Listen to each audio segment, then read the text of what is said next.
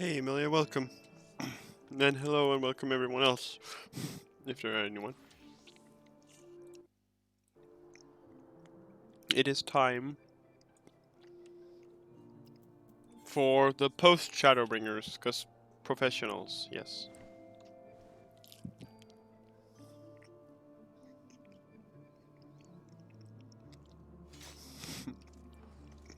Faster than a speeding bullet, stronger than a locomotive.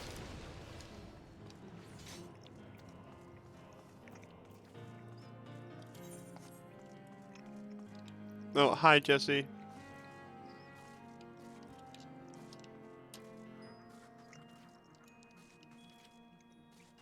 Oh, I should probably check my retainers.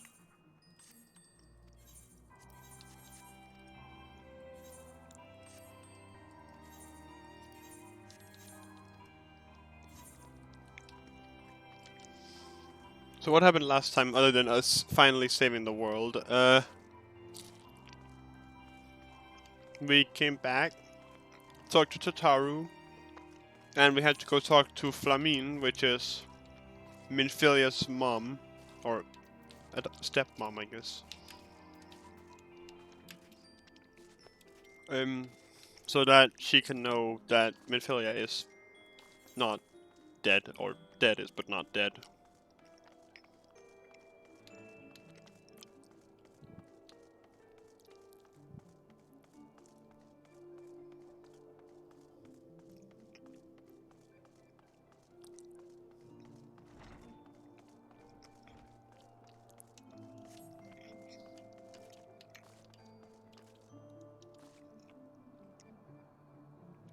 Give me a sec.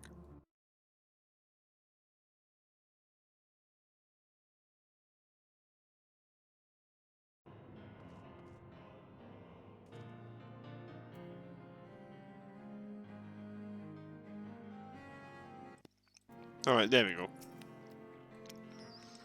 Sintrin, it has been too long. Tataru did mention that I would be joining you, did she not?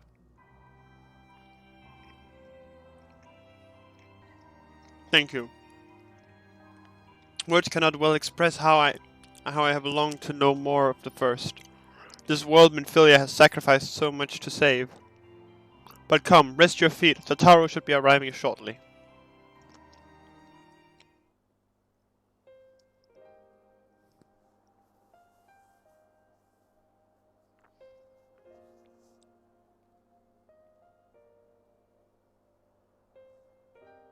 And so Minfilia chose to pass on her gifts to the next oracle. This girl who Thancred named Reen. To have such a burden thrust upon her as a child, only to embrace it when given the choice. In that aspect they are quite alike. It would seem her legacy is indeed in capable hands. Sentrin, might I ask a favor of you when next you return to the First? To tell Reen what I cannot. To tell her, thank you.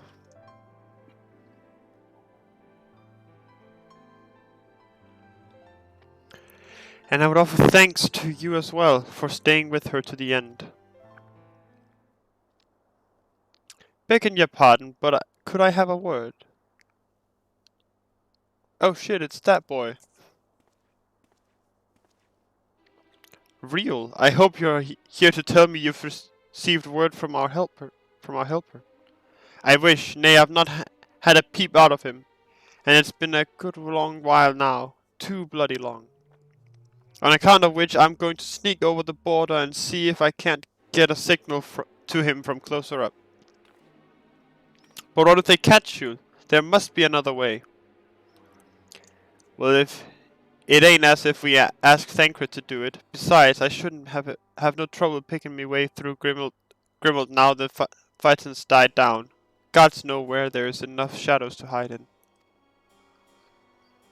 And it beats waiting around here twiddling me thumbs. Any road, I just thought I'd let you know. Now I'd best be. Ah, I nearly forgot. Kryle's at the stones, and she wants a word.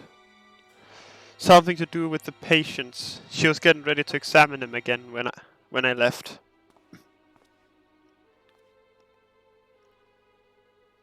We'd best head back then. I'm sure it's important.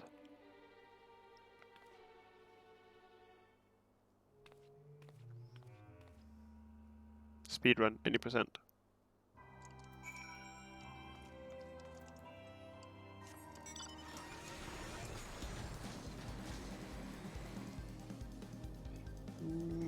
Yeah.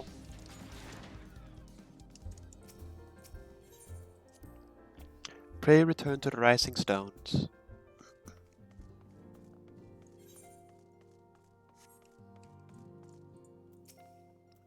It seems she's still examining them. Oh, I do hope it's nothing bad. Rectal thermometer.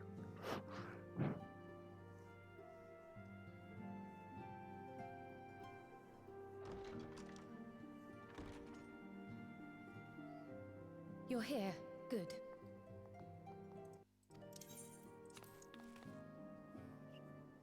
It's good to see you too. So, how are they? Still locked in slumber, but otherwise in good physical health.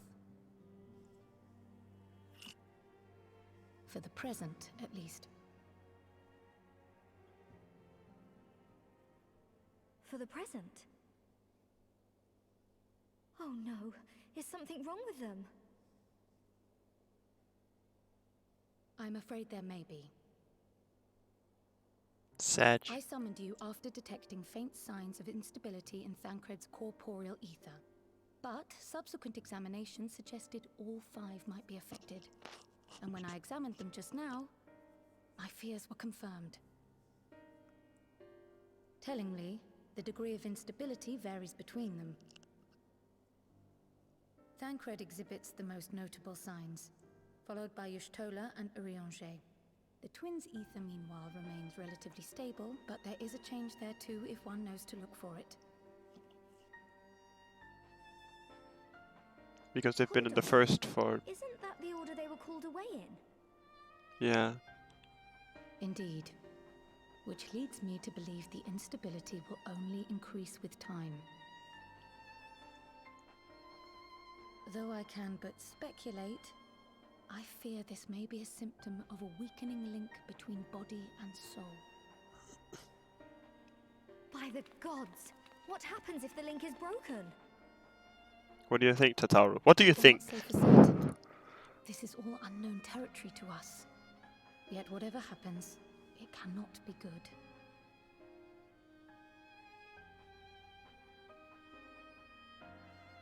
Mercifully, the instability is still only slight. And you may rest assured, Master Matoya and I will do everything in our power to keep it from worsening. Be that as it may, it is imperative that you find a way to restore our friends' souls to their bodies.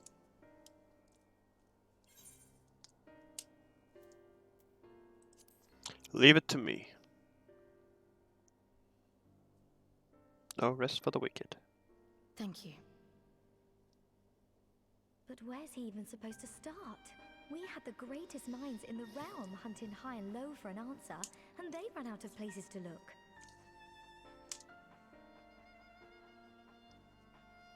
What is a You stated in your neurologist? report that the Exarch had originally intended to reverse the summoning process by means of his own death, correct?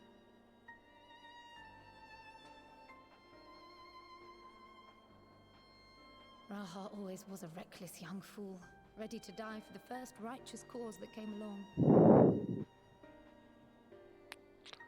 His plan might well have worked, but I, for one, am glad he never had the opportunity to see it through. Even if it does mean our friends must remain stranded a while longer. There is another way, I am sure of it. And the key lies with him, with the Exarch. Pray return to the first and apprise him and the others of the situation. Pray return to the first We, exam. meanwhile, will do what we can from here. And, if the fates are kind, we will have good news to share upon your return.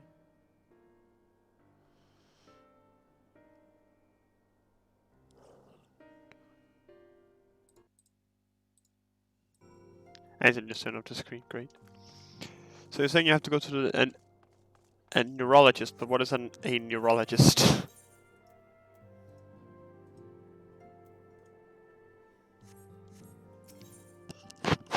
Is this better?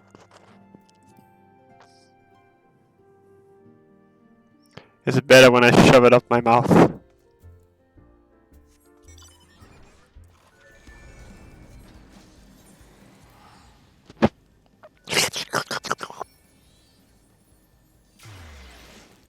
Hold on, I'm gonna move it to go in here, then you go into here. Oh, I turned up the volume. Am I louder now? Just a teeny tiny bit.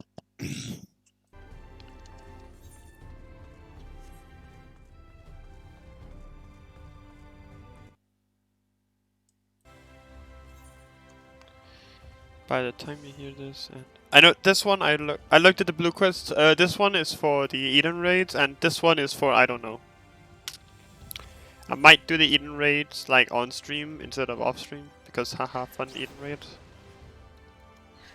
So you're going to a brain doctor now. Nice. Isn't that just a therapy?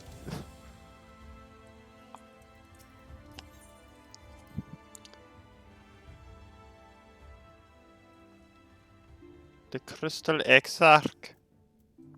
Ah, Sentinel, you are returned. I hope your time in the source was suitable, restful. But of course it wasn't. Go on. The corporeal aether shows signs of instability. By the gods, the possibility never even occurred to me. If you have returned in the hope that my research have yielded a solution, I fear you will be sorely disappointed. 'Tis but a mercy we have the likes of Mistress Kryl and Master Matoya to keep our friends' bodies safe while we wrestle with the problem. But they cannot forestall the separation of body and soul indefinitely. Come, the others must be told.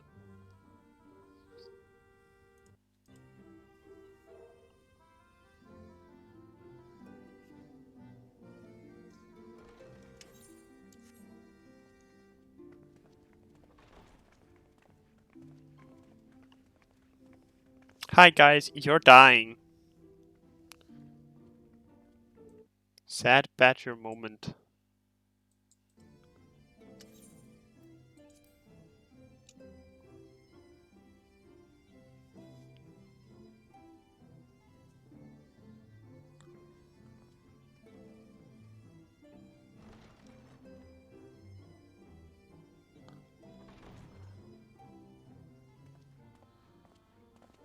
Pray excuse my late arrival.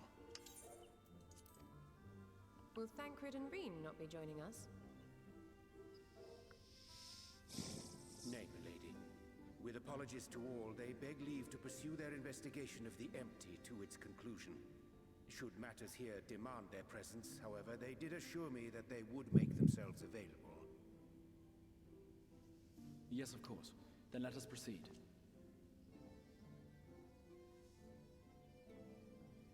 I think it best that you begin by providing a summary of Mistress Kryl's findings. Hey guys, you're dying. So, good luck.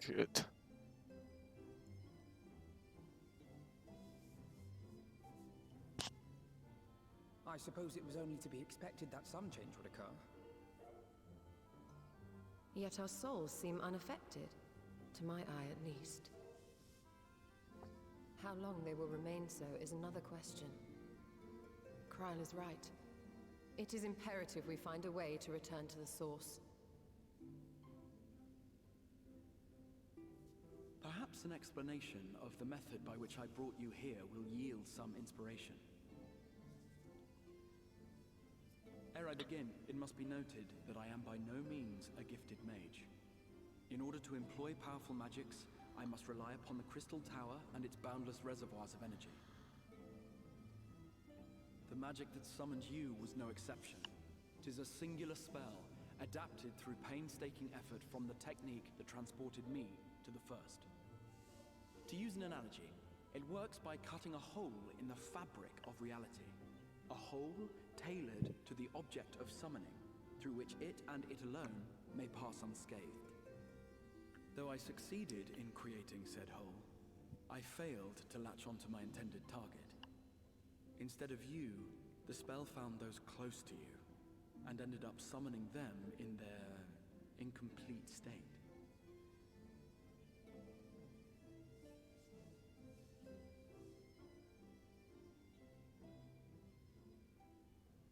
I would not soon throw my life away, not after the lengths you and yours went to save it. And so long as I breathe, I will spare no effort to see you safely home. Can you not But make should it all else fail, dispel it? and your lives be at stake, there remains one sure method.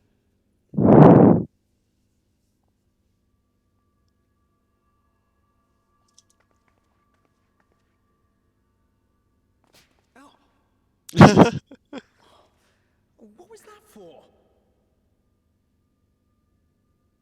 How can you even entertain such thoughts? You owe your life to the Warrior of Light, and you don't get to die unless he says so. Alright then. I guess that's one way to do it. Your followers await your divine judgment. What did you just...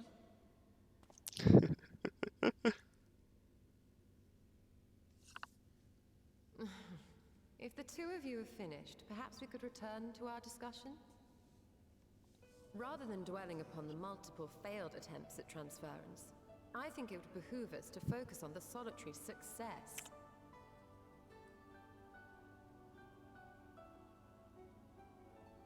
I would draw your attention to the fact that our friend can travel between worlds possessed not only of his body and soul, but his personal effects besides. This is no different from the teleportation magics to which we are all accustomed. Magics that allow for the transportation of those inanimate objects one considers to be an extension of oneself. Are you suggesting that simply by considering us his possessions, he could carry our souls back to the source upon his person? Well, it would be nice if things were that simple for a change. But vague notions of ownership seem a rather tenuous thing to stake our lives on. So much as a moment of doubt on his part, and we'd be left floating in the rift. Milady hath the right of it.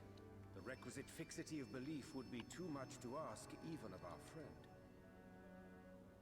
Yet, were we to immure our souls within an object in his possession, mayhap then our safe passage could be assured. Wow, this is big brain time. White Auracite would, I believe, serve as a suitable vessel for this purpose. It was conceived to imprison the massy soul of an Ascian, and should house one of ours with relative ease. We would need only to ensure our soul's safe preservation inside the stone, and identify a means by which they might be transferred back unto our vacant bodies. Soul preservation and transference. I believe I know of someone who may be able to assist us. Of course you do. On the far shore of the source, there stands a great palace built by the elves. It was forsaken in the wake of the flood, but a certain Numo chose to make their home there soon after. Though they have long lived as a recluse, they once occupied a place of honor in Verbert's royal court, and it is said that none in all of Norvrant is more knowledgeable than they on matters of the soul. Well, I've no objection to seeking a helping hand, but if they've gone to such lengths to hide themselves away from the world, what makes you think they'd be willing to lend us one? A worthy question. Years ago, I myself tried and failed to solicit their cooperation in the battle against the Sin Eaters. No sooner had I begun to make my plea than they unleashed a swarm of their familiars upon me. Very familiar experience. Unknowingly, however, you have curried favor with the Fae folk. By that merit alone, I am hopeful that they would grant you an audience. They may still be inclined to turn you away, of course, but if their knowledge might feasibly facilitate your return home, we have to try.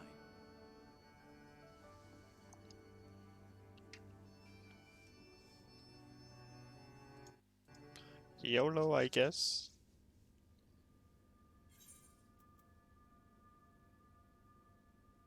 Money. I love money. The Grand Cosmos, that is the place we seek.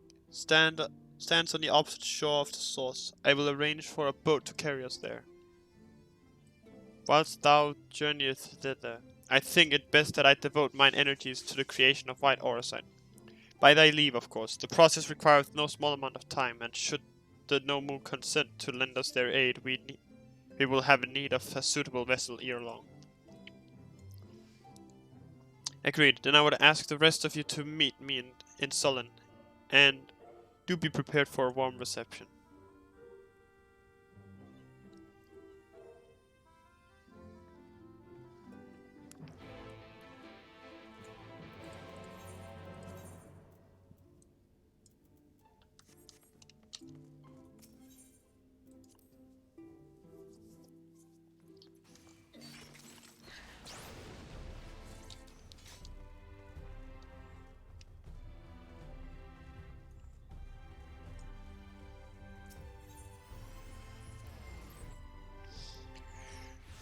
Don't you guys just love being able to fly?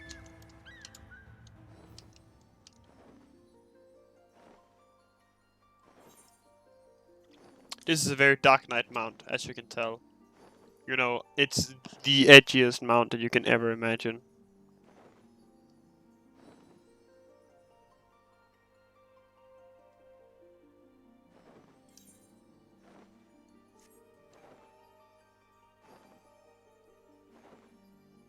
And there's Bismarck.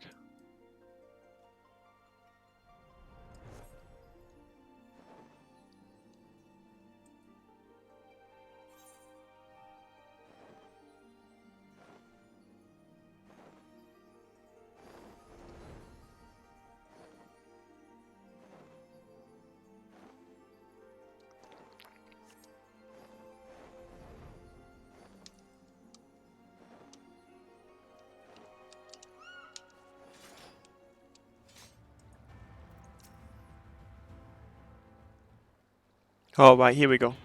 Oh, music. Shit's jamming. As I told you before, I had scarcely set foot on the palace grounds when I was set upon by our host's familiars, and I expect our reception today to be no different. I'm sorry, but are we not here to petition for assistance? You can't honestly think barging in looking for a fight is going to persuade them. Actually, I believe the Exarch may have the right of it. They have no doubt poured a great deal of time and energy into their creations. Were I them, I should be most interested to meet with those who could overcome my defenses.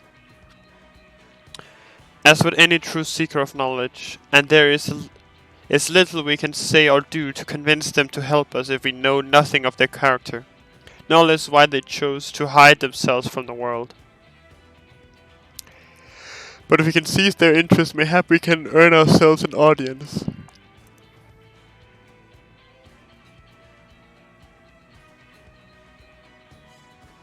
Weapons drawn it is then.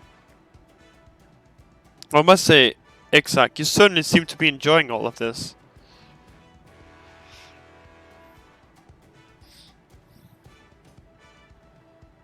Do I? Well, I will not deny that I enjoy the thought of fighting alongside you all, rather than pacing about inside the Crystal Tower.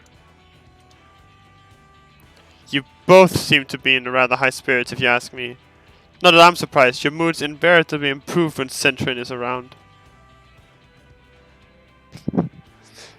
What exactly are you implying? He averted a calamity, and the light which seemed destined to consume him has been extinguished. 'Tis only natural that we be pleased to see him. Want to become famous by followers and viewers on big followers like fuck off. Okay. Yes, well, you will have plenty of time to celebrate his good health after we've finished here. Oh, of course. Then let us proceed to the palace. Oh, yeah, by the way, am I louder now? Important question. The Grand Cosmos, not accessible.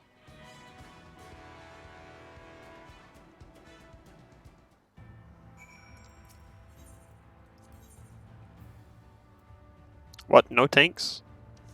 Cringe.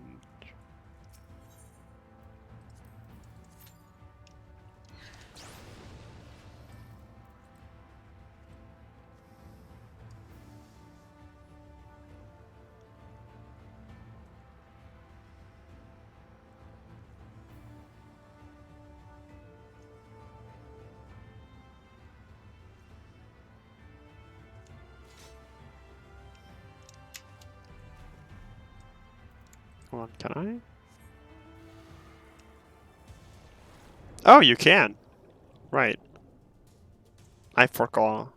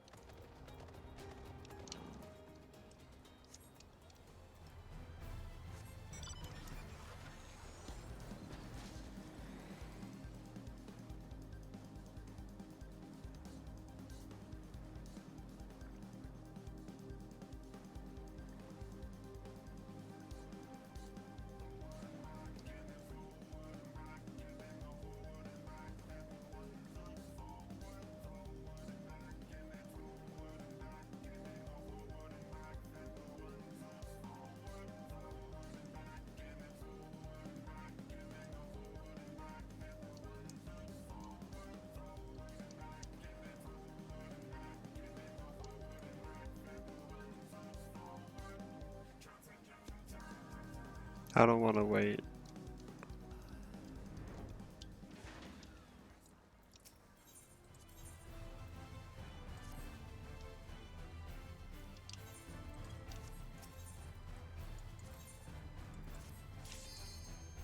Let's go!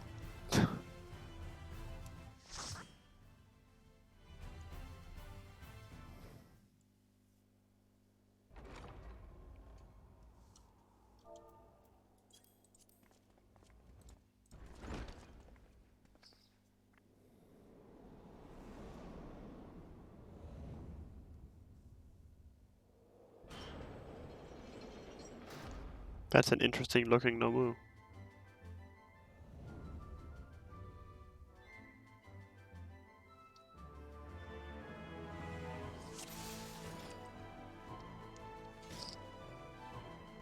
I'll allow you to quit this place. I'll be gone with you. Knights come alive. I'm not gonna say I called it, but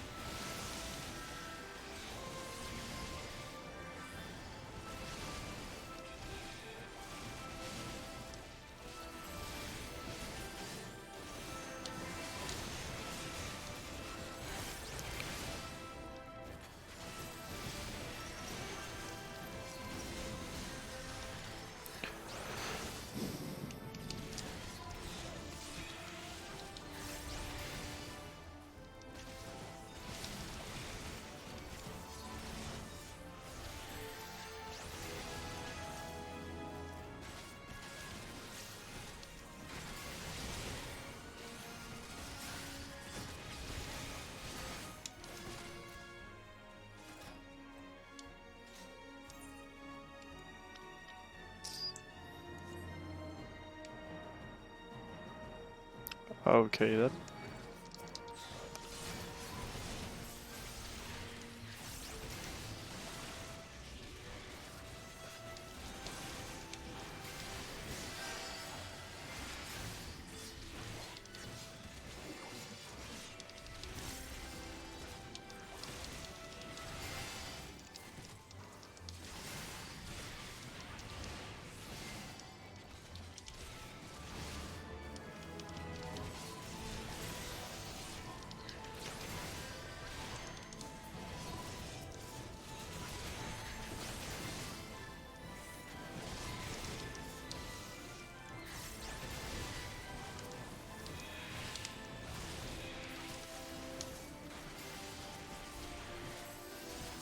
Actually, something I'm thinking about. If our world is the source, right? Who determined that to be the source? Like, what determines that that one is the source and not any of the others?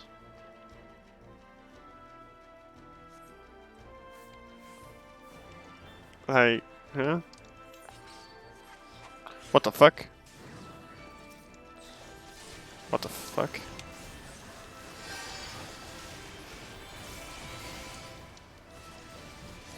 Over weapon, that's a weird looking weapon. I'm gonna keep it real with you, Chief.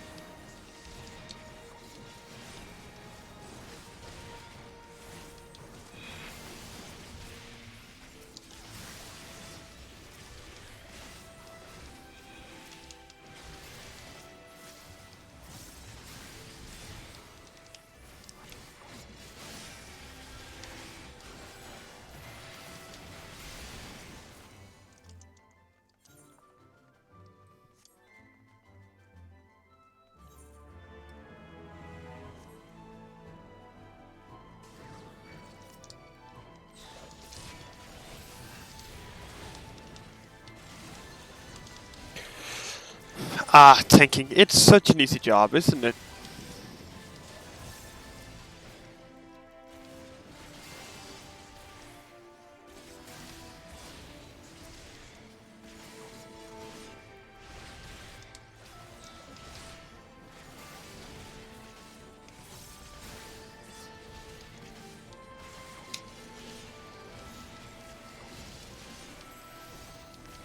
No positionals, no anything, just vibing and vibing.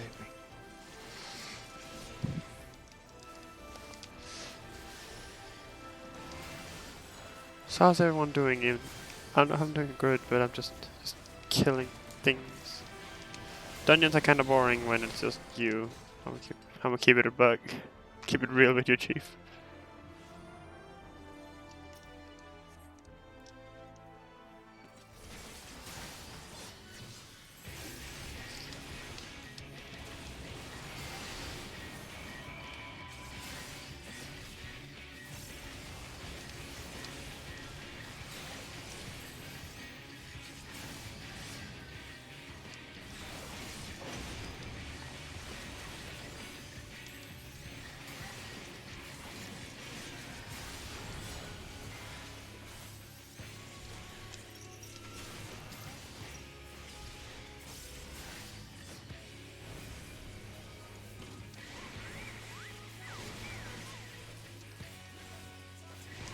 What the fuck? Oh, okay. So that was what was going on there. I was just confused.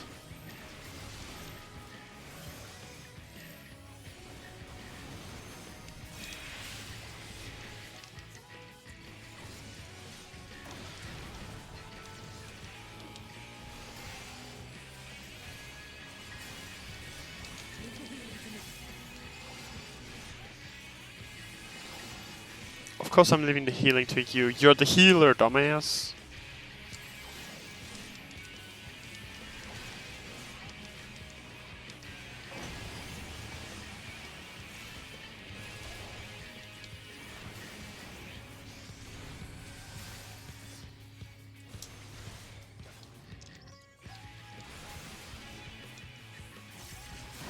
Thank you, Alice. Very cool.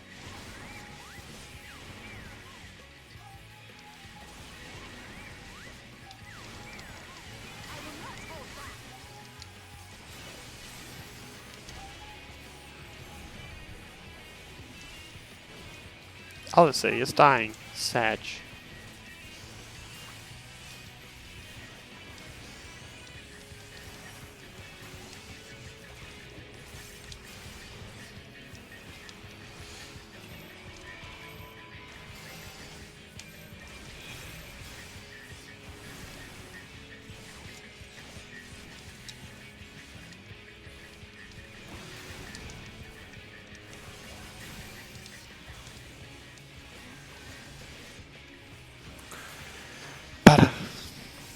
So, the brooms, right?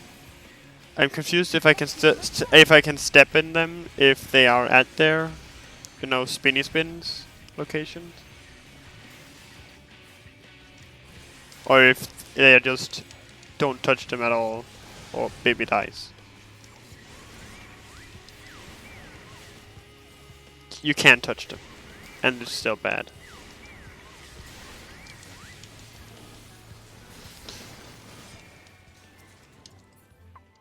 Ah, aiming. Nice. This is so great. I definitely play ranged classes. Definitely.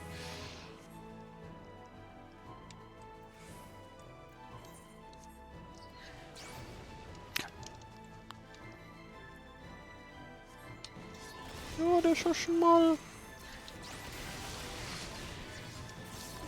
Prepare to meet your doom.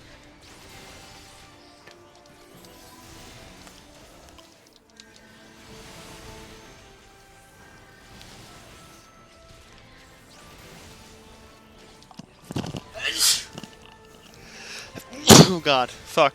Sorry. I'm so sorry.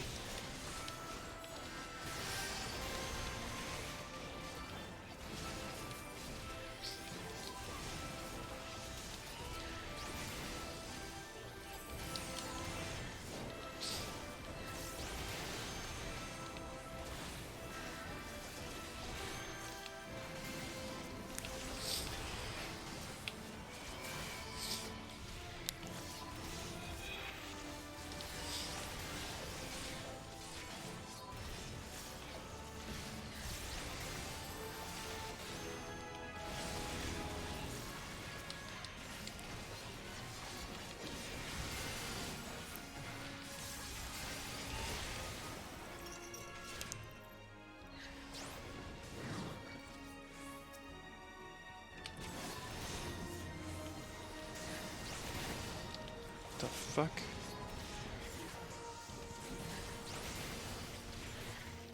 I guess it's just a garden.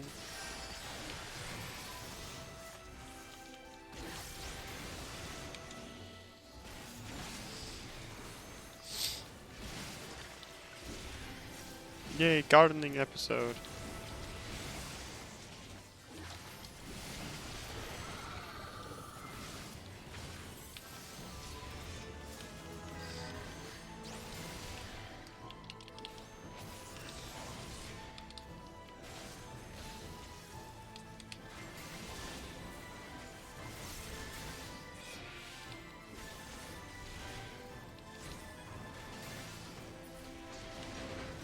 Nice. Nailed it.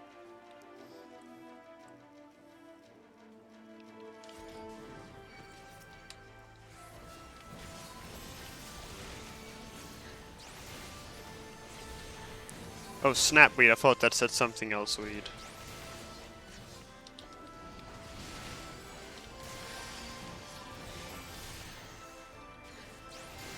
Seaweed.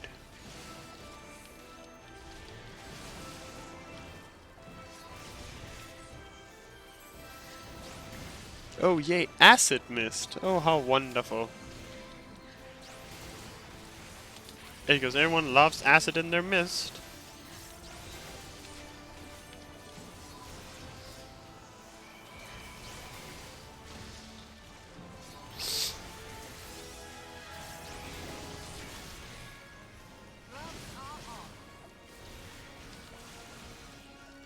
Your work gloves, förstår du? Hold on.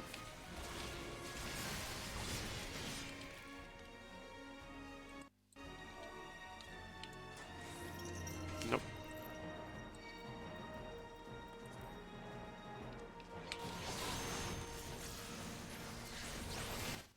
Turn it up again. Bug it.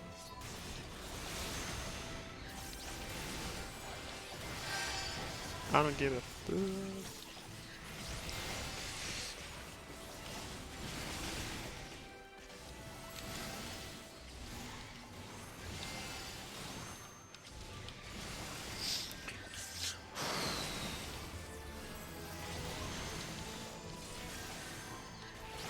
Fuck, that's the wrong button. Alright, wipe. I fucked up my rotation. My 2-button rotation.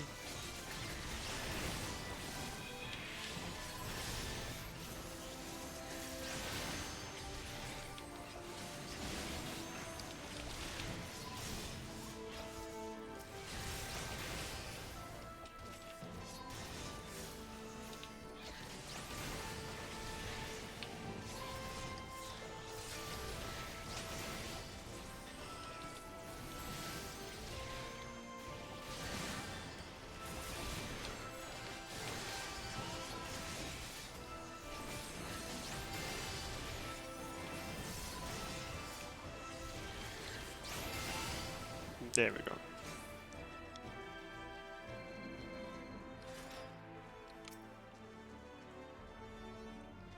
Oh no, it's a Sith!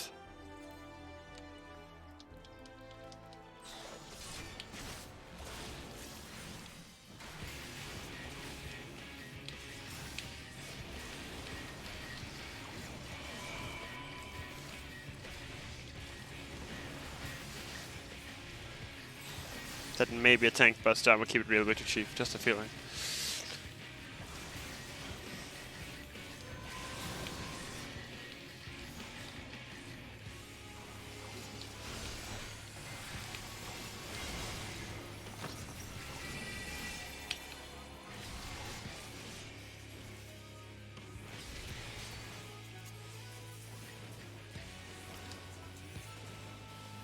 I got the feeling. I love that I can just see what they are doing, so it's just like nice.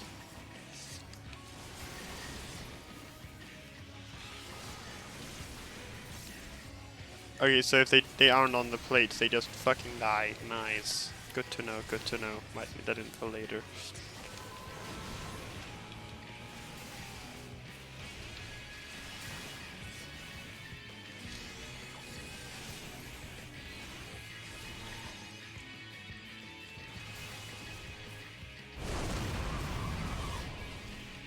Well, damn.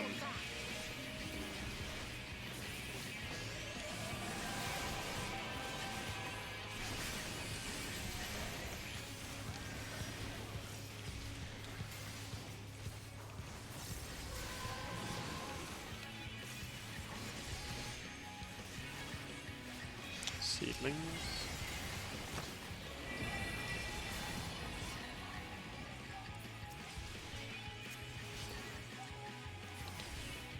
I see, I see, I see, and then you drop it, and then it's gonna get blown, and then it's gonna... Haha. This is big brain strats.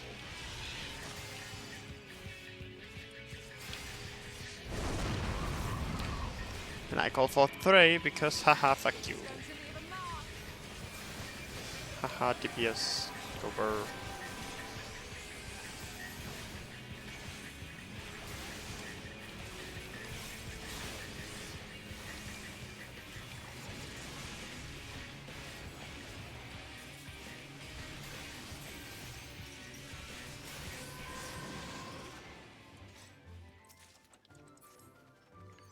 Wrecked.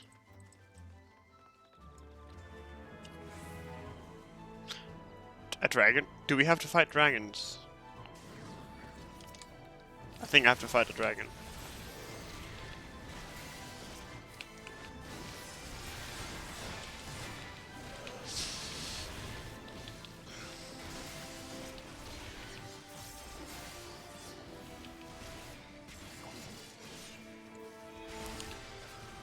Draco statue. I mean, yeah, it looks like Draco Malfoy, but Jesus, that's a rude.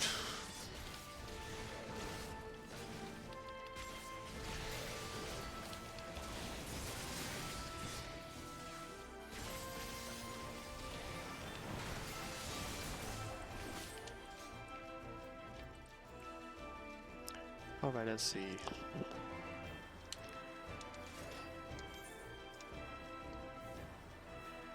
Not there. I think down here, maybe, potentially. Just a feeling.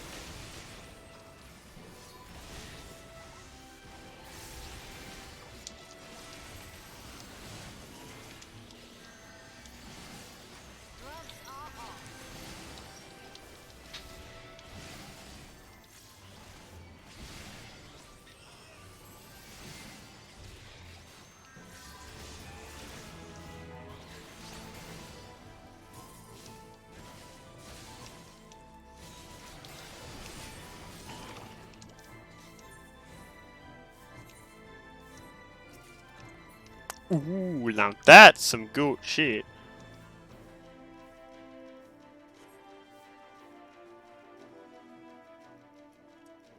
The fuck?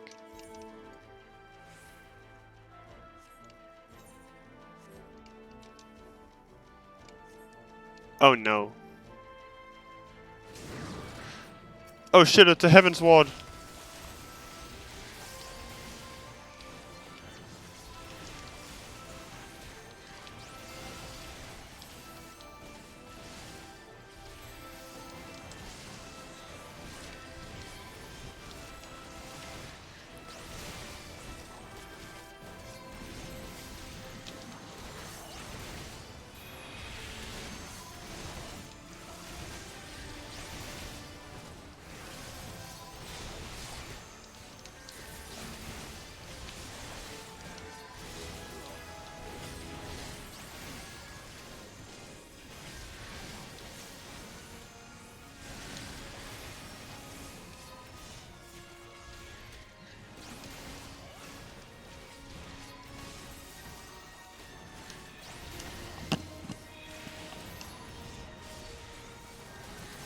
King Thornton and his knights 12.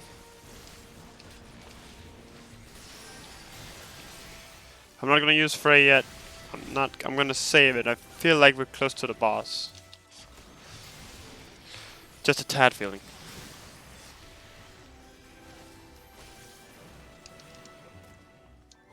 Are you gonna spawn? You are.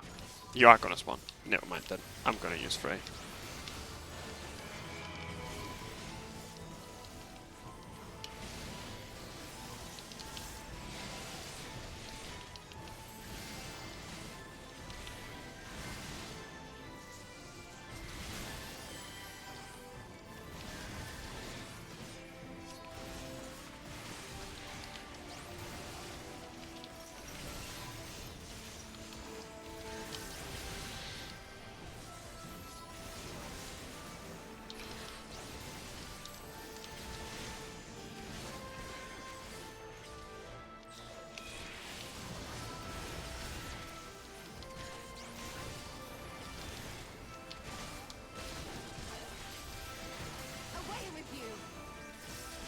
Be gone with ye.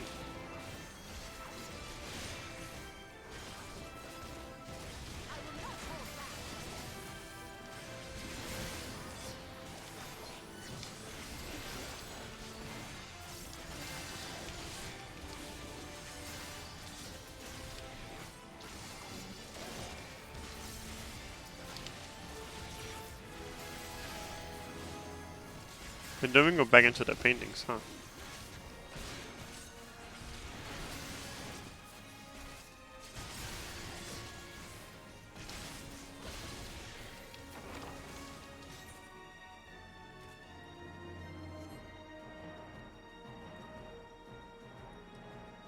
I'm just waiting for him.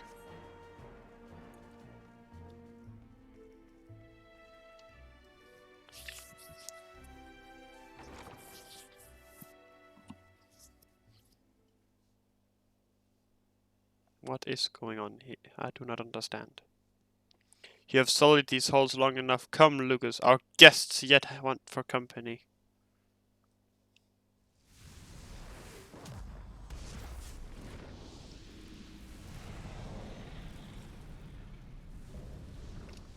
Insatiable flame, Lucas.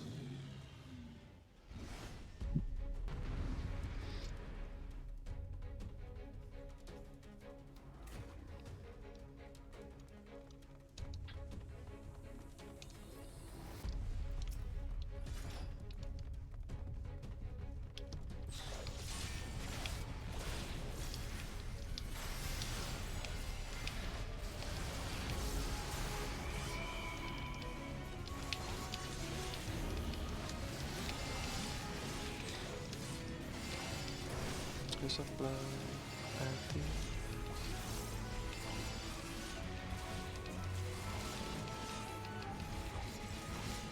Otherworldly heat.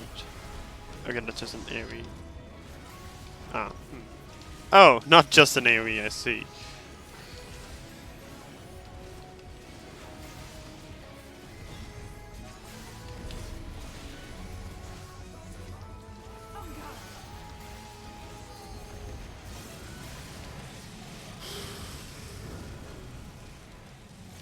Wait, do we just set things on fire? Pog?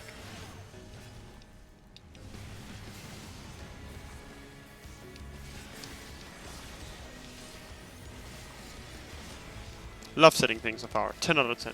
On fire? On fire.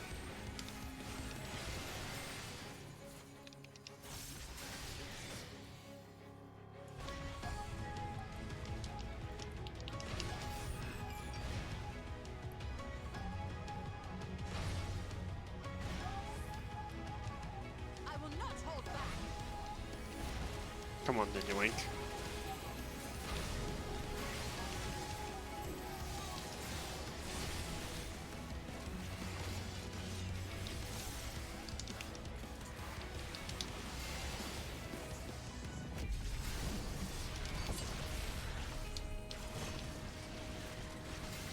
Chandeliers.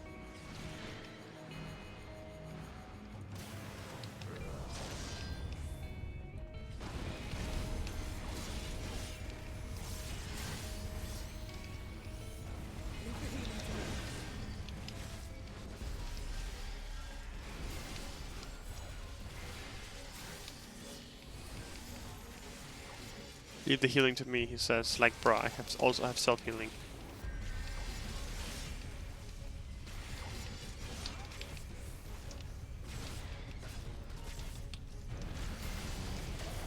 Scorching right.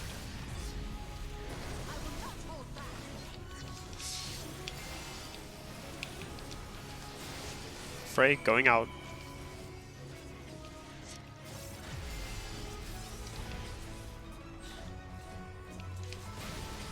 Love that he uses his. Love that Frey uses the gap closer.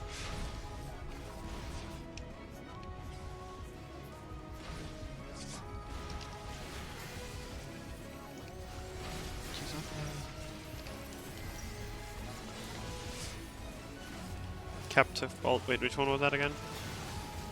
That's the tank buster. Methinks.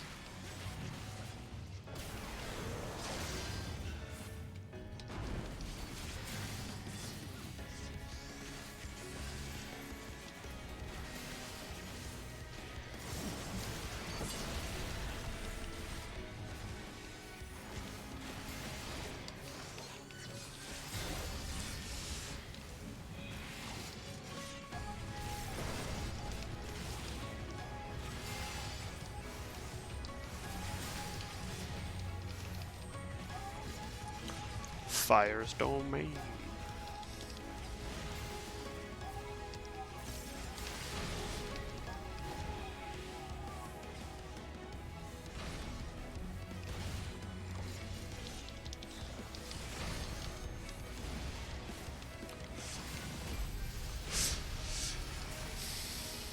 Spin to win. There'll be nothing left of you but a smoking crater. Get fucked, you wank.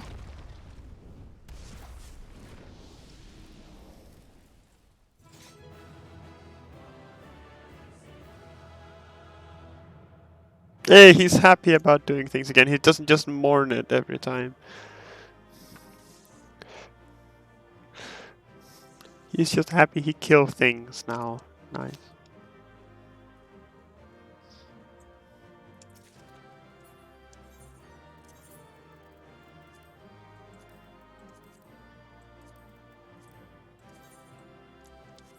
Okay, those are a maybe.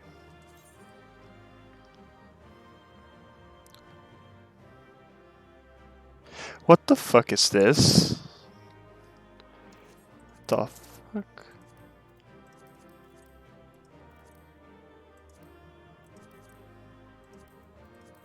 Oh, I got a belt of aiming, didn't I? Oh, how sweet. These gloves I kinda like.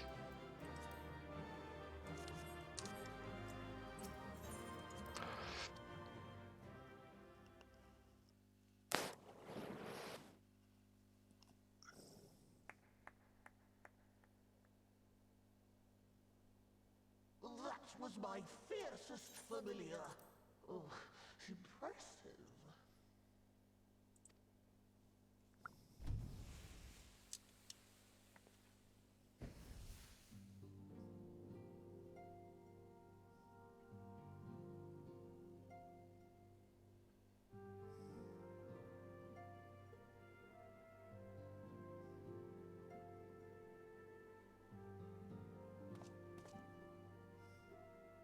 Fair cloak, 'tis good to see you again after all these years. Big And Luke. judging by your vigorous greeting, I dare say the feeling is mutual. To be sure, a simple shake of the hand would have sufficed by way of welcome, but I shan't complain. But you must be wondering as to the purpose of our visit. We come to beg your assistance in a most urgent matter. Shake? Beg? Our comrades' very souls are in danger. If we are to save them, we will need the benefit of your unsurpassed knowledge on the matter. Please, will you not sit and hear our plea? Oh, how dare you! How dare you speak thus in my presence! It was to escape such words of temptation that I hid myself from the world of men. You are sinners, one and all, and I swore never again to have any part in your affairs. I can only imagine what terrible events forced you into a life of seclusion. But I know that the Numo are a good and noble folk. It is not in your nature to turn a blind eye to the plight of those around you. And in treating with us, I am certain whatever mistrust you feel for man will begin to heal.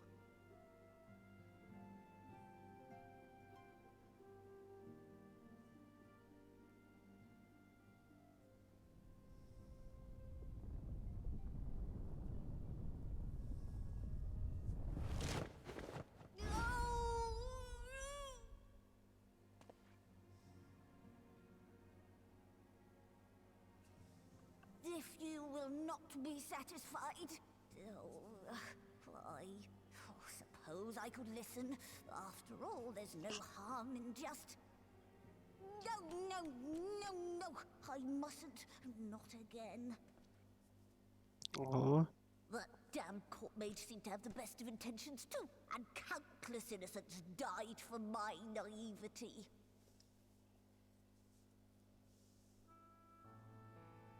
Oh, you know not what you ask of me, what horrors my knowledge has wrought.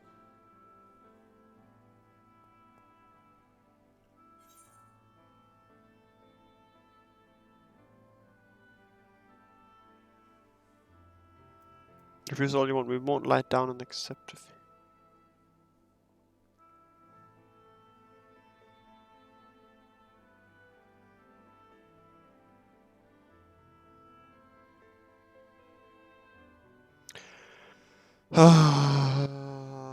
Fuck it.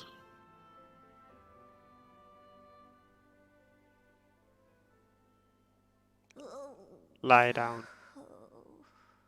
Of all the visitors I could possibly have, they're even more stubborn than I am.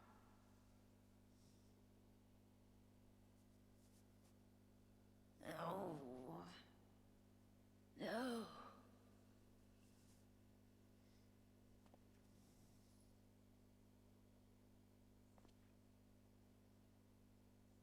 Oh, very well. I will hear your petition, but that is all. And I expect fitting payment for my troubles. Commensurate with your contribution to our cause. No more and no less, I promise you. With that settled, might I impose upon you to join us at the Crystarium? I'm afraid the nature of my friend's predicament calls for absolute secrecy.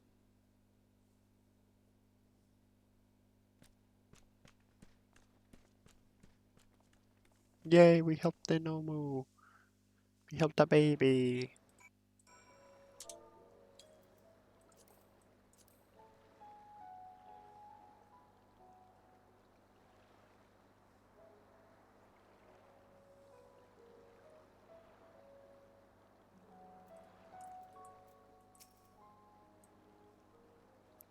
There you are. The others have gone ahead to the Crystal Tower with Big Luke. For the record, I truly wish we hadn't had to resort to using such words when treating with them. I have ever sought to convince, not compel. Yet I cannot deny that a part of me is glad Orianche shared his knowledge of the no move with us. Had he not begged Luke wouldn't be here. Speaking of whom, we should hurry. We should hurry. To keep our guest waiting would be only add insult to injury.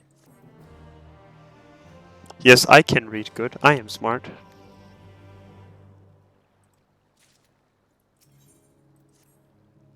We must not dally here any longer, Centurion. If Beg Luke is to hear the truth of our travails in the first, you of all people should be present.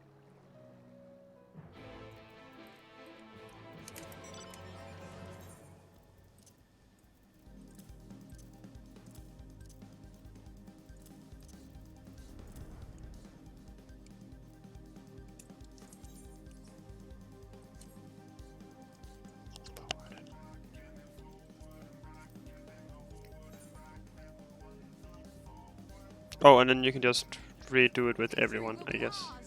Here we go. Victory will be ours!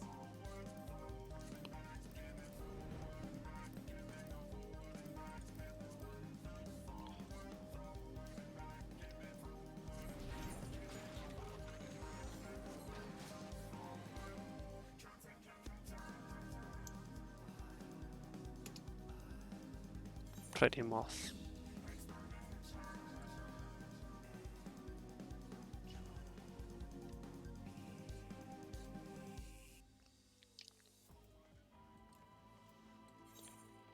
To the ocular.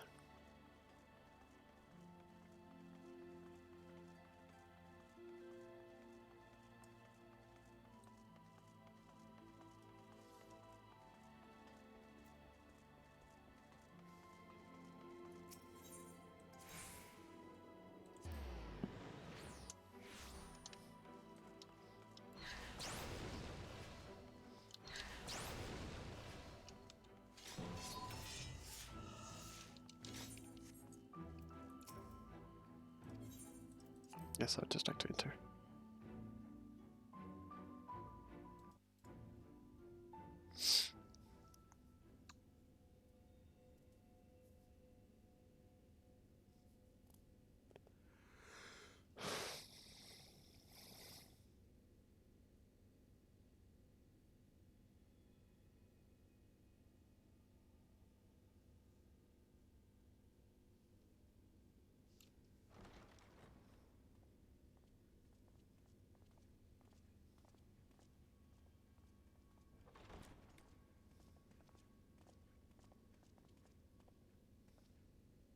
I'm sorry. You mean to tell me not only that the return of night was your doing, but that you hail from another world as well? Ta-da! Surprise! Everything we told you, of the source, the shards, the 7 umbral calamities, all of it is true. I realize how fantastical it sounds, and I would not blame you for doubting our testimony.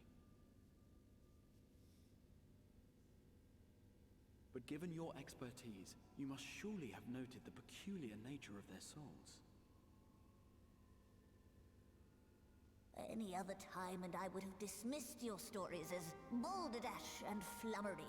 But upon closer inspection, 'tis plain their souls are far denser than is normal, and that they do not possess true bodies. Save you. Your body is your own. And your soul is the densest of them all. Yeah. I have the density of a fucking neutron star. As I said before, were it not for their heroism, the skies over Norvrant would still be awash with light, the realm yet at the mercy of Vorthri and the Sin-Eaters.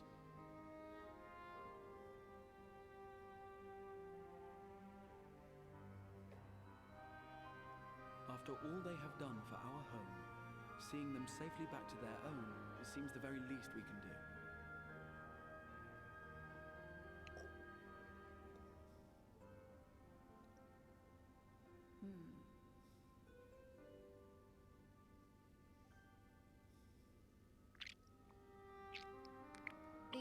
tale is intriguing.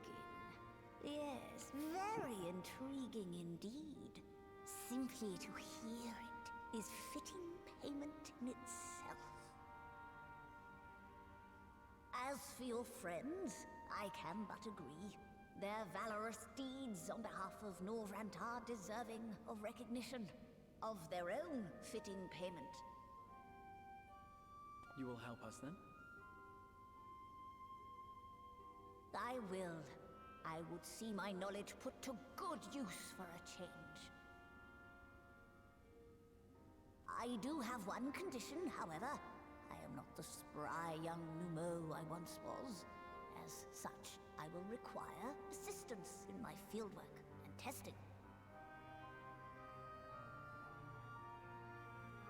It would be our pleasure. We'll be laboring for our own benefit after all.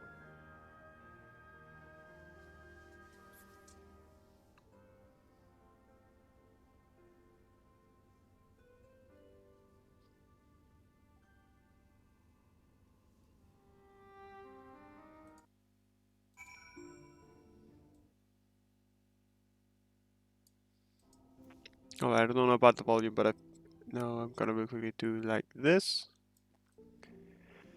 Ah.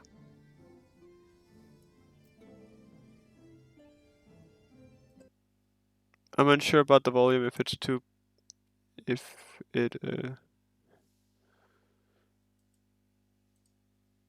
if I'm too loud or the game's too loud or how everything is.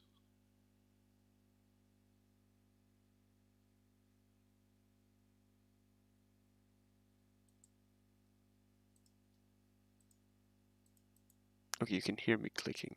Hold on.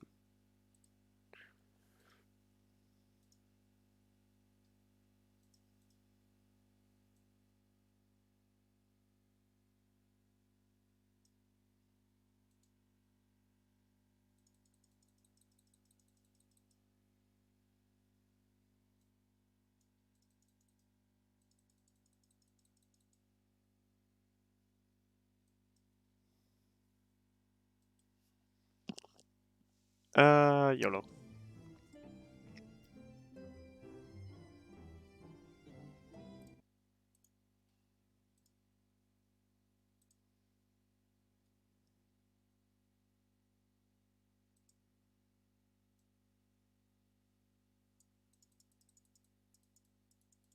Can you guys hear it when I'm clicking with my mouse?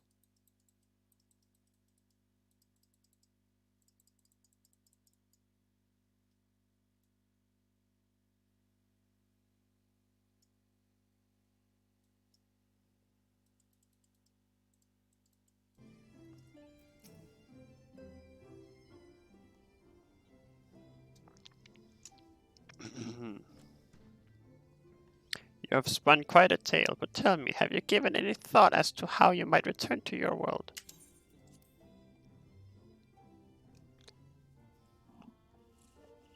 Magic. Right, Aurasite, you say. An intriguing proposition, but one which fails to account for the present state of your souls. They have become highly charged, like as a consequence of having maintained tangible forms for so long. In such an energetic, unstable state, there is no telling what may happen to their souls within the Aurasite. They could very well become immutable to transference, never to be restored to their bodies. Then, would it be possible to force our souls into a state of dormancy prior to transference?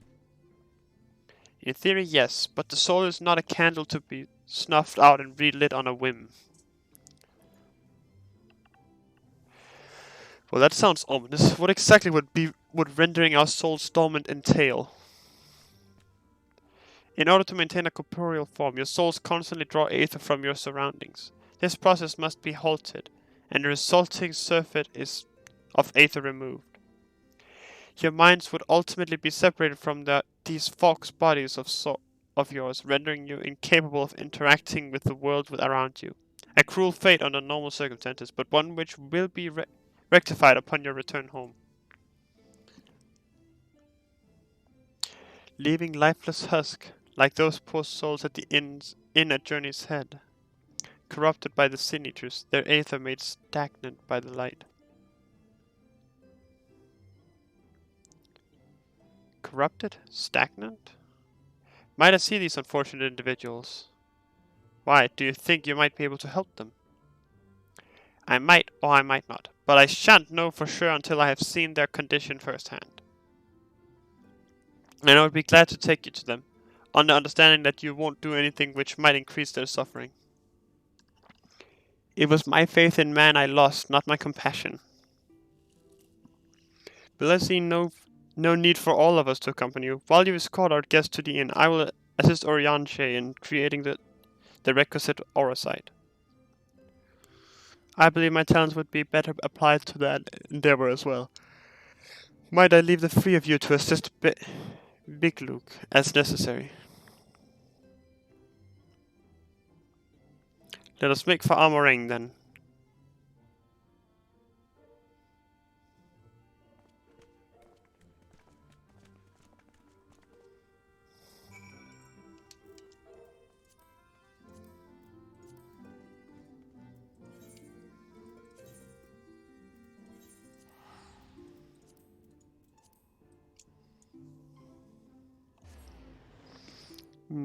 Speed teleporting.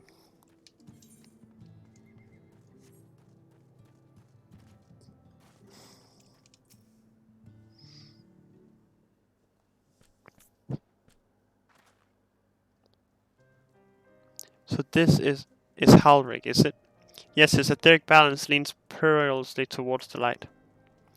Towards stasis. What do you suppose will happen to him? Not too bright, are you, boy? The same as all poor souls corrupted by the light. He will become a sin eater. You don't know that? We've defeated the wardens and banished the light from the night sky. Halrig was completely unresponsive before, but now...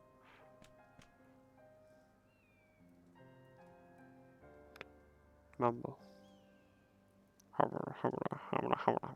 Then perhaps there is yet hope. If I may, there is a treatment I wish to administer to the patients. What sort of treatment? In the course of my studies of the soul, I once created a tonic which could temporarily stimulate the aether in one's body. After some refinement, it came to be used by the Knights of Vobert.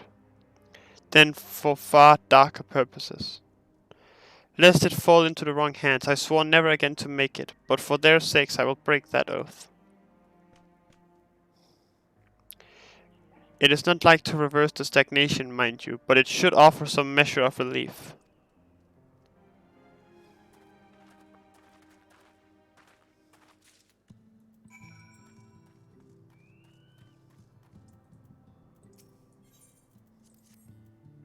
Soul tonic.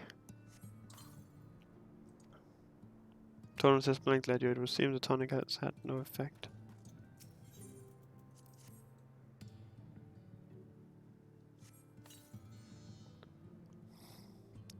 What's this warmth I feel in my chest?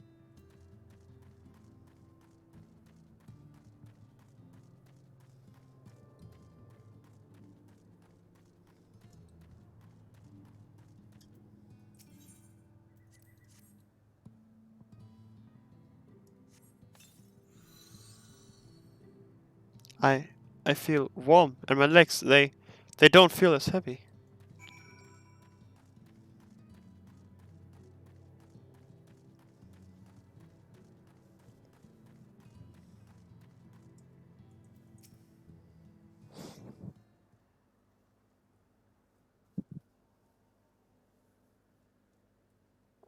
Now then, have you noted any change in the patients? A notable rise in body temperature and increased motor functions in most of the patients at least. And most severely afflicted show no response.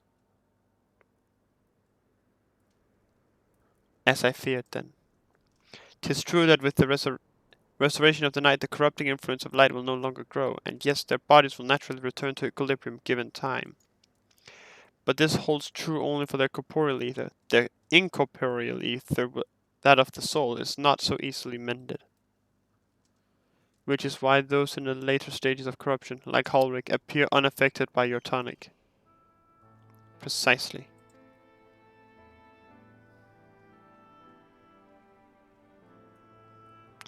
The boy's soul is too far gone, his mind held together by the finest of threads. There is a chance he may one day recover, of course, but it would take years, decades even. By the gods, he could wake to himself an old man. A fine reward for his persistence, the opportunity to mourn the life he never had a chance to live. No, there must be something we can do. Look, I realize that this is not why we petitioned your aid, but do you think it possible we can find a way to hasten their recovery? Maybe. Nor do I think it impossible that in treating them we might learn something of relevance to your own predicament. Money. Money, Cooper.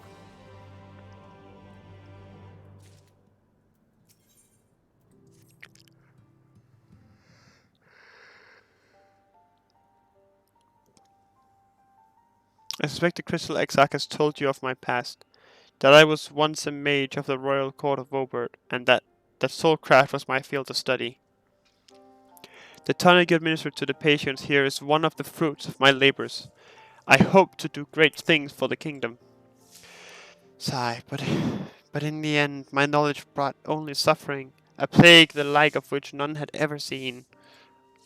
In the hands of unscrupulous men, what should have been my greatest triumph instead became my greatest shame.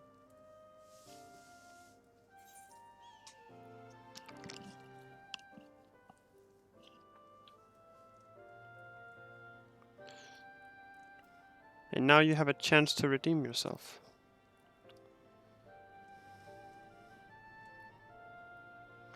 That I do, a comforting thought indeed. But let us return to the task at hand, finding a means by which we might revitalize these people's incorporeal aether. Do you think it can be done? Were the sky still ablaze with primordial light, I would call it an exercise in futility. But now we may have a chance. The method I have in mind will entail the conjuring of a familiar. They are able to amplify the energies poured into them, making them the perfect conduit for the aether revitalizing magics we will ultimately employ. If you're about to launch into a lengthy explanation of the metaphysics of your plan, don't bother. I'd rather get on with doing whatever it is that needs to be done, if it's all the same to you. Whatever reactions must be procured, all spells invoked, I'll do it.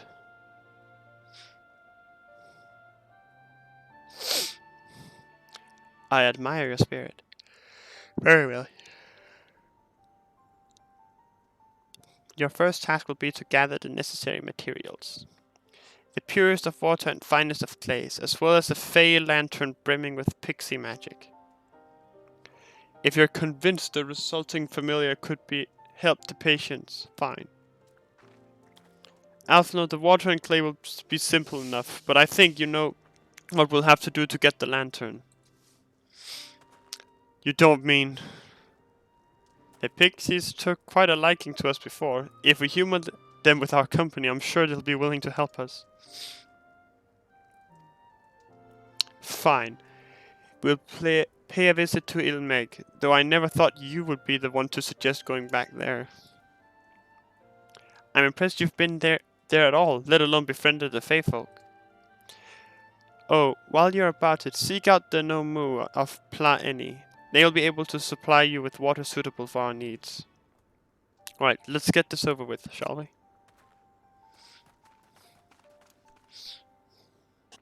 There still remains the matter of the clay. Might it prevail upon you to find it?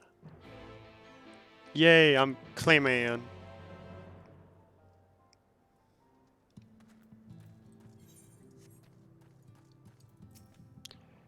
Clay from Amaring would likely be best. Know you of anyone who might be able to assist us?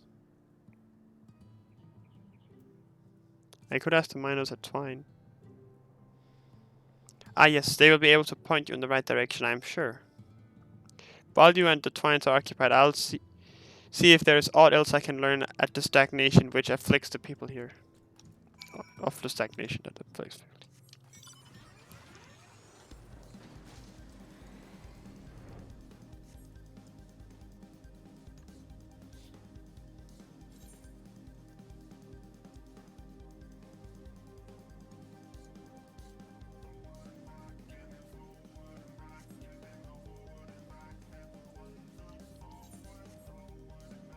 I should probably talk to him in there at some point.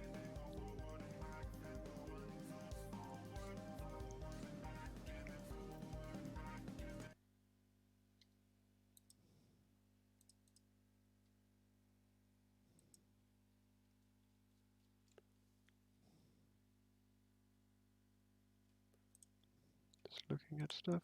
There we go. Ba-da-ba-dum, ba-dum. So I guess there's a way to un-sin eater people.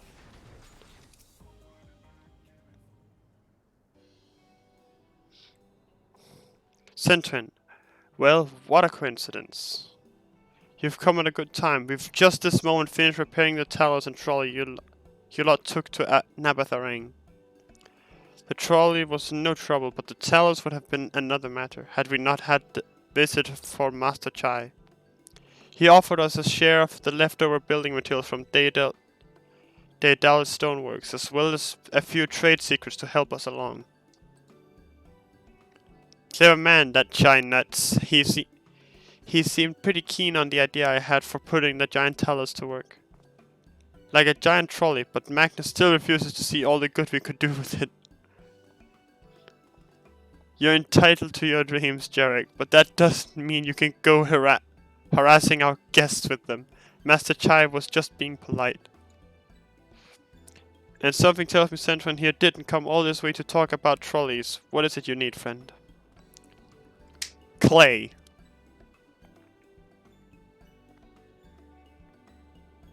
I see, and this familiar requires clay from Amarang. Well, look no further. If anyone can find you some quality clay, it's us. Saying that, it isn't exactly a commodity nowadays, but there must be some lurking somewhere or other, waiting to be dug up. If I'm not mistaken, there was a time when they used to take clay from Mount Biran mines to make adobe bricks. Place is swarming with coyotes now, but if you're after the good stuff, you could do worse than to look there.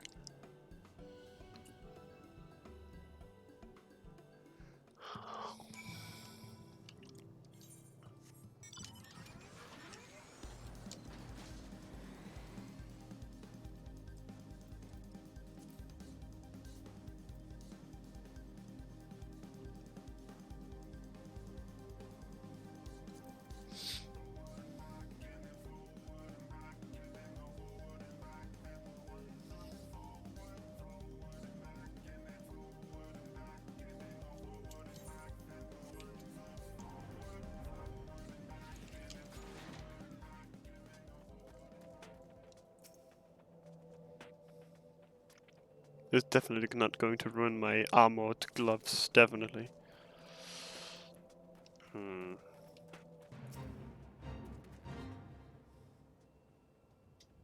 Baddie long legs.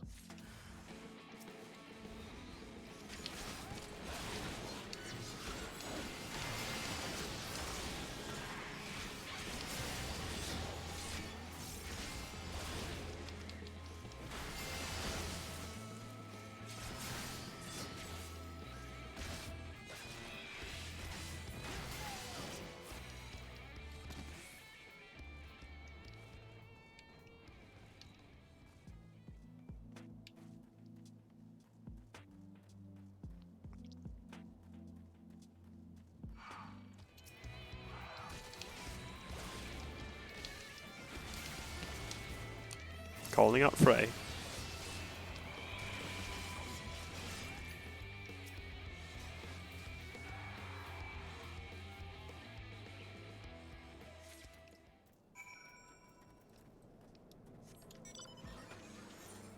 And we just go back with the mud. Clay, not mud. Slight difference.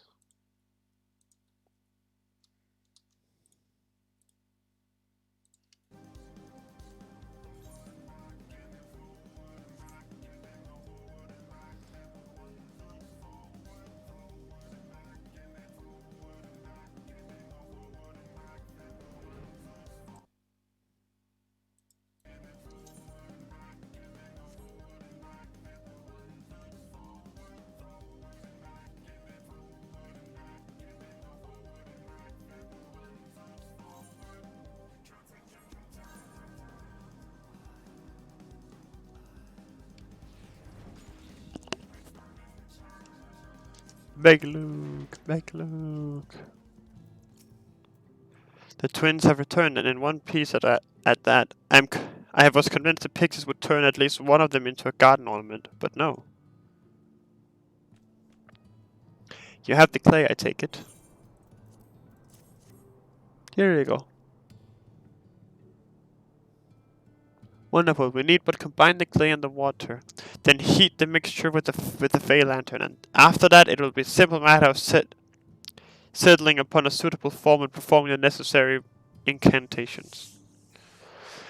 Look, I have a question. In the event that we had need of the spell and you weren't around, would it be possible for another to perform the incantation? Assuming I possess the requisite skill, yes. Howdy and the others have suffered so much, and I swore to do everything in my power to save them. If there's a chance the spell could do that, I would be the one to invoke it. Mayhap you should be the one to do so. A deep understanding of the subject's physical state combined with a strong desire to help them can drastically increase the magic's effect, and you are plainly more familiar with these people than I. I dare say there are few in all of Northland more dedicated to finding a cure. Is that not so, Sentient? Absolutely, she's the best one for the job. Absolutely, she's the best one for the job. I'll give it my all. For Halric. For Tesleen. Then we are all of a mind. On that matter, Alice shall be the one to conjure the familiar. My voice keeps changing for him. I wanted to be old, but I just... yeah.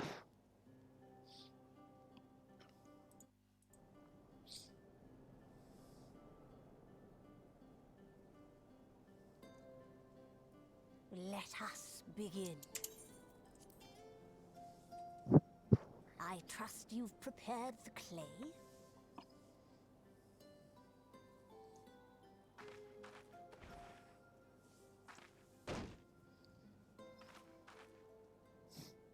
Very good. Now, I would have you sculpt for me a porksy. Plump, with floppy ears and a short curly tail.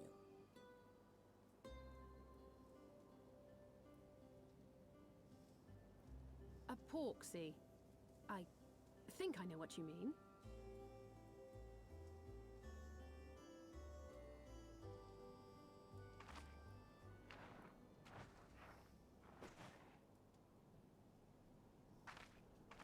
There we are. How's that?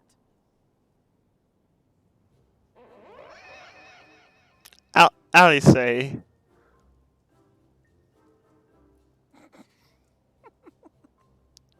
Well, it is certainly creative. There's no denying that. You're gonna die, Alphino. Yes, I'm no artist. Very funny. Pay him no mind, child. Though it may look like a grotesque parody of reality, it is what the invoker believes that matters.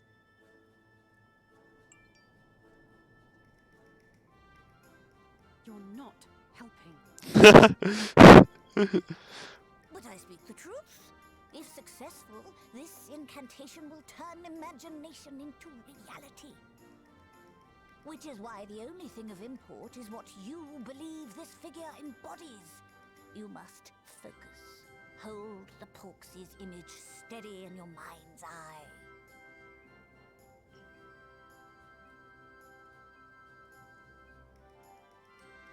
Now then, as I taught you, relax and allow your energies to flow.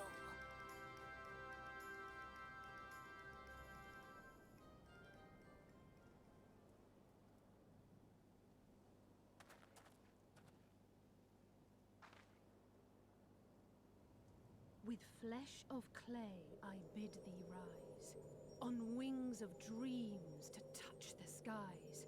What once was idle fantasy, I call forth to reality.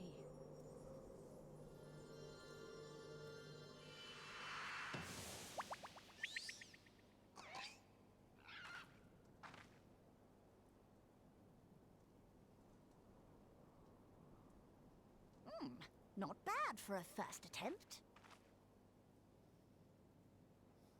Yay! Now, let us see what can be done for young Halric.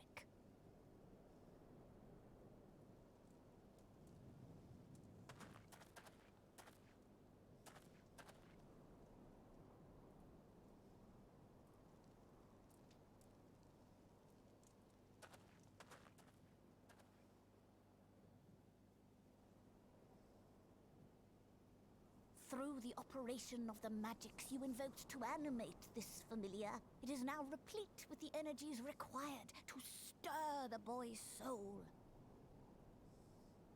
You need but give it a name, and it will do as your heart desires.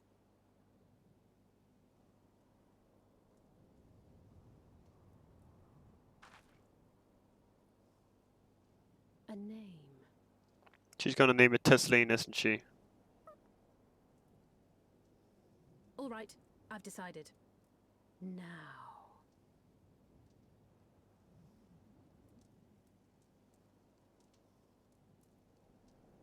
Go, Angelo! Oh, okay, I was kind of hoping for Tesleen.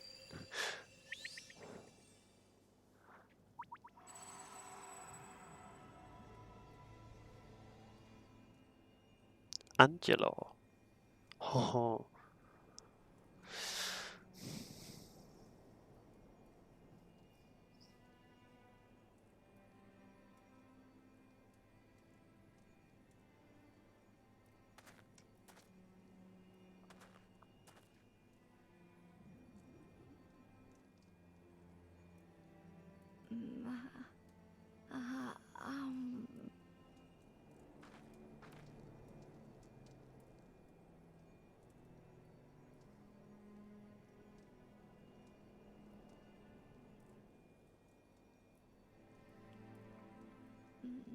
Mother,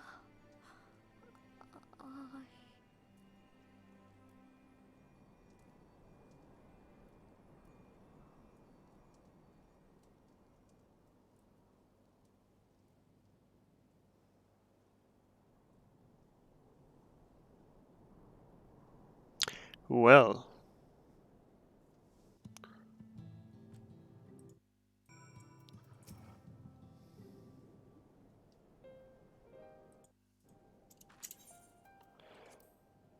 How is it baked, Luke? Did it work? I believe it did. You and your fledgling familiar have done well. If my eyes do not deceive, a hint of color has returned to his soul. God, I would jump for joy if I weren't so exhausted.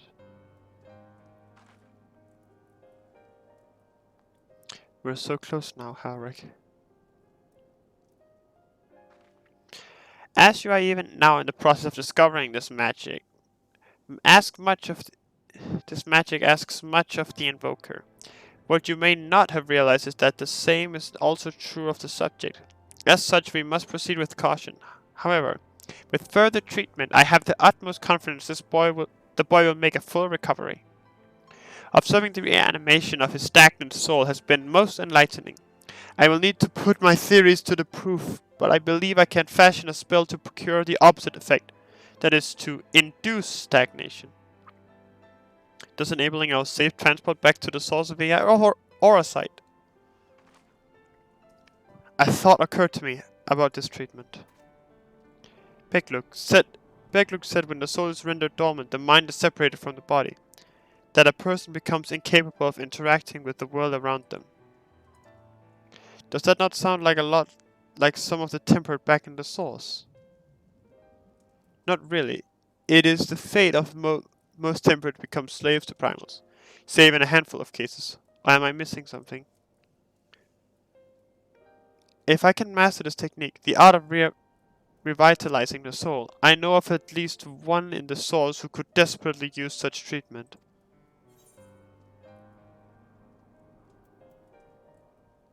Gabu.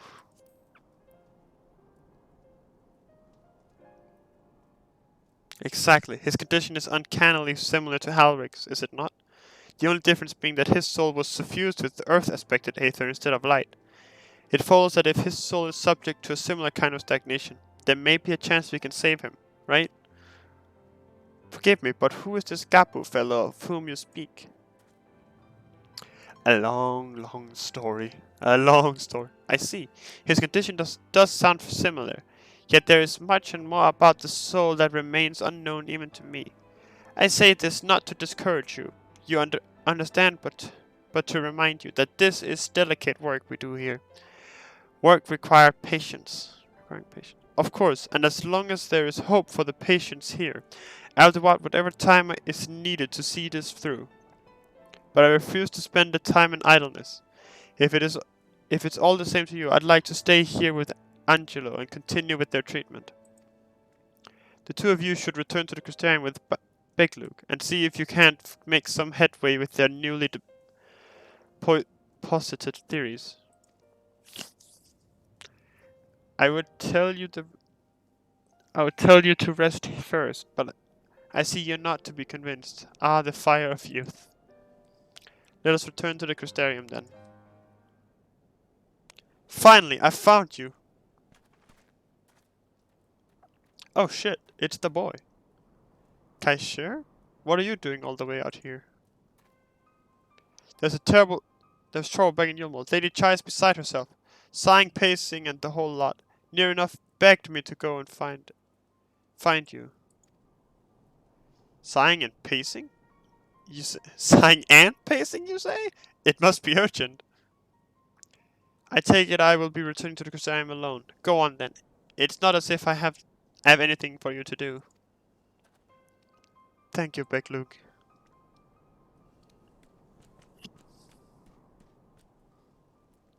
Sorry for bothering you and all that, but she says the future of Yulmore is at stake. Good. Fuck him. Fuck Yulmore. This post was made by me. Lady Chai's up in the parlor, but best not keep her waiting, eh?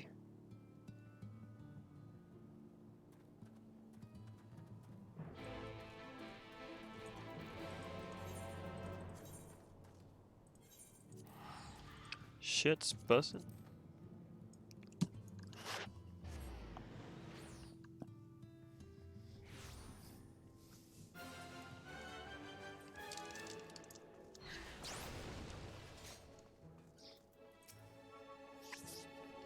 Well, not here seems out of the ordinary, though. I do not see Lady Chai anywhere. Probably pacing around outside again, staring off into the distance and all that, sighing. Strange. Let's see if we can find her and discover the source of her distress. Well, we just learned that Chai Nuts is, not home, and he's just out there vibe checking people.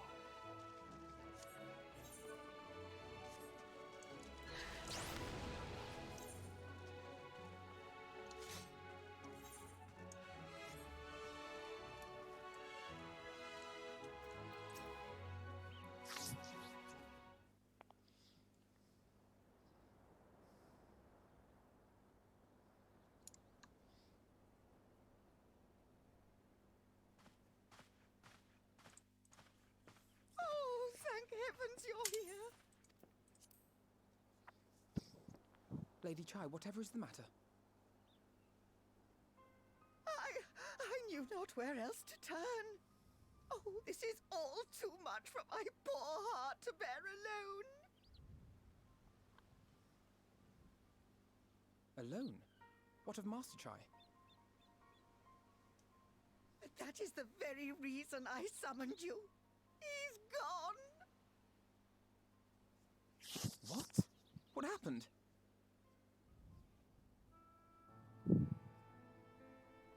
It all began after the events at Mount Gulg. With Lord Vorthry out of the way, we all agreed that a new leader must be chosen. And so you held an election? Yes, well, sort of. Not a single person volunteered to stand, you see.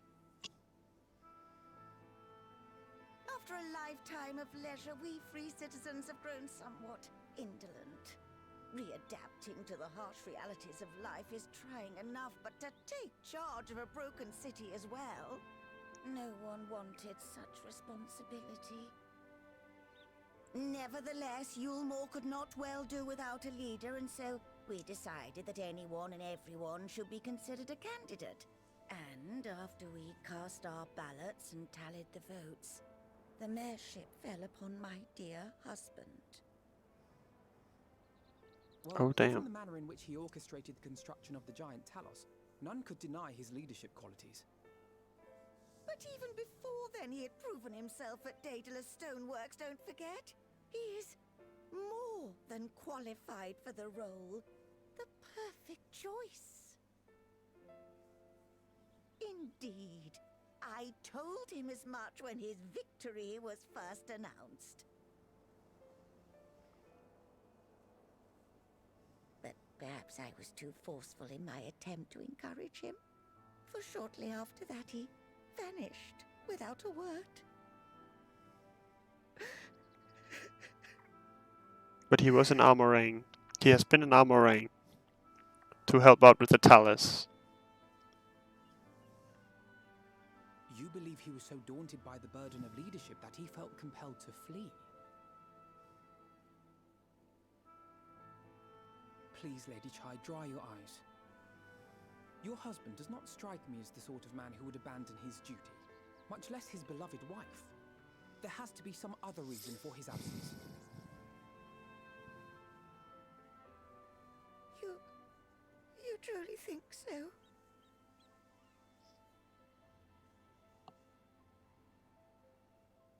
What about you?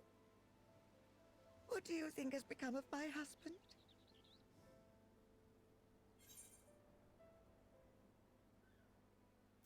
I don't know, but whatever it is, he won't have fled.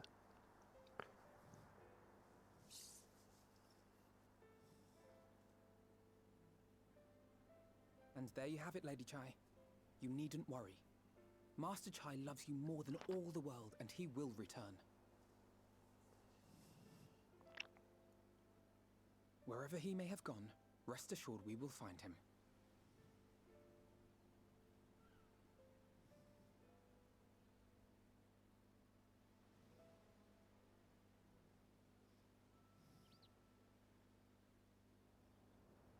Thank you, my dear boy. You have set my mind at ease. I will trust in my husband and await his return.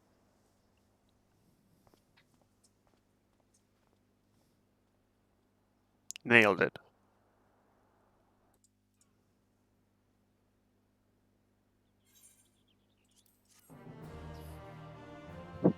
I don't think he would flee, because otherwise, he was in Almoraine. We know he was in Almoraine.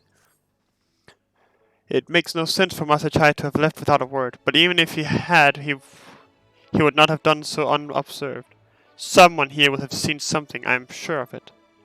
We should split up and inquire as to whether anyone saw him leave, or, failing that, if they have any idea where he might have gone, I will meet you at the Glory Gate to compare notes later on.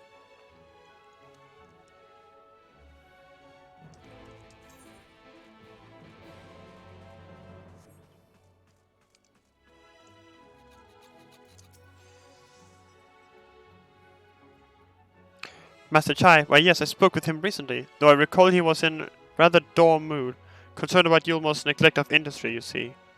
Without Worthry's apparently inexhaustible stores of mule, and no great need for money, it's little wonder our business were all but forgotten under his rule. But I assured Master Chai that the boutiques of Splendors will do all it can to contribute to the revival of trade here in Yulmore, which seemed to satisfy him. He took his leave soon after.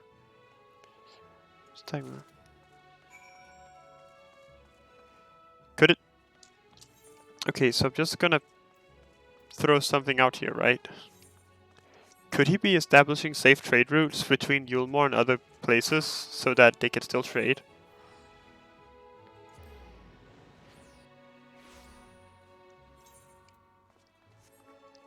Could that be why he was at Almorang?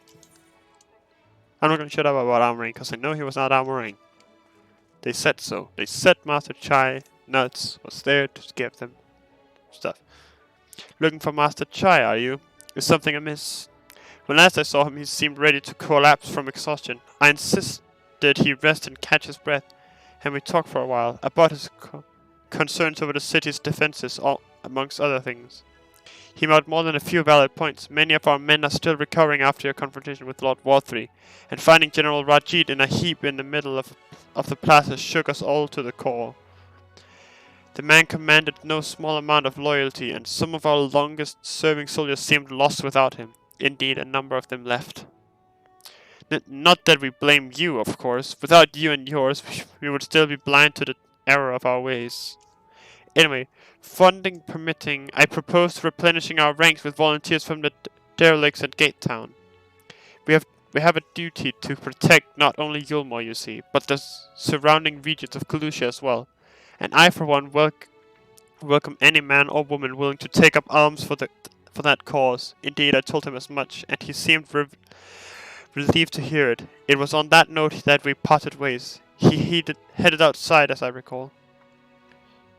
Imperial state of Yulmore's defenses.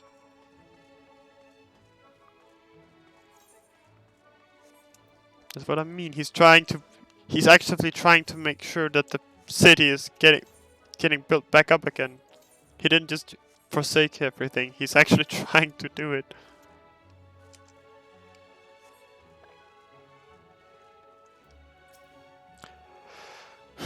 I recall a man fit in that description. Asked to speak with the poor buggers lately come from right. Said he wanted to know the state of things down in the derelicts, and you can be sure we gave him an earful. Lack of food, medicine, clothing. There was plenty to tell. We hunt high and low for whatever we can scavenge, and it's barely enough to fill our bellies. But folk here don't just want to survive, they want to thrive. When he heard that, he started mumbling to himself, something about finding us work, I think. Fair play to him, though. Not content with having his ear chewed about the derelicts, he asked about the other settlements as well, and all.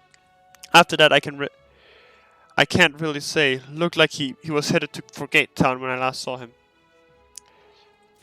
Speak without them. Yeah, shit is busy. So he's actually trying to make sure that Yulmore starts to thrive again and that everyone can have a chance.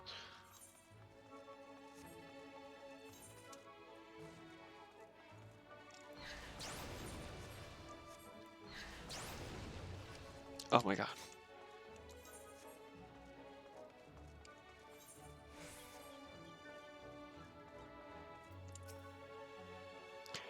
Ah, there you are. How did you fare? Have you learned anything which might offer a clue as to Master Chai's whereabouts?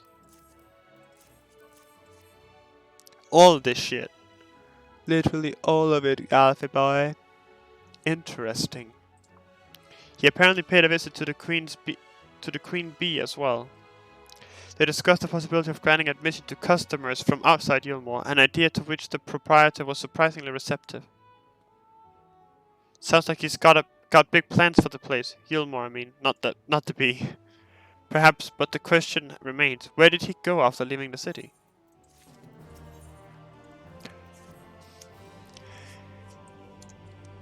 All we know for certain is that Master Chai has shown great concern not only for Yulmore but its surrounding settlements. It seems logical, then, that having consulted those within the city walls, he would wish to do the same to those without. Citron, if you would go and make inquiries and write, I shall do likewise in Stiltide. Gate Time I leave to you, Kaishir. Fair enough. Where should we meet when we finished? Well, Top Rung would seem to me be his next most likely destination. Let us reconvene there. With any luck, one of us will have stumbled upon him by then. But if not, we will be well situated to continue our search. Just give me a sec. Be right back.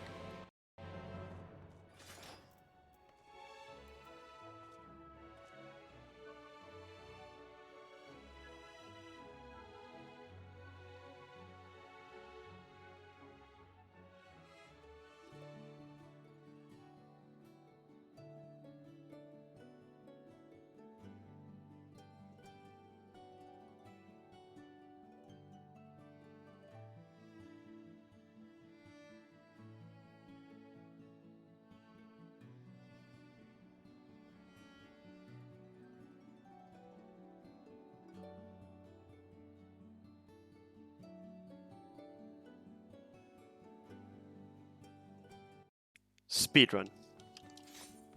So where was I headed?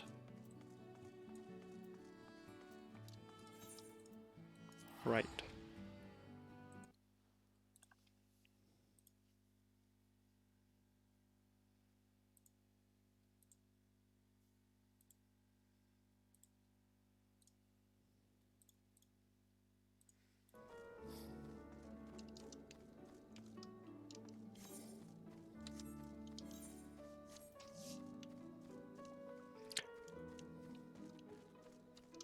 I like his hair. No, the name doesn't ring any bells, but there was a rather dapper-looking mystical gentleman here not long ago. He wanted to talk about relations between Wright and Yulmore, or rather the lack of them. We lost a great many people to their promises of meal and the chance of a lavish life among the free. And Walthrey thought to take even more from us, conscripting the few able-bodied men we had left to guard his paradise. I needn't tell you what happened when the signatures came. Such things are hard to forgive.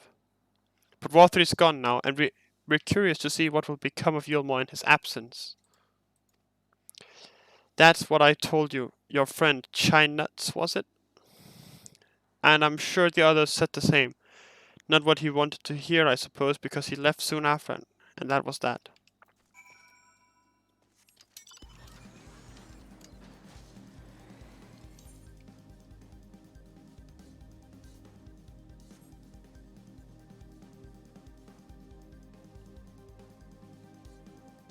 And there's the elevator.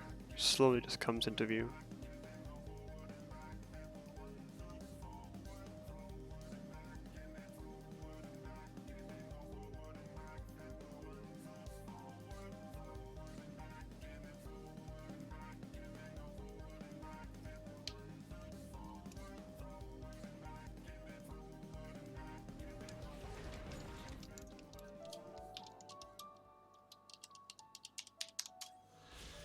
Wow, what a great view.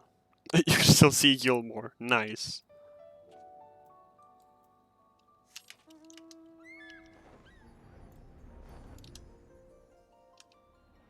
Hey gamers. So he paid a visit to both Wright and Gate Town as well, did he? I see. Kaishir and I gleaned much the same. He seems determined to salvage what goodwill might yet remain among the settlements of Kalusha. The only likely place he has left to go being Amity. Come, if we're quick, we may yet catch up with him.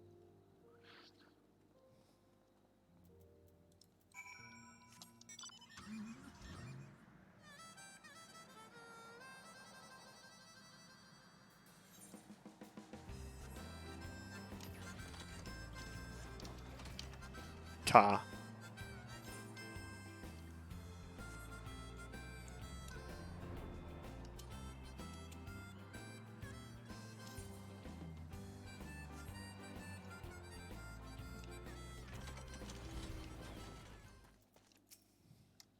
Master Chai.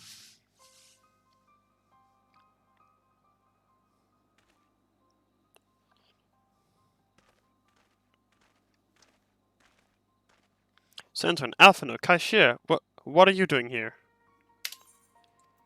Ah, fuck. Looking for me, whatever for? Lady Chai has been nigh inconsolable in your absence. She claims you disappeared without so much as a word, and bade us return you to her side. What in blazes are you talking about? I left a letter for her in our chambers. Though I suppose she could have overlooked it. And when she gets an idea into her head, I can only apologize. No harm done, Master Chai. But since we are here, might I ask what compelled you to come all this way?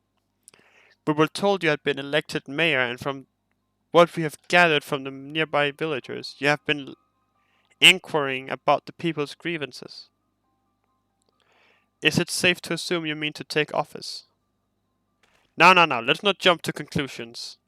I did seek to learn about the problems faced by the people of Kalusia, that much is true, but I am by no means sure I am the man to solve them. Tackling our many challenges will require resources, and until I have secured them, it will not be right to assume the role of mayor. I see, and you believe said resources can be found here? Indeed, the people's grievances are many, but in the course of my inquiries, I have already met with several individuals willing to lend their aid in addressing them. However, there remains one individual crucial to my plans, a man whose counsel might yet make a mayor of me. With respect, such forethought is in itself proof of your suitability. The city needs you, Master Chai, and I am certain this man of whom you speak, whoever he may be, will reach the same conclusion. For what little it is worth, we will vouch for you should he require convincing. Whatever you need, you can count on us. I don't know what to say. You don't need to say anything. You've got your actions to speak for you. For as long as I can remember, all I ever wanted was to make it into Yulmore, but that dream's gone now. But it burst like a bubble, or a boil more like. Anyway, outside of repaying Master Alphino, I haven't had a clue what to do with myself. Spent most days in a daze, but you've been running up and down, trying to find a way to fix this mess for everyone. And I reckon you can do it. You got this lot up to up Mount Golg, didn't you? How hard could mayoring be? You're going to steer Yulmore to a better future, I know it. And I want to help, properly help, do something that makes a difference. I don't know what it is yet, but I'll work it out on the way. If you let me come with you, that is. You gave me entirely too much credit, a lot of you, but I can't deny it gives me heart. Come then, let us press on together. Thank you, Master Chai. We mustn't get ahead of ourselves. Yulmore needs more than a man with good intentions, which is why I'm here, to find one with the experience needed to see the city thrive. Who is this man exactly, and are you certain he is here in Amity? Frenton is his name, and yes he is, or was. I'd scarcely begun to explain myself when he decided his time was better spent elsewhere.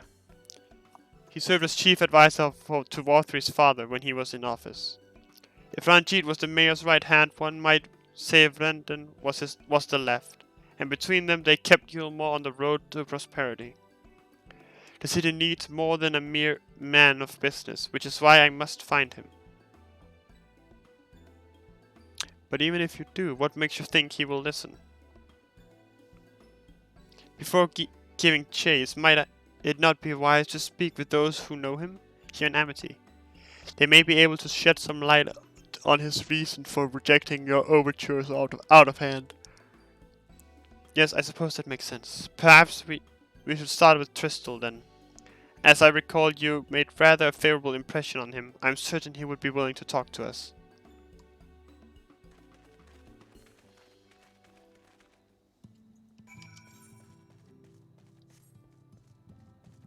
Tristal, my friend. I like his hair. For no particular reason. Greetings, friend. And to you too, Master Chai. I presume you are here to ask after Rendon. I couldn't help overhearing your earlier exchange. Yes, well, with Warthry gone, Yulmore wants for a leader. Should no one rise to the challenge, the city could very well collapse. I came here seeking Rendon's counsel in the hope that he could build a better Yulmore together. And it is still my wish, but given how abominably you were mistreated there, I will quite understand if you chose not to help. Worry not, Master Chai. I bear no grudge against you or the people of Yulmore, and I would would not see you suffer for War3's villainy. As you no doubt gathered from your meeting earlier, Vrendin can be rather uncompromising. He has his principles, you see, and little patience for anyone he deems less committed to their own. Your desire to right the wrongs of your past, of Yulmore's past, is quite admirable, but I fear the guilt you bear on the city's behalf works against you. I can see it in your eyes, in the way you carry yourself. It goes without saying he sees it as well. You must let those feelings go, Master Chai. Be more assertive, commit to this cause, and prove to him Yulmore has the resolve to change. The resolve to change. I believe he was heading towards Pit 8 when he left. If you plan to go and speak with him, I suggest you be firm and clear in your intentions. Very well, to Pit 8 we shall go, and I will not take no for an answer. Nay, not even a maybe.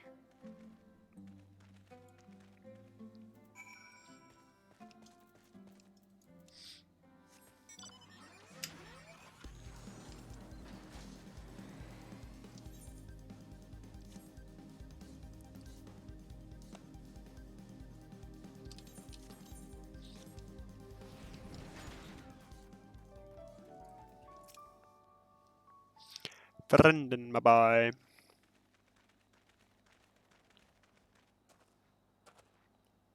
Well, well, it's you again. Well, I see you've invited your friends. Need them to fight your battles for you, do you? No, I didn't invite them, as it happens, though they are indeed my friends. Well, not only mine, but every true Yulmoran's. They are the ones who awakened us to the truth, to Lord War3's villainy, the famous warriors of darkness. Are they now? Yes, Hi. they are. We are special. It would be no exaggeration to call them our saviors. We owe much and more to their kindness, but we cannot depend on that kindness forever. To do so would be a little different from entrusting our affairs to Lord War3. Nay, we must learn to stand on our own 2 feet. And I would have them present to witness my attempt. Hear, hear, Master Chai. Your sentiments are admirable, yet admirable sentiments do not a nation make.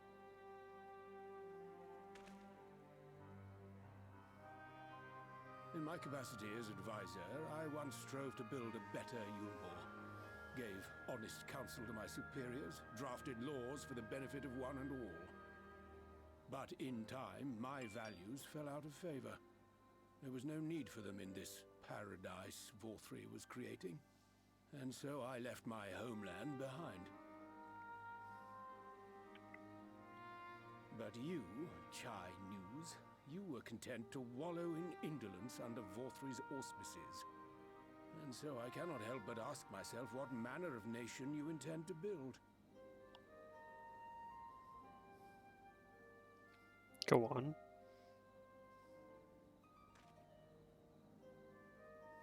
I can offer no simple answer to that question.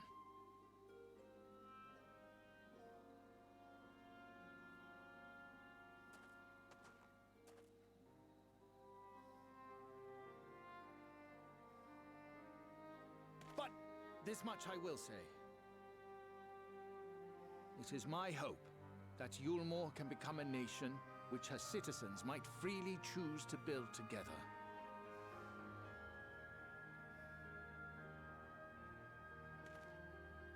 A great many people, myself included, flocked to Yulmore seeking sanctuary. The alternative being to live in fear and die in pain. Seemed an easy choice. And sanctuary we found. As much food and drink as we could ever want. Secured at the cost of the surrounding villages. Little wonder the people gathered at our doorstep, begging to work among the bonded.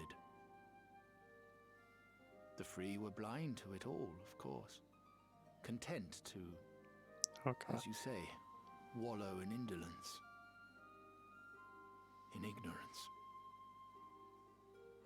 Were I mayor, I would first take stock of the city's resources and see that they were assigned equitably. Our days of reckless consumption are behind us. The distinction between free and bonded died with Vorthri. The needs of rich and poor alike must be considered if our nation is to survive. To which end I would take steps to secure channels for supplies, rekindle relations with nearby settlements, who re-establish industry, reach out to neighboring nations, and the list goes on and on.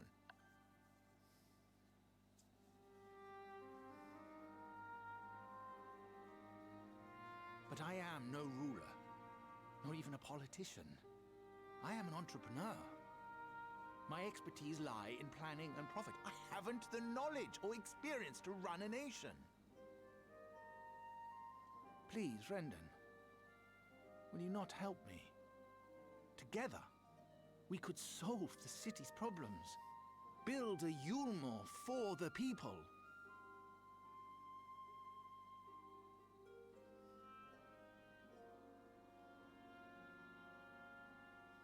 A Yulmore for the people.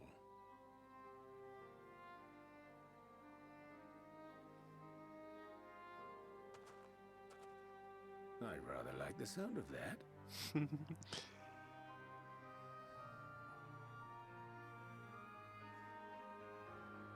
But before I offer you my counsel, I would be certain of your ability to perform the duties of office. You would? You ask me to help you solve Yulmore's problems, but first I would see you solve one on your own.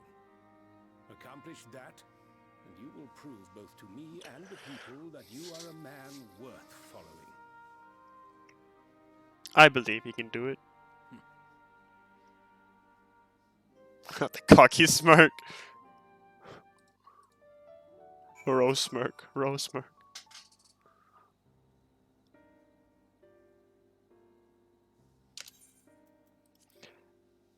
Right then. Is there a particular issue you would have me resolve? You seem to have conducted an assessment of the problems Yulmore now faces. I assume you will agree, therefore, that the matter of dwindling food stores is the most pressing. Ah yes, meal being neither a desirable nor less sustainable option, I assume alternative foodstuffs are not required to fill the void. And a man who hungers is not likely to contribute much to society, save violence, perhaps. So tell me, how do you propose to solve this problem? Give me a satisfactory answer and I will consider offering you my counsel.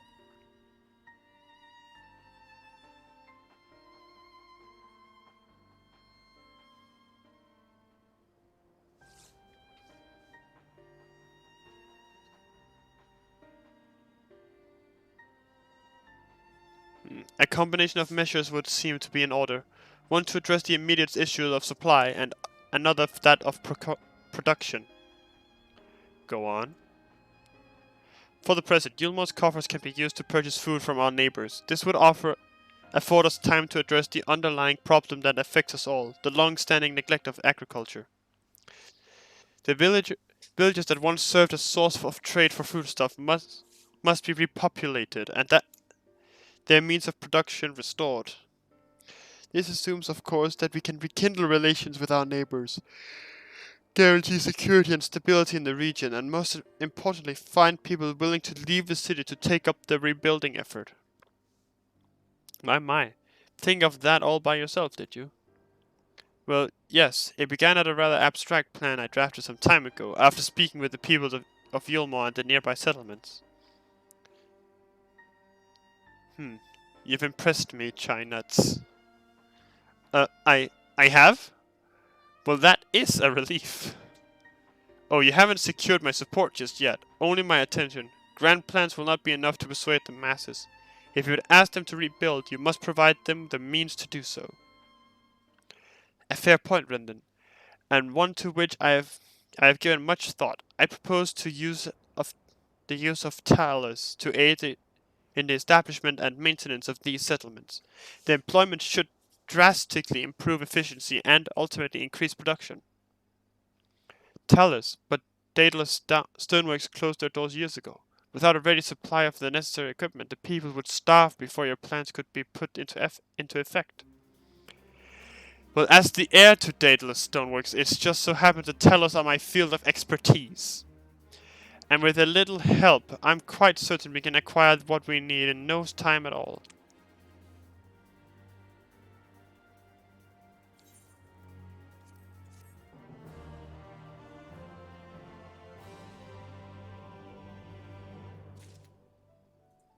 Hell yeah, we can do it. Brendan is quite right. Building Talus from scratch would require time we simply do not have. Which is why I propose to make use of the long-abandoned Talus which wander the wilds of Calusia. They will need to be deactivated, of course, and if memory serves, the tools required to do so should still be a top rung. Come with me.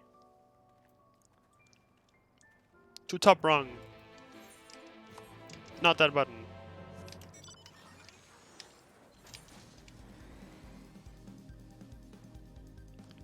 What about Komura? Almost a friend. Komura. I wonder what that one is.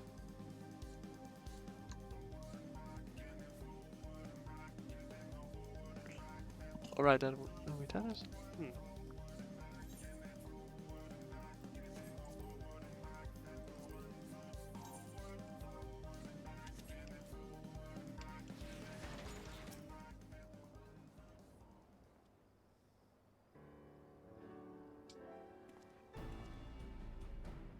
Ah, the old memory hasn't let me down.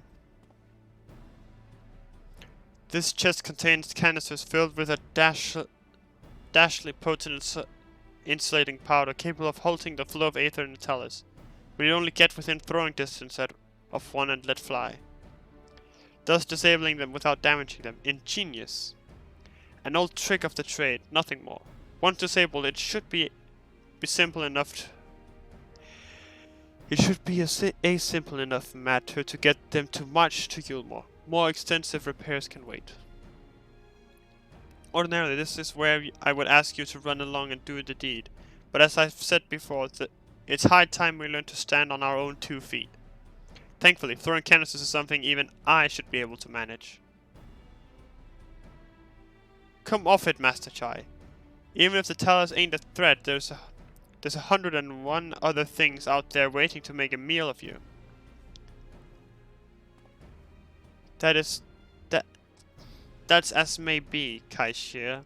But Vrenden tasked me with solving this problem. I will not sit idly by while others risk everything to see my harebrained schemes realized. Not this time. Which isn't to say that the mere thought of it doesn't fill me with dread. Truth be told, I can't feel my legs. But if I'm to prove I'm a man worth following, I must lead by example. Well said, Master Chai.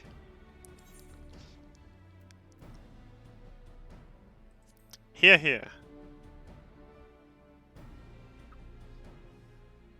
Yes, well, it should go without saying that I have no intention of dying for this. I've always preferred living to see the fruits of my labor.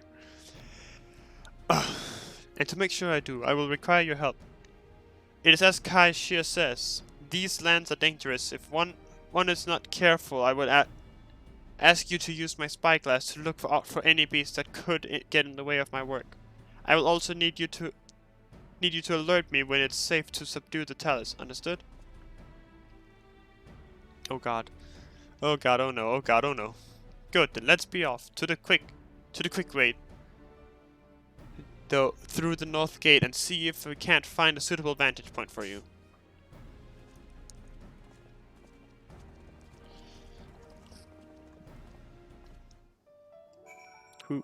What's stopping them from just eating me? Keep a lookout. Yeah.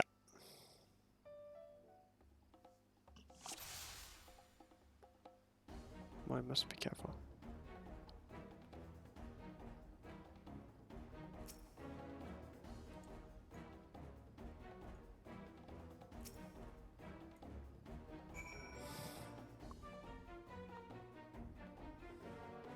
What's that? I was gonna say, was that it?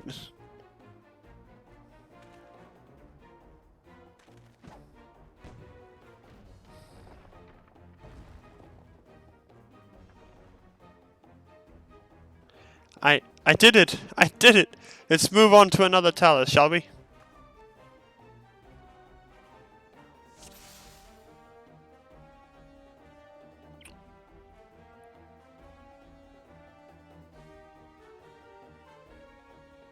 Hold on, let's see what happens. Do they turn back?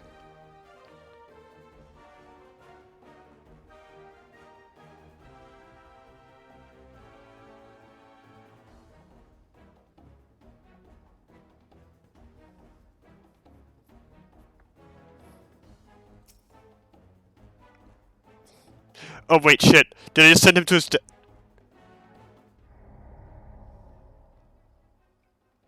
I may have forgotten that the tellers can turn around.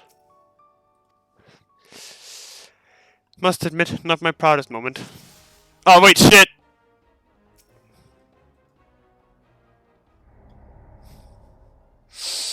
I may be stupid.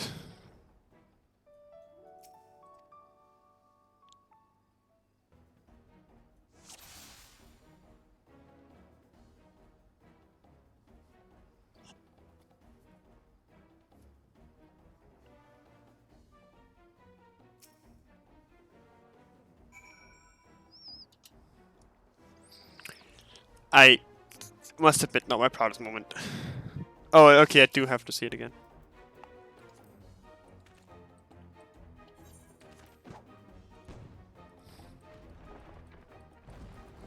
Let's see, does he say anything again? Alright, let's move on to the next.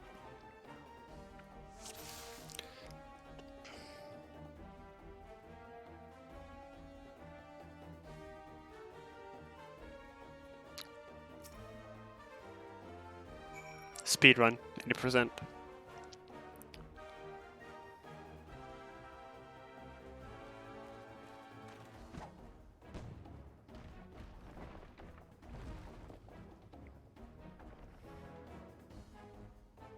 I do believe I'm getting the hang of this.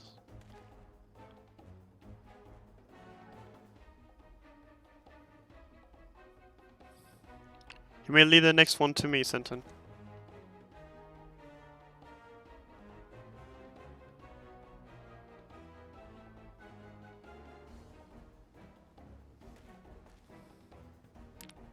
Oh hey Kyo, welcome to Chine Nuts Does a Talus Speedrun Destruction.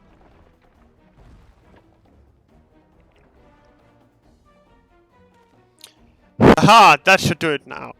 That should do it. Now we have all we need to proceed. All we need to proceed. We're gonna go kill God. Let's go, gamers.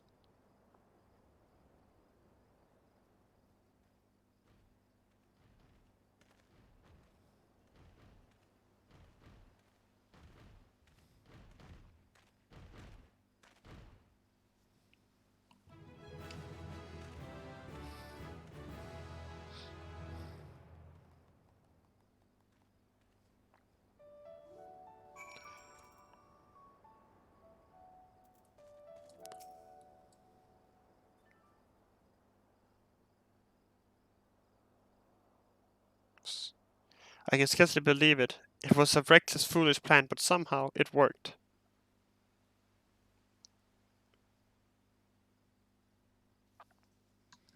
I did it.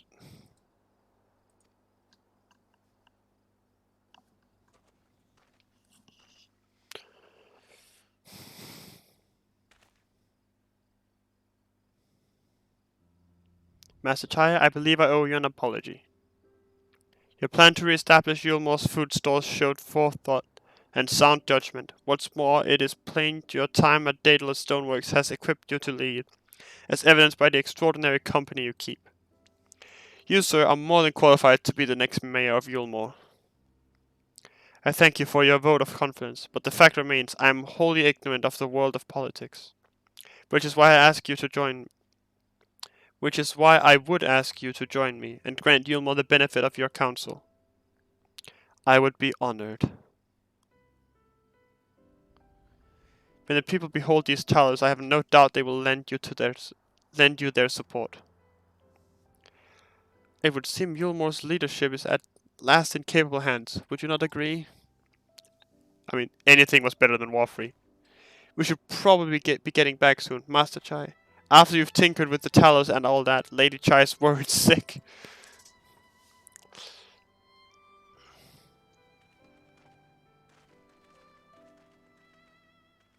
He's gonna walk through the door with like 3 talos on his back, like a professional.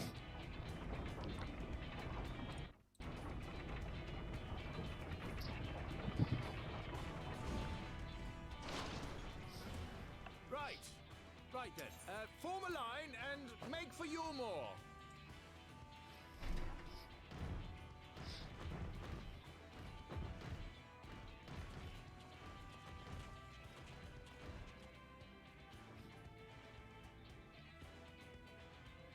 You love to see it. You love to see it.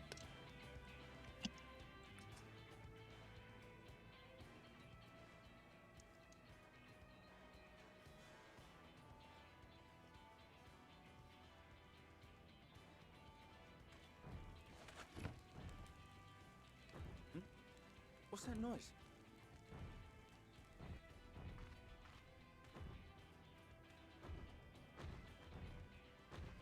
Wicked White! Runaway Talos! Call the guard!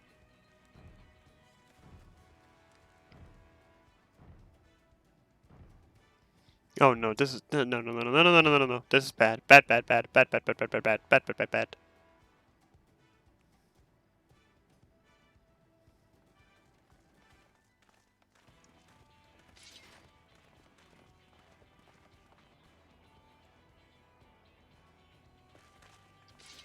Stay back!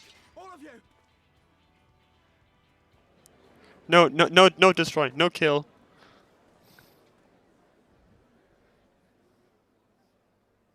Only survive and thrive.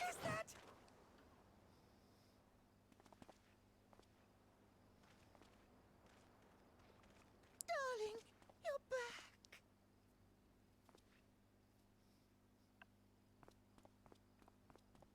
But of course I'm back. You didn't see. Dearest, I can't.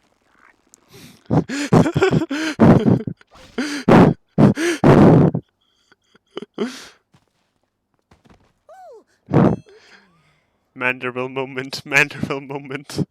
Fucking hell.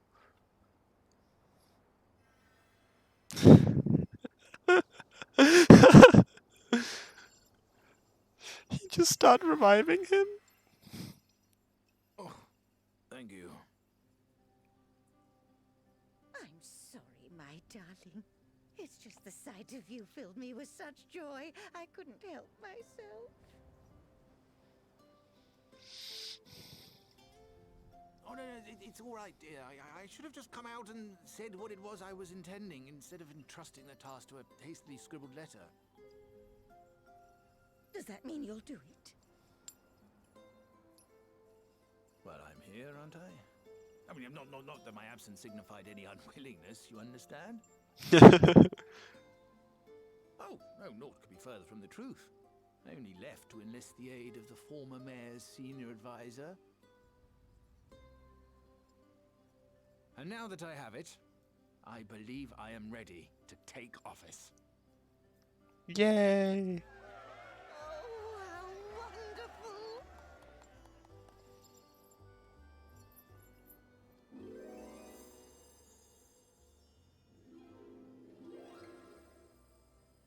Kiss, kiss, kiss, kiss. Oh no, no!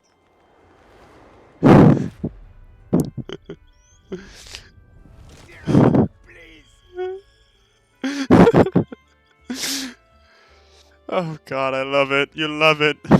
Love it.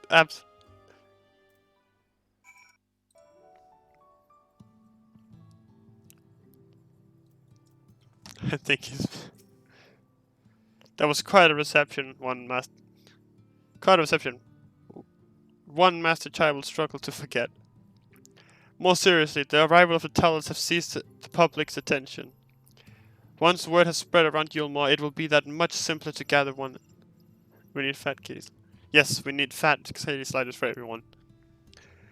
Once word has spread around Yulmore, it will be that much simpler to gather one and all, so that Master Chai can make his inaugural address.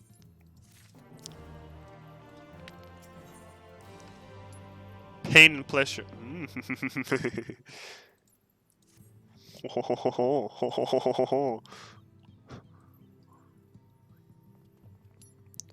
No need to fret, Centurion. I have never felt better, and not at all overawed by the prospect of addressing the assembled masses of Yulmore. As for where to do it, if we're to accommodate everyone who might feasibly wish to attend, I suppose the only place large enough would be the Emergent. Then I will go and spread the word among the citizens, both free and bonded, that they are to assemble there to meet the new mayor. You there, cashier, was it? Would you go and inform the residents of Gate Town and the derelicts? Of course I will. Good lad, I'll let the guards know how not to bar the way to Warthree's chambers. It goes without saying that I expect the Warrior of Darkness to attend, assuming he's available. Might as well see it through to the bitter end, eh? The doorman at the crow's lift will show you up. I do believe we should have, like, fat sliders for everyone. Because, yeah, I don't see the problem with them. Like, if people want to, because right now we have thin and we have, yeah.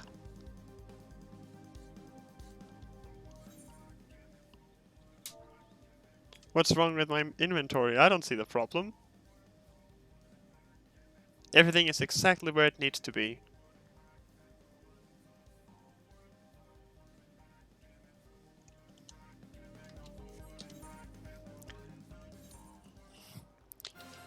Could I, by chance, interest you in a faded copy of Seaman?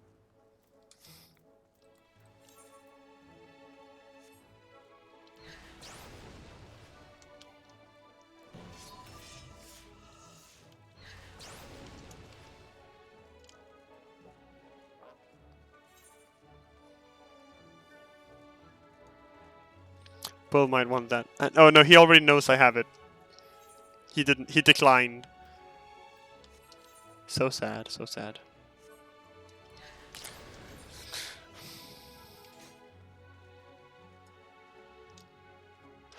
Ooh.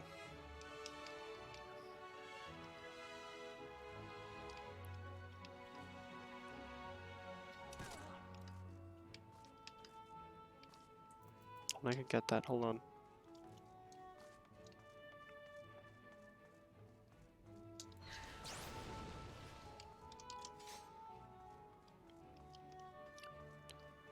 That board is really making me go nuts.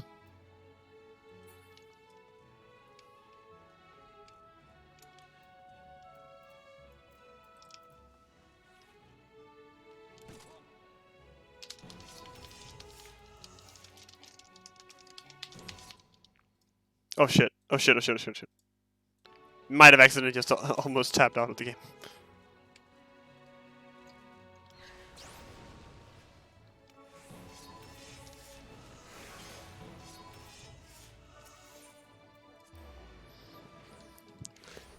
Don't judge me. I'm just because I'm stupid. Mender.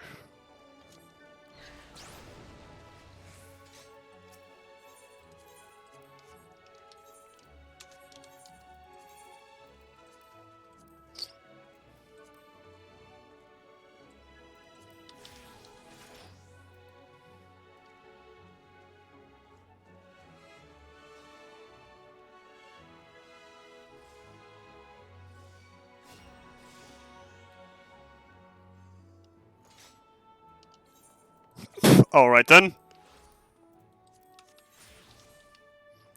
I guess I'll just... Alright then. You get my relic done, but I'm... You don't need to get your relic done. In a couple of days, we're going to get an Endwalker, and then you can do that relic instead! Yay! Is there anything else I need to do before I head in? I don't think so.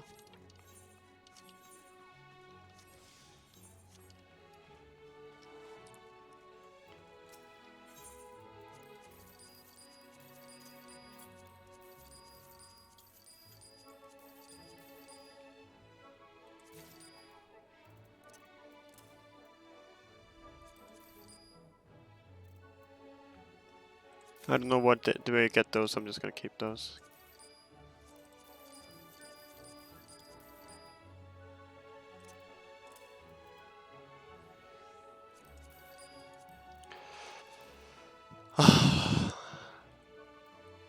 Much better. Yeah, you may like how it looks, but that's a minor detail. You don't get to choose what you like. You just get to do it over and over again.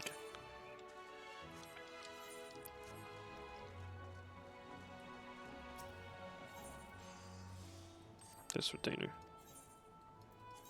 Oh, hi, Feo. Right, it's Feoul over here. Up in this beach.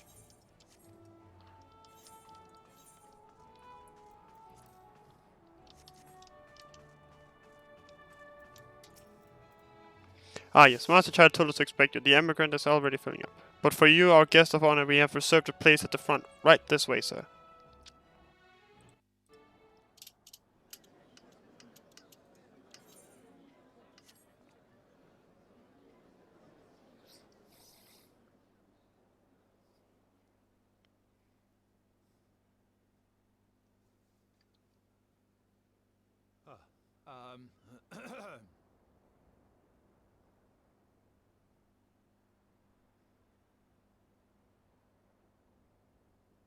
Go on, dear.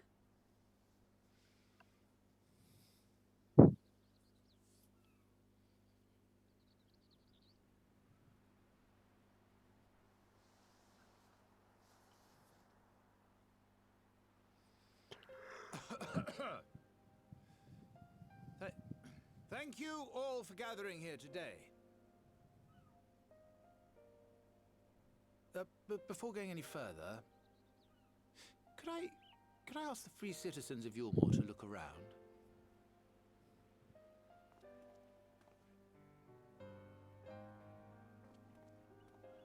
Tis a sight none of us would ever have seen under Lord Forthree's rule. Not only do we stand in the familiar presence of those we once called the Bonded, but today we welcome the peoples of the Derelicts and Gate Town too. Today we welcome the Warriors of Darkness, come to bear witness to Yulmore's new beginning.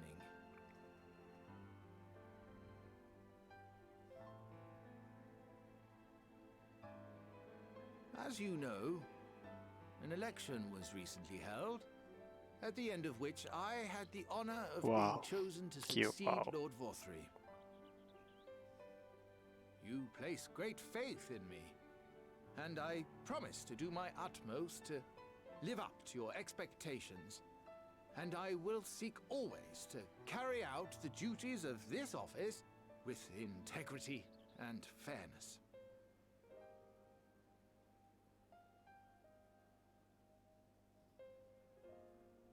Always, I say, but not forever.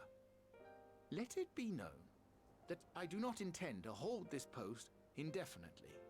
I consider myself but an acting mayor, who will serve only for the interim, while Yulmore is reshaped according to a new set of values.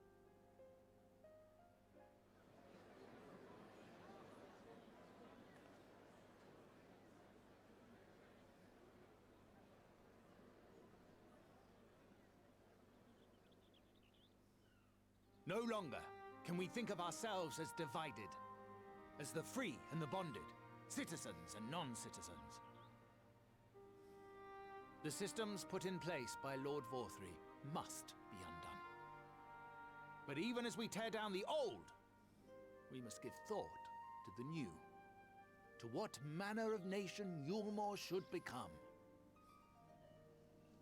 Whatever the answer may be, it cannot be decided by one man alone.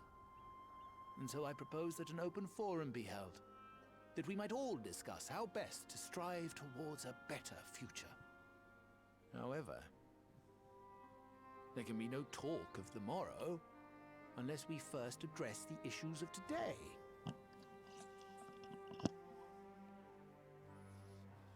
Securing new sources of food, rebuilding relations with our neighbors, re-establishing industry. There is much and more that needs to be done.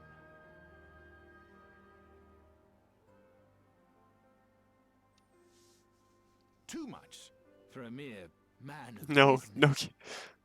And so I pledge instead to do everything in my power to ensure our city's security and stability while we all work together to see these problems solved.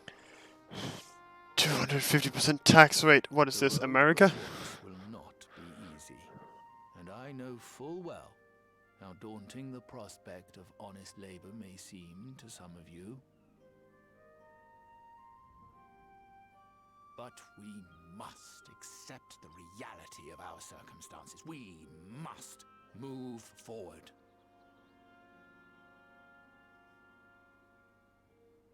This much we owe to ourselves and to the brave heroes who risked their lives to bring back the night. Once we have shored up our city's foundations and regained some semblance of normality, let us reconvene to speak of the future. Until then, I humbly ask that you lend me and each other your strength for Yulmore!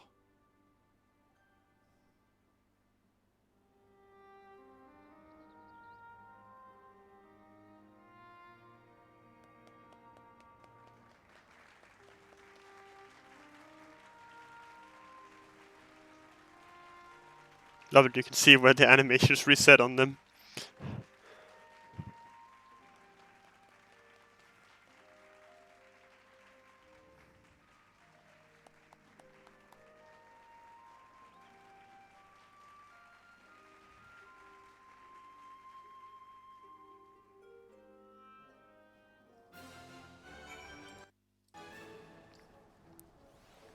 Bum, bum, bum, bum, bum.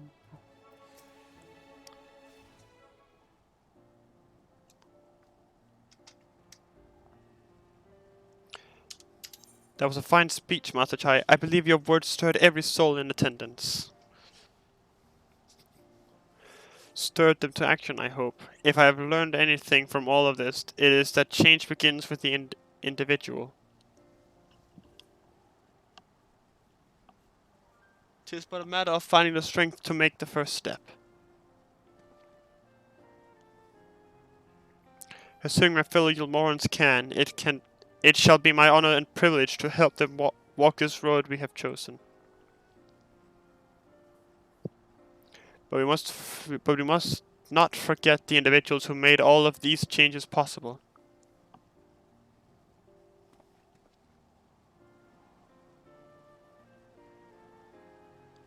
Were it within my power, I would carve a tribute to your heroism into the very stone upon which this city stands.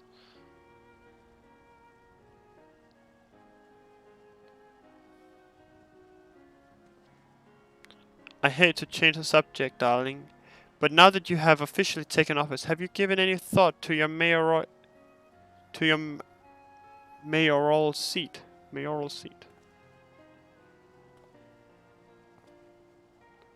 We will not be moving into the Emergent, dearest. It's too big for one thing, and too far from the people for another.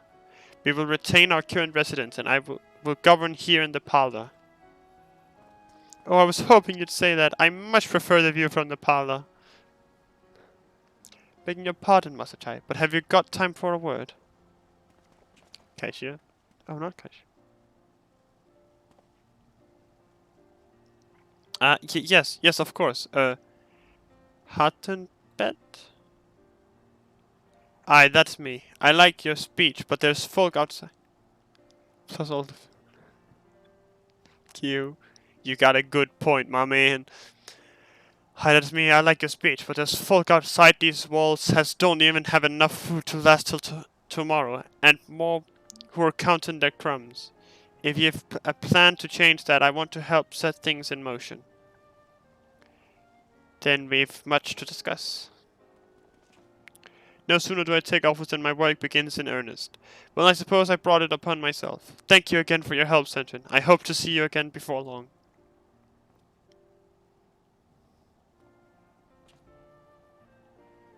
What, I don't bow? I just, wow. The disrespect.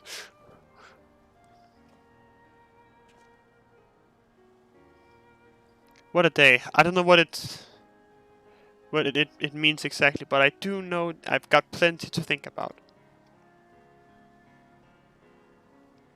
I sense we all have a great deal to consider. I resolved to remain here until such time as Yulmore's future was secured, but it's clear to me now that the city is in capable hands.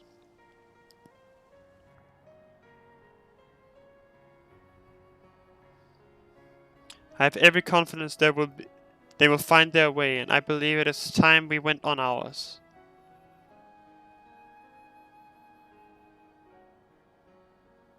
Think about time we went home, isn't it, Alpha Boy? So Alpha knows is leaving too, is he? Seems like everyone's moving on. Everything's changing. I've been thinking about what I should do in all this. Like I told you, I spent most of my life dreaming about living here with my friends in paradise. That paradise is gone, but something better is taking its place, and I reckon I want to be part of it. This Yulmore for the people Master Chai's been going on about ain't gonna build itself, after all. Not that I'm much of a builder. Me and my friends will find a way to make a difference, though. Help keep things changing for the better. A far nobler dream than the one to which you clung before, and one I am happy to say we share. Whatever path you choose, I will pray for your success. Well, when you put it like that, there's no going back now, is there? We've got a few ideas on how we can do our bit. Just a matter of taking the first step.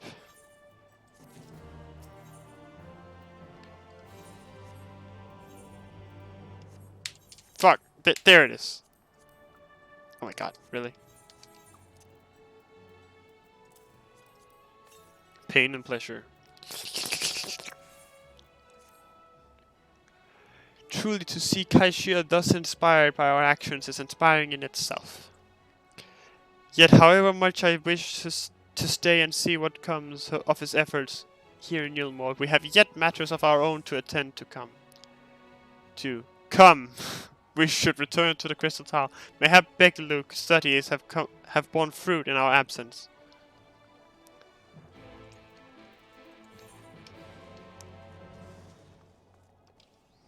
.420 blaze it! See, there we go.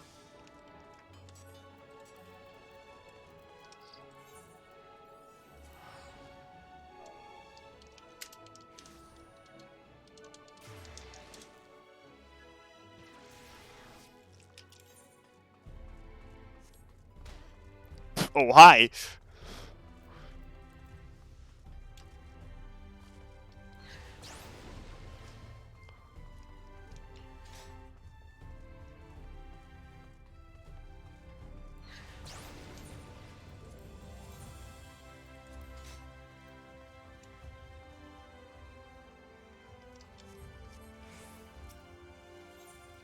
Where did I go? Did I get any new titles? Oh, yes, I did. But that's because I did the Dark Knight quest. Right.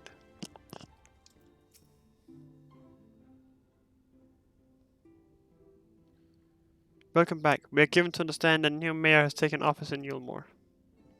Indeed, our good friend Master Chai was elected by popular vote, and after some considerable soul-searching, chose to accept the post. It's a shame you weren't able to attend his inaugural speech, though I have no doubt you will see more of him in the future. Well, tell me, how fared you in preparing the White Aura site? Our work did not proceed quite as expected. In your absence, we had frank discussion on the principle of soul transference, and concluded at length that white orsite was ill-suited for our purposes. For your answer, did you not say that, compared to the massy soul of an Ascian, the stone could house one of ours with ease? That I did, and armed as we are with Begluk's invaluable insight, 'twould indeed prove a trifling matter, were we to disregard the inevitable link twixt mind and soul. A link which would, we did belatedly realize, be weakened most perilously in the process of rendering our souls dormant, as Orsight doth require. Thus the shedding of these fleshy simulacra and the surfeit of ether which comprise of them would in all likelihood deprive us of our physics as well, psychics. It would theoretically be possible to channel your minds into the aura site instead, but we would more than likely sacrifice your souls in the process. Which is why we have abandoned that plan and instead devoted our time to finding a means by which mind and soul might be transported together. Then we are no closer to solution than when we first began. It is a vexing conundrum indeed, but one of which the Crystal Exarch has posited a most intriguing solution. When our discussion turned to the transference, our memories and the psyche, I could not help but be reminded of a technique with which I have personal experience. Sentry, do you recall what we learned of my eyes from our encounter with Doga and Yune? I speak of the royal eye of the Alagan imperial line, gifted to my forebears through the blood and memories of the ancient Alagans. It is by this gift that I am able to control the crystal tower. If we were to gain an understanding of the technology by which the Alagans were able to accomplish this transference, perhaps then we could keep mind and soul together. Imagine, if you will, a device like unto a soul crystal, replete not only with our worldly memories, but also the bountiful energies of the soul. That is our current avenue of investigation, and we will follow it wheresoever it leads. While we are thus engaged, I think it best that Centron return to the source and inform the Kral and the others of our findings. Agreed. I imagine Tatar will be relieved to hear we've made progress of a sort. Then I would beg leave to relay our findings onto Thancred and Reen, and to assist where I may in their investigation of the empty. Yes, please do. Should we have need of your counsel, we will not hesitate to summon you.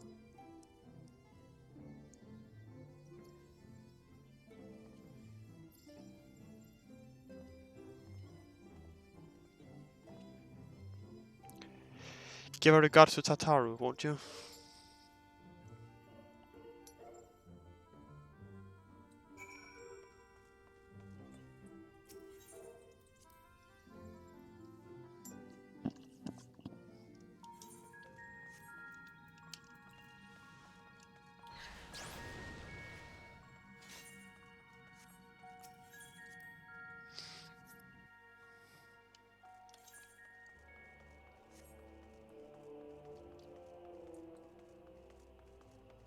There's our crystal tower.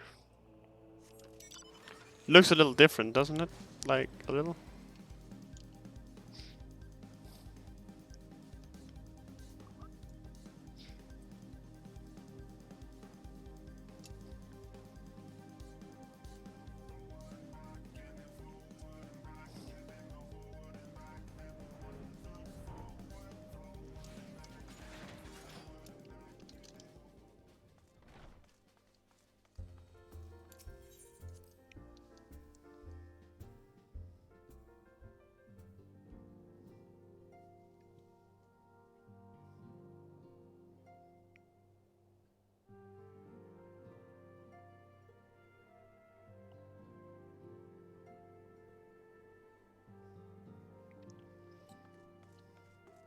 When is it Endwalker's gonna be released? 19th of November, isn't it?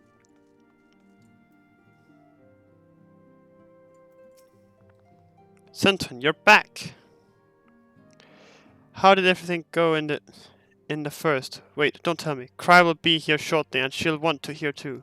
She's just tending to the others, their bodies, I mean. God, I don't think I'll ever get used to saying that. Anyway, you can tell us everything the moment she gets here. Several cutscenes will play in sequence. It is recommended that you set aside sufficient time to hear these scenes. Yeah. I guess.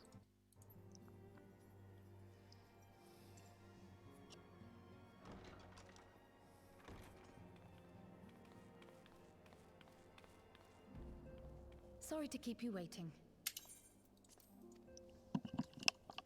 I've carried out the treatment as per Master Matoya's instructions. It should slow the destabilization of their corporeal ether quite significantly. But tell me, how fare our friends in the first?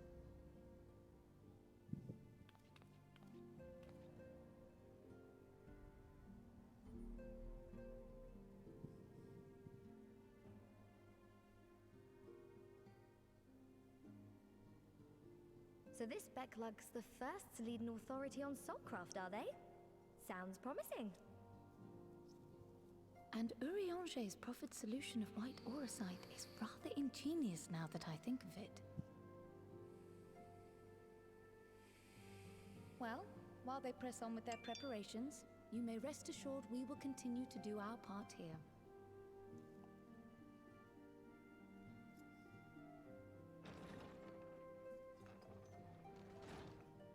Oh, you're back. Oh shit, it's that boy.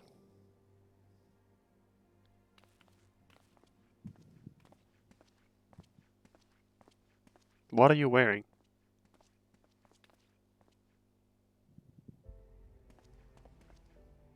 And none the worse for wear, I see.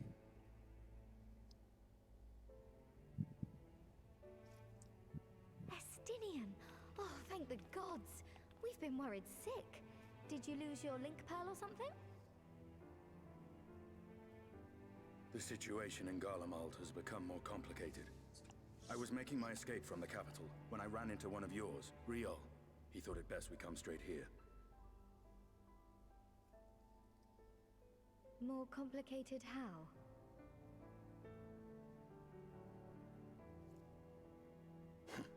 Where to begin? After entering the Empire via Razat Han, I went about my mission of investigating Black Rose. It was then, inside a provincial factory, that I encountered the one who styles himself Shadow Hunter, Gaius Baelsar. Our goals being apparently aligned, we joined forces and ventured on into the heart of the capital, to the very Imperial Palace itself.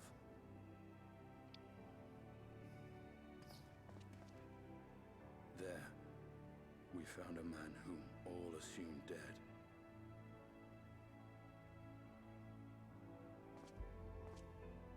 But his soul lives on, and he has wrested back his flesh.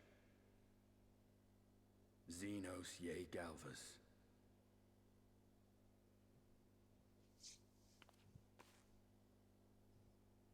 Nor did the surprises end there, for no sooner had we arrived than he murdered his sire in cold blood. The Emperor is dead. This sent Gaius into a rage, and he charged in, blade drawn.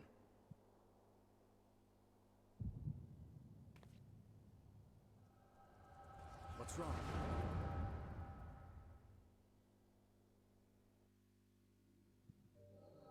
Exposition's echo.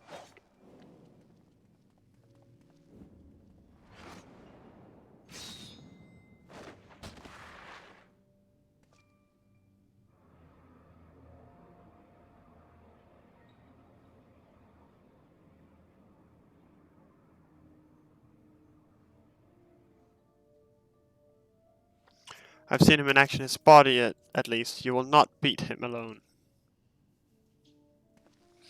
Nay, death will not come easily to that thing. If you would join me, then by all means. For what good it will do.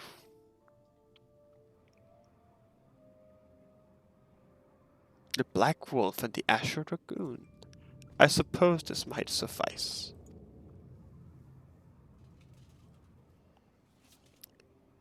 Enemy battle. Come then. Come!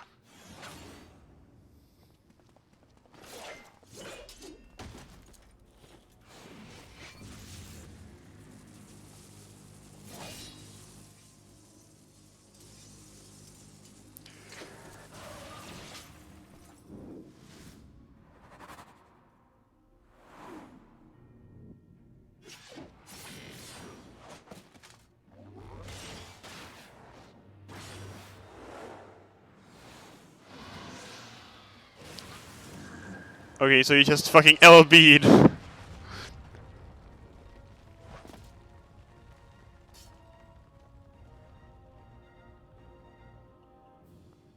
Ah, the simple pleasure of one's own flesh. Truly there's no place like home. Abomination. Whatever he is, Centon was barely a match for him. If we stay here much longer. Emperor Varus, your radiance, are you alright? We may wear out our welcome.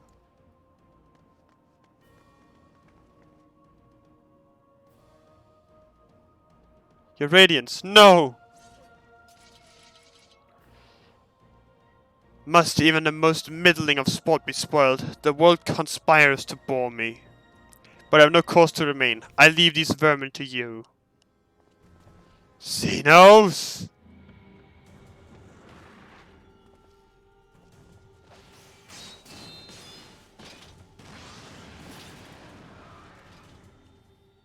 Well, any bright ideas?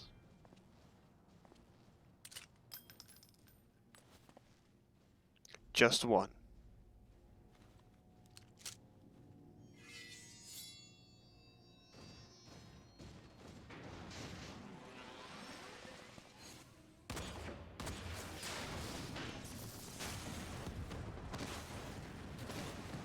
Gah!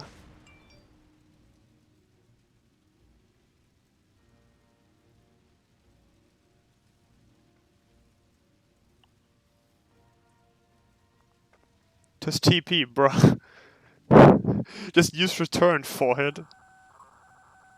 The intruders have taken flight. I repeat, the intruders have taken flight. Deploy all available Magitech armor. We cannot let them escape.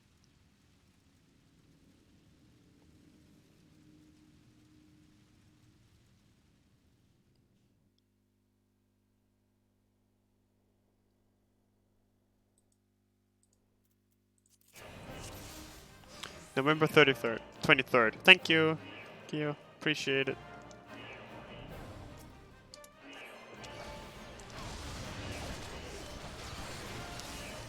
Oh, we're just getting in the AoE combo. Alright then, Kurth and Tor.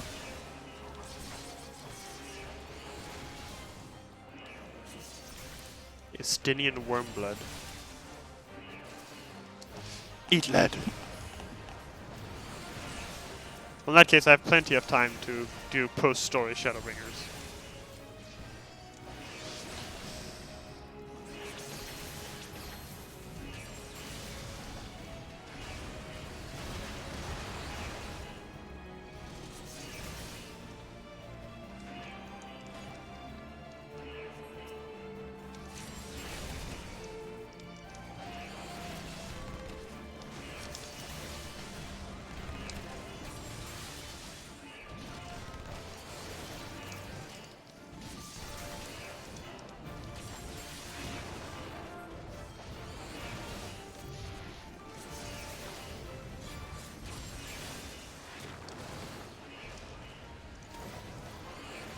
Oh, I didn't realize those two were also trying to kill us. They're not doing a very good job, I'll keep it real.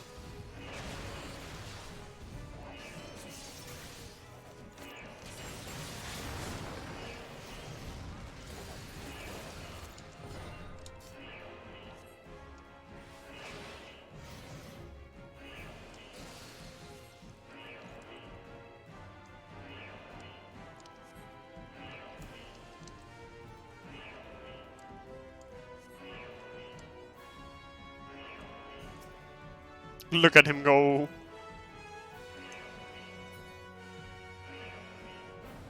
Was that easy mark for moving? I'll take the low road, so to speak. I'll see you outside. Stay safe.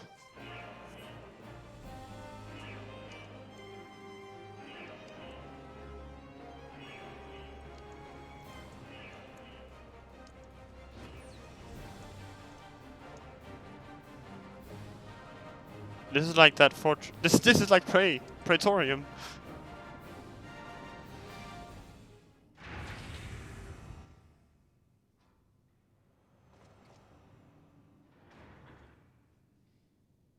Well, well, someone's been busy.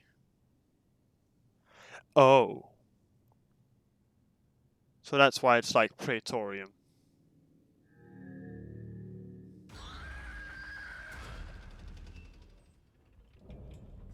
Volatile prototype type Arc Ultima.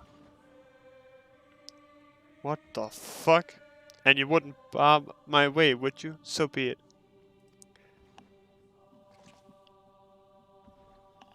Come, Nidhogg, lend me your strength.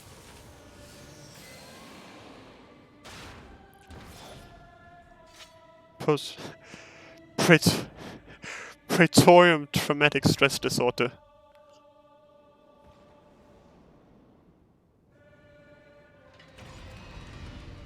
I don't like this. This is weird. This isn't supposed to happen. What the fuck is this? What is going on here? Actually, that's a rhetorical question. Don't answer that. I'd rather just figure out. Stardiver!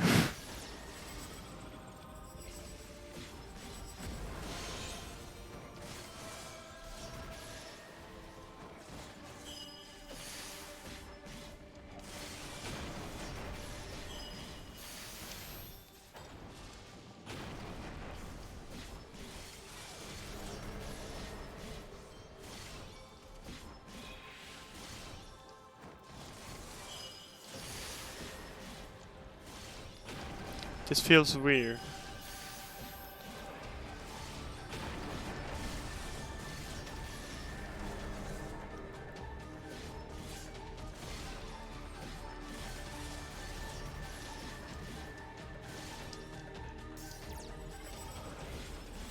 Load data, what?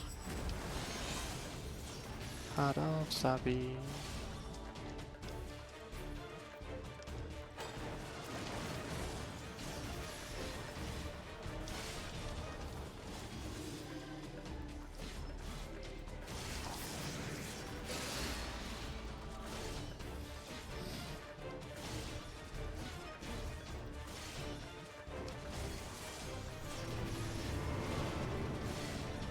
Angry salamander.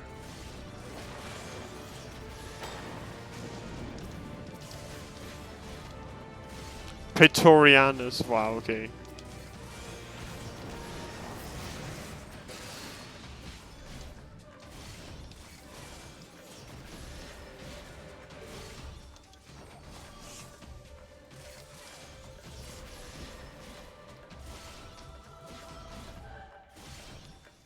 I wonder if it's going to be actual LB1 or if it's going to be the LB3. You know, Dragon Song Dive.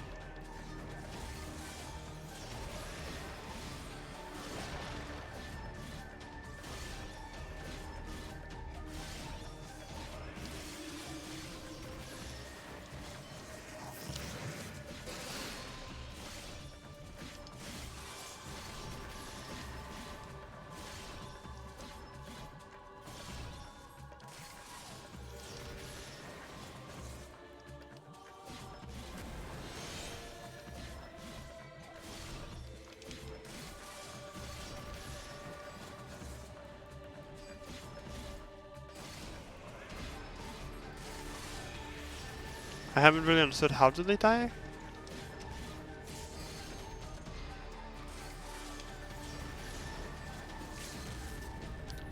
Preoccupied.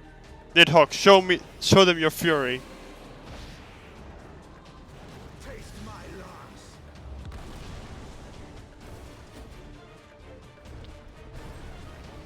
Hell yeah, Batman.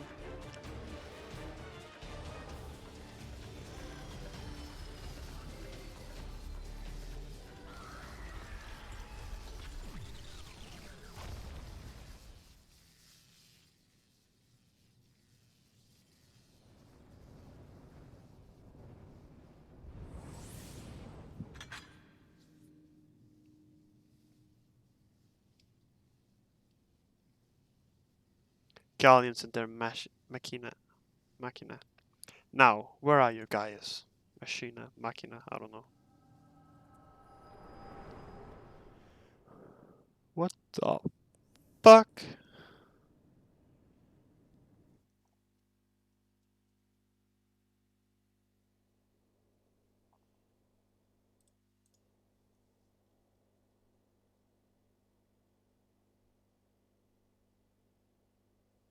Are you all right?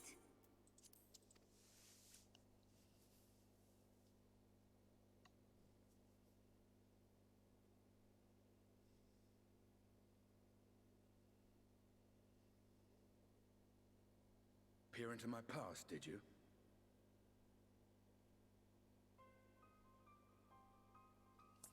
Exposition Echo, let's go. Well, I didn't quite relive the experience as you did, but I bore witness to it all. I'm still not sure what I think of this gift of yours. But no matter. Our confrontation was cut short when the Imperial Guard arrived. It was then that Xenos took his leave, citing boredom. To think their research into the Echo could bear such fruit.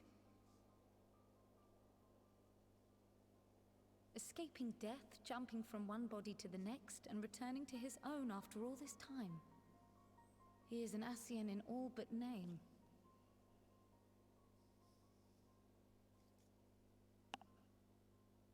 It beggars belief, aye.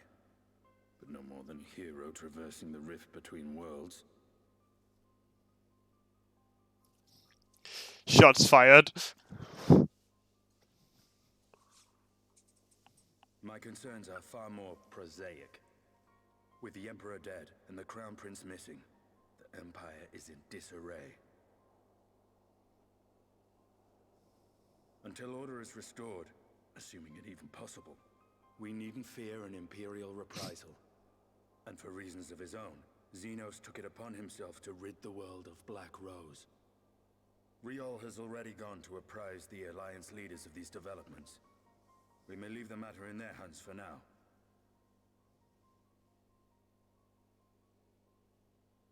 Then perhaps we have seen the last of the fighting at Gimlet. Though, if it comes to civil war, I cannot help but fear for the provinces.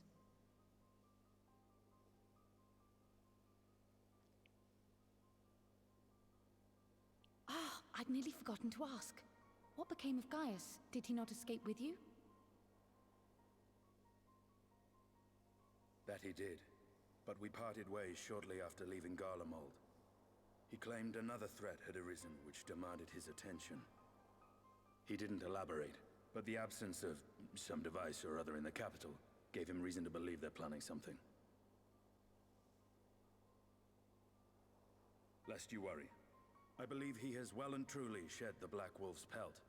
Conquest is no longer his objective. We may safely leave him to his own devices. Well, it's nice to have one less foe to worry about, even if we do have a mysterious new threat to look out for instead. Speaking of which, I'll see that Riol and Al Shinobi are made aware. Though we still know next to nothing, it can't hurt to be vigilant.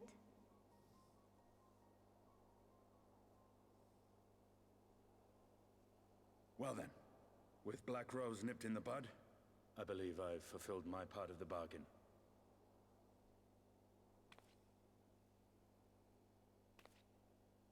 That's true, but with the Archon still slumbering away, we were hoping you might agree to stay with us for a little bit longer.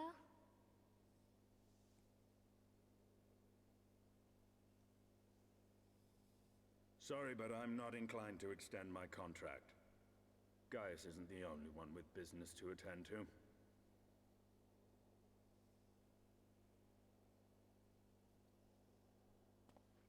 Thank you for your help then, Estinian.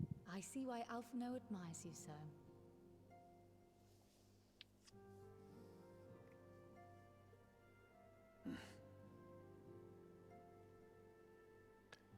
Tatar money vet yet? Oh yeah, that one. Farewell, my friend. See that you don't make a habit of dozing off in battle.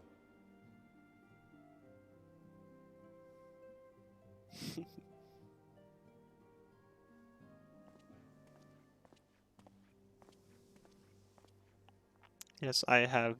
We need to make money! I suppose we should all be getting on then. As ever, we will see to the Archon's needs. In the meantime, why not get some rest? You've more than earned it. Go on. Thanks, Mom.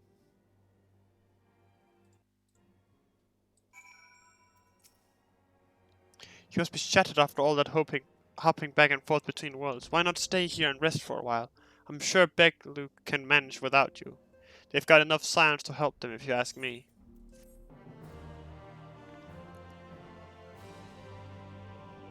Was that 5.1 I just finished?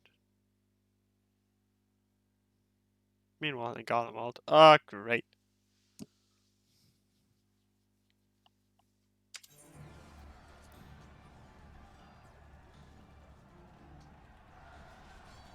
Traitors, you would dare deny Lord Nerva the throne? Alright then. That's one way to deal with that.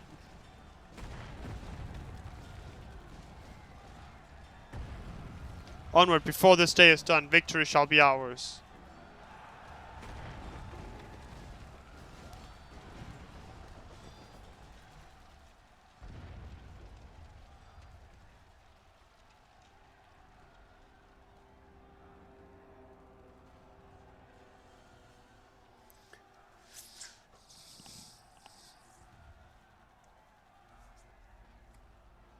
Boring, boring, boring. Do you think I find it amusing, like dogs herding cattle to the slaughterhouse?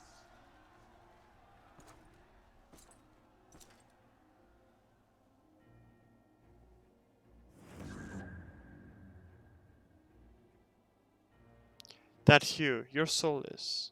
Who are you?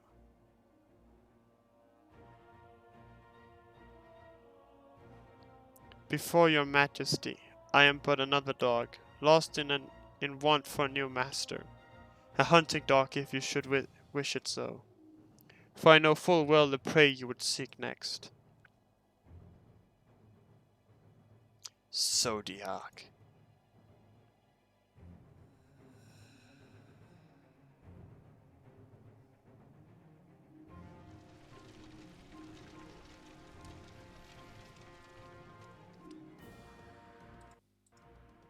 Can't believe Xenos is going to kill God. Meanwhile, in You'll Mind the First, Jesus Christ.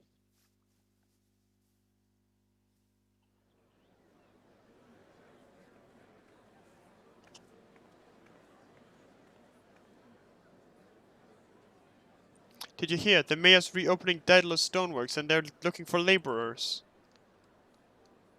There's talk of resettling some of the old abandoned villages too. They're even laying on free talents to help anyone willing to make the move. Free talents? Ha! We'd best get packing. Steady work, board and lodging? If that's not a recipe for hope, I don't know what is.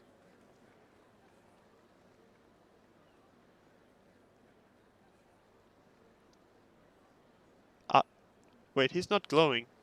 Hope? He's not glowing.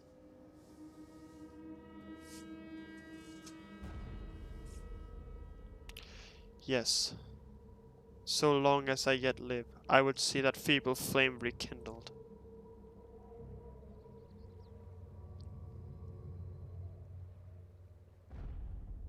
He is not glowing. It is my destiny to see our dream fulfilled. Or is this someone else that just coincidentally looks like him?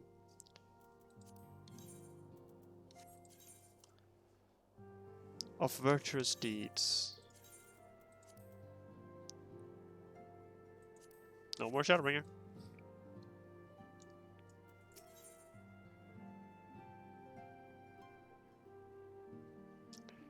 Let's see. Hold on, I'll be right back. I gotta really go check something.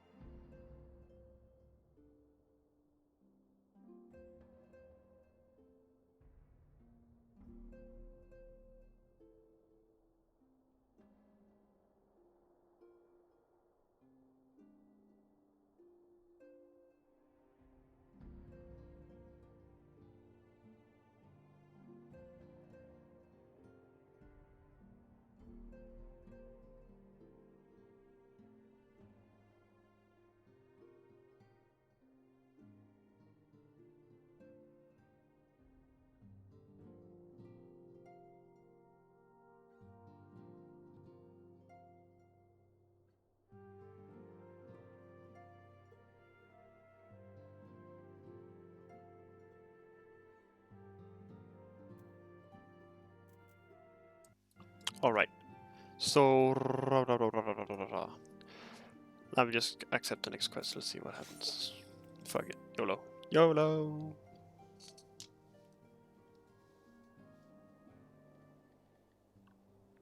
Tintin, what a pleasant surprise. I literally have not yet left yet. Okay. If you've come to inquire about the Archons, fear not. Master Matoya's treatment has proven effective in stabilizing the corporeal ether. We mustn't grow complacent, however. Recent though these magics may be, they are not without limits. We can only hope they afford us enough time for the Crystal Exarch to complete his work. If only we could go with you to the first and help. Pardon the interruption, but I come bearing urgent news. Ah, Citron, it has been far too long, my friend.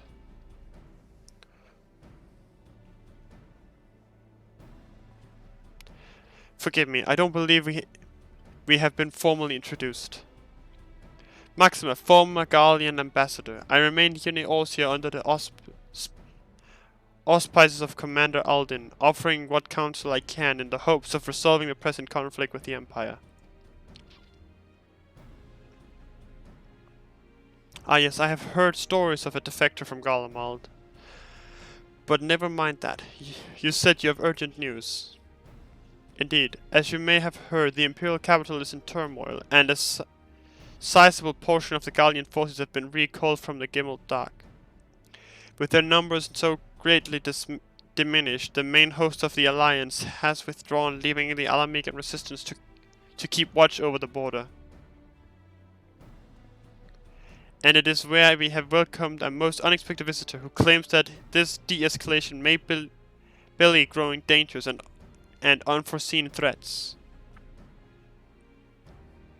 Commander Alden has arranged for an impromptu meeting to discuss these revelations. He has also requested a representative of the Scions attend as well, though it was clear to whom he wished I extend this invitation. It would seem time is of the essence. Well, you will not be attending this meeting alone. Though I am not as well versed in the affairs of city-states as our comrades, I see no reason to burden a single Scion with all this. Yes, of course. Then we must make for the Alamegan quarter with all haste. Well, what are you waiting for? Get going, you two.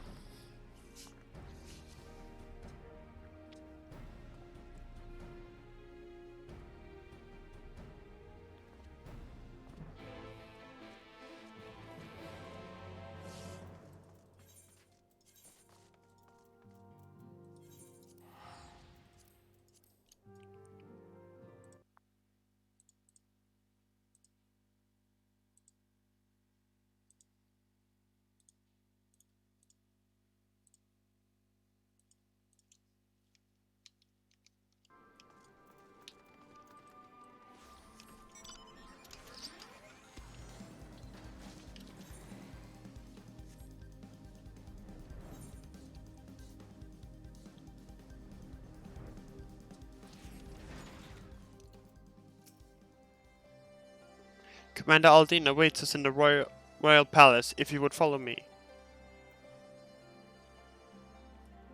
There was another Dark Knight there.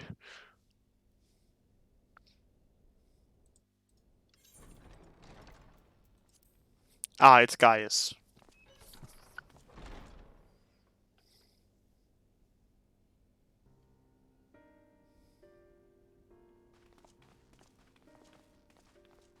They're here, Commander.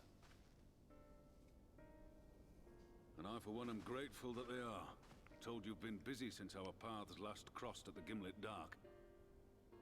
Not that I understand half of it. When the Scions spoke of other worlds, I'd struggled to describe what I pictured. Mayhap things would seem clearer were I to hear the tale from your own lips. But I'm afraid the situation will not afford us that luxury. I trust you two require no introduction. Oh no, we do not. We meet again, hero of Eorzea.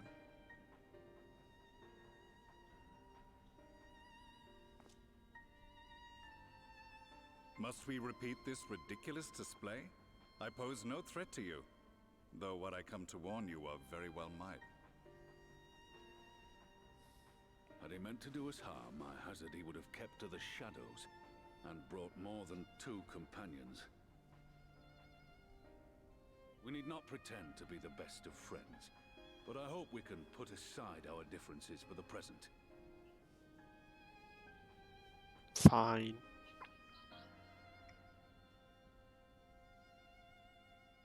I guess you are my little pocket champ. Come here. As you are doubtless aware, Sir Estinian and I cooperated to rid the world of Black Rose in your absence. Our journey together took us as far as the Imperial Palace, where we witnessed Emperor Varus meet his death at Xenos' hand. Being the sole witnesses to this crime, and in no position to defend our innocence, we were then forced to flee, each pursuing his own avenue of escape. When we were later reunited, Estinian claimed to have encountered an unfamiliar kind of machina during his flight. But to me, his description seemed anything but. And upon further investigation, I found that I was right.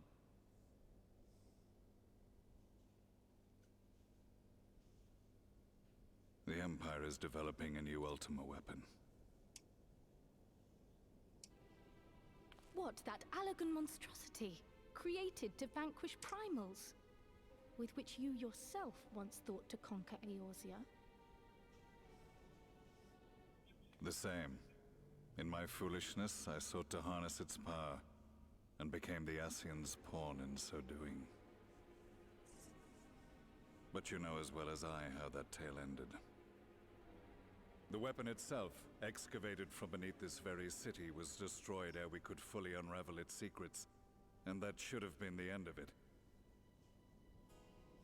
But unlikely as it sounds, the Empire's efforts to recreate it have somehow borne fruit, primarily through secret research conducted by the 7th Imperial Legion, it would seem. Wait, the 7th was all but annihilated at Cartano, along with its legatus. Indeed. Few survived.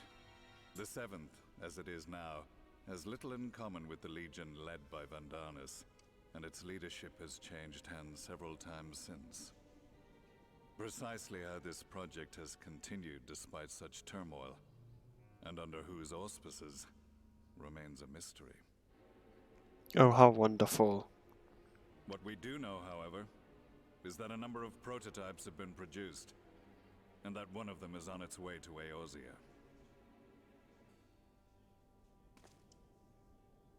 We attempted to stop it, but it was all we could do to slow its progress, so we resolved instead to bring you warning. And right glad are we that you did, though it soundly dashed our hopes that tensions might ease at last. As it is, we've begun to strengthen our presence in the Gimlet Dark, and are assembling a force to meet the coming threat. A force with you in its vanguard, I hope. Before you say anything, I know full well you have pressing concerns of your own. Your comrades remain in peril, and I would not ask you to forsake them. But the fact remains that you and you alone have faced the Ultima weapon and emerged victorious. We need you. I'm a special child. When the time comes, if your comrades can survive, I bid you lend us your strength. I've assigned an officer to await your word.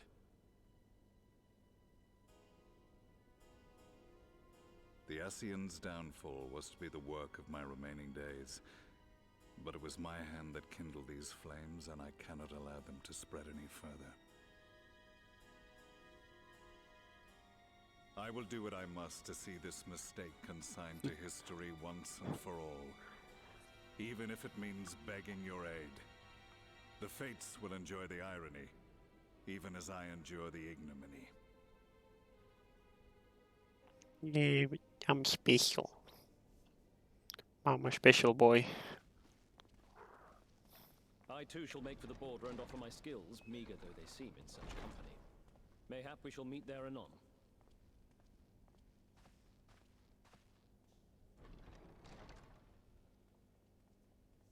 Though we can ill afford to ignore the coming of a new Ultima weapon, our friends' plight grows ever more precarious, and none save you can join them in the first. I only hope you are not forced to make a choice.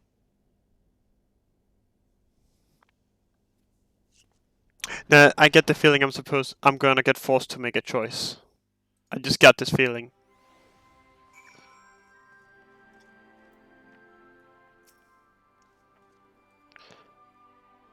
As ever, the way forward is paved with difficult decisions. We can ill afford to ignore the threat of the new Ultima weapon, but with each passing day the plight of the science grows ever more perilous. If you cannot stay for a debriefing on the Ultima weapon, I will not stop you. I only ask that you confer with me before returning to the first. Ruby Doomsday. Well, unfortunately, this is an MSQ quest, so I already made my choice. I take it you're ready to return to the first. Then I would ask you that you apprise the others of recent events in here in the source, namely Xenos' return and the development of the new altar. As for their bodies, you may assure them that Master Matoy and I will continue doing what we can to keep their corporeal aether stable. Safe travels, Sentrin. I hope to see you at the other Scions soon.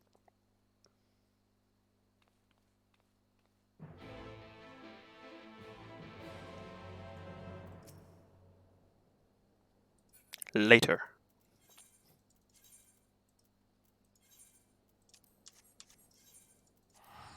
Shave money, shave time. Return.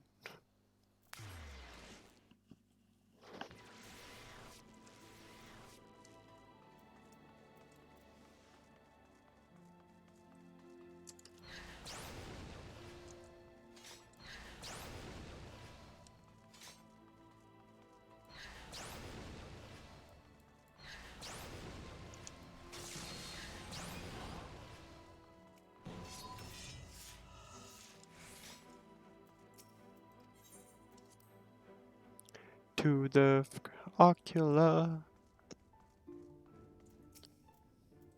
You come at a most opportune time, my friend. I have made something of a breakthrough in my research on the soul and in means to return the Scions home. I trust you too have been making good use of your time. Ill tidings from the source, you say? Then I will summon the others that we might all be apprised of the situation.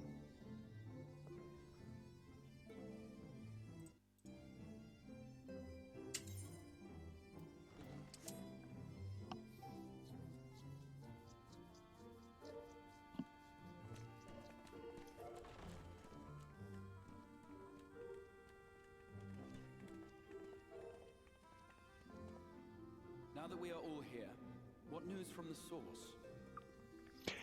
Shit's going down. New ultimate weapon, all that, you know. The biz. A new Ultima weapon? We must count ourselves lucky that Gaius has pledged his assistance. While this is indeed a worrying development, I think the state of the Empire as a whole greater grounds for concern. With the Emperor slain and Xenos returned, it is impossible to predict how matters will unfold in Garlemald. The Ultima weapon may be but the first of many unpleasant surprises. The situation beareth closer observation, of that there is no doubt, and doth compound our need to return unto the source.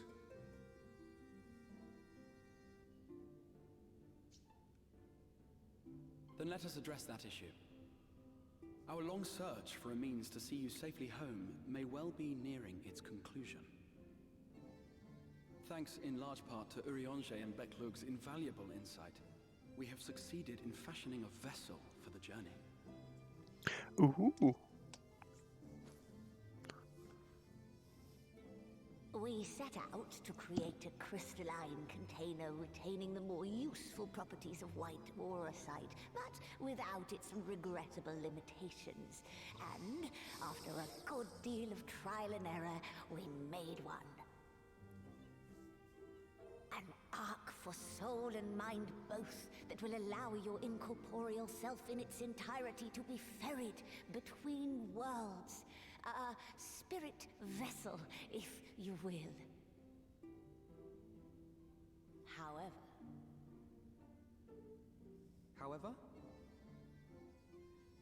Though the vessel is possessed of the requisite qualities to hold mind and memory, it wanteth yet for a means to receive of them. Alright, have fun, We Kyo. must See needs you. imbue it with the Exarch's innate gift. A gift that lives on only through the blood of the Allagan Emperors, which certainly does not flow within aurosite or any other crystal. Just so, milady. The blood serveth as a conduit of sorts. In its absence, memory cannot pass from mind unto mind, nor from flesh unto crystal. That being the case, we must either alter the process of inheritance so as to require no such thing, or determine a means by which my blood may permeate the vessel. I am hopeful that the records found within this tower will yield the knowledge we require to pursue one or the other of these avenues. We could awake Graha of our time. The Allegan's body of etherological research is extraordinary. I can scarce believe it the work of ages past. But its underlying principles are not so very different from those of my own field of study. Given time, we will find the answers we seek.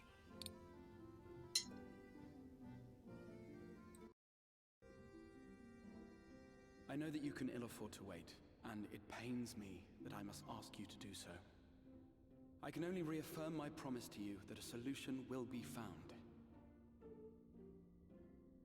Whatever it takes, I will see you safely home.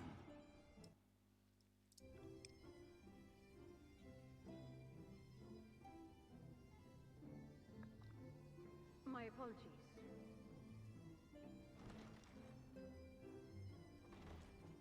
I do hope you haven't come to tell us that mortal peril fast approaches.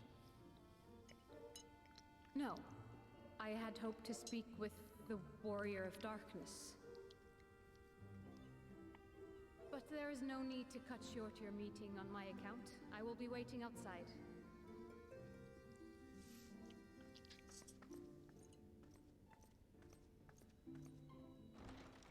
Why not speak in here? She knows I don't mind. Unless she didn't want to. Oh no. I might accompany you. Though I am woefully ill-qualified to assist in the Exarch's research, I may yet be of some use to Lena.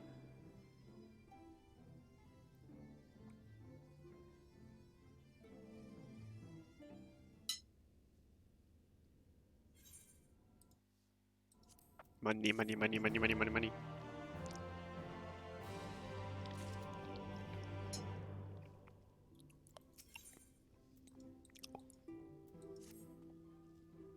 Must confess, while I enjoy my fair share of scholarly research, it will be good to step outside for a spot of fresh air.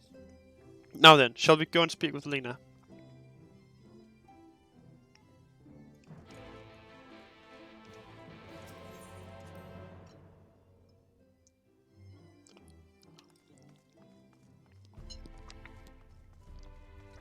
Food. It's nice.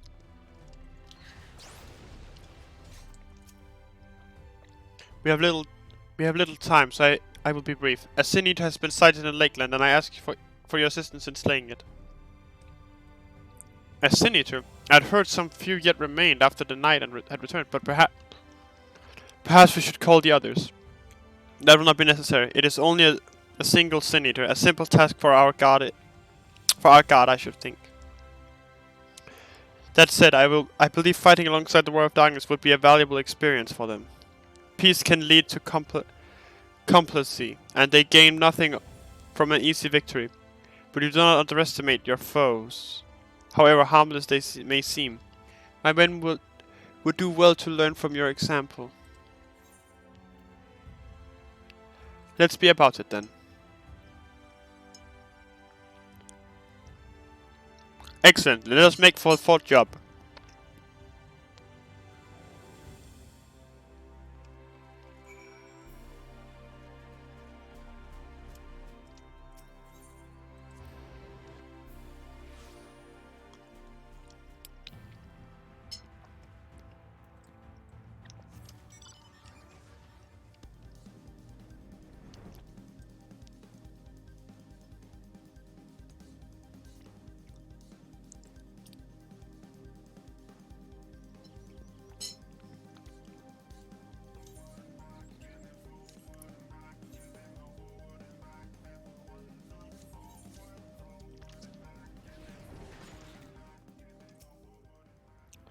If you would wait here a moment, I will gather the others.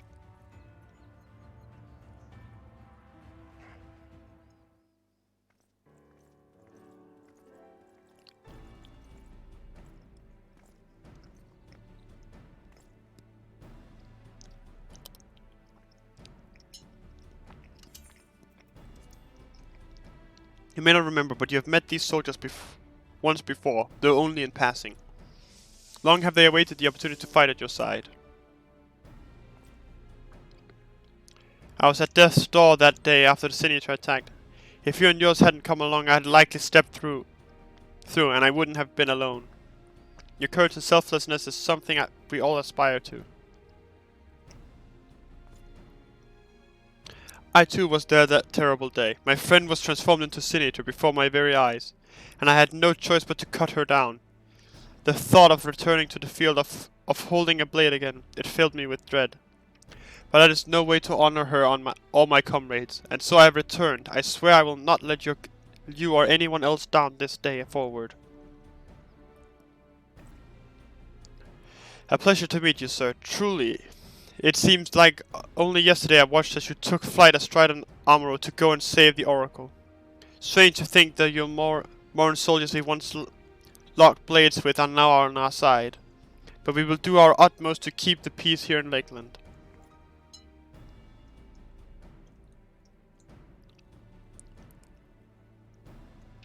We seem to be missing one.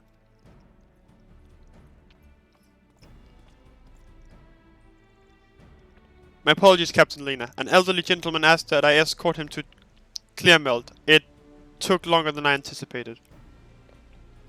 I'll not begrudge your desire to help those in need, but a soldier must be punctual, especially when we play host to honored guests. It won't happen again. Your name's Taylor. I'm sure you don't remember, but we met once before in the infirmary.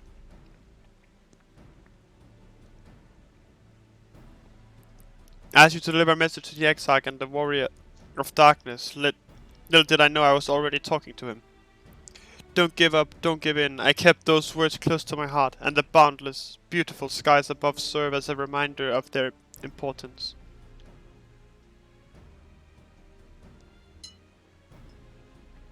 My friend got to see the knights return shortly before he passed. He left this world with a smile, satisfied with a glimpse of what was to come. But there are countless others who weren't so fortunate. They gave their lives for the promise of a future they'll never know. And so it falls to us to do everything we can to fulfill that promise. No matter what happens, we won't give up. We won't give in.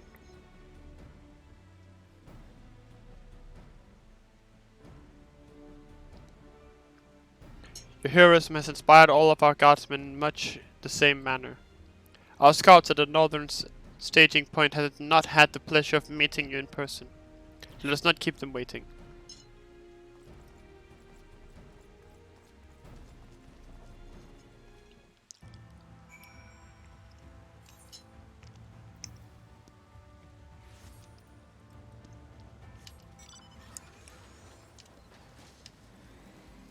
In before Light Warden.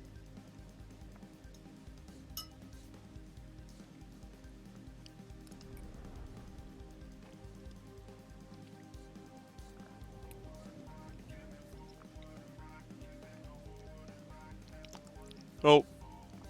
How do we know that all the Light Wardens are slain? Like, can't they just come out from the empty again? Like...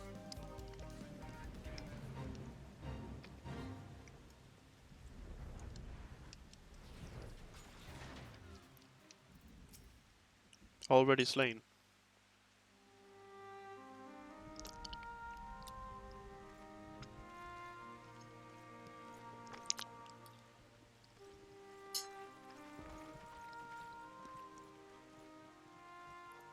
Did you slay this eater?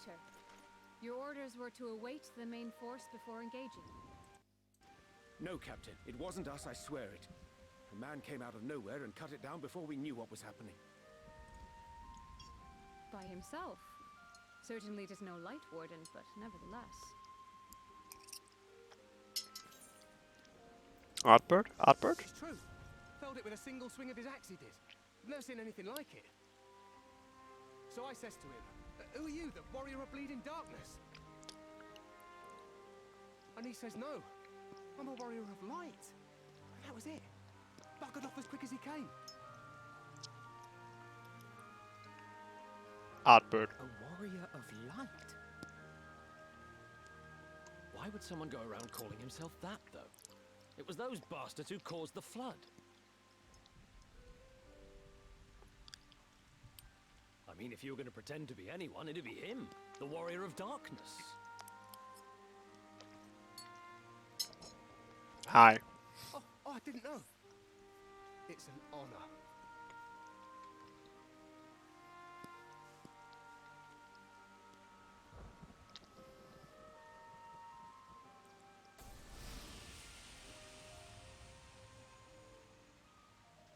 Since the Eater is no longer a threat, our work here is done. Return to your posts.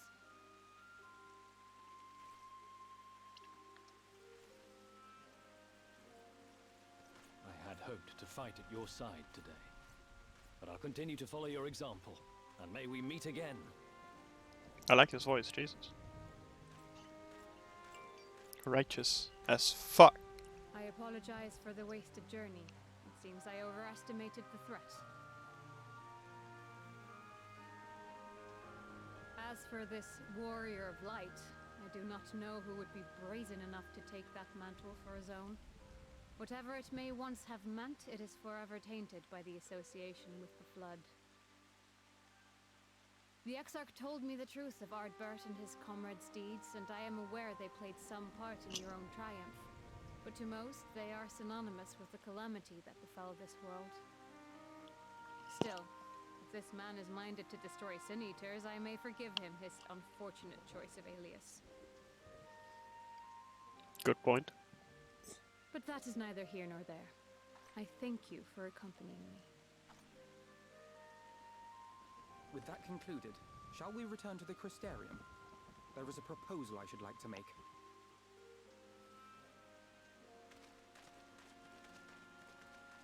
Forgive me. There is one more thing. A personal concern of mine. I had hoped you might have a moment to speak privately. Take your time. I shall go on ahead. Oh no.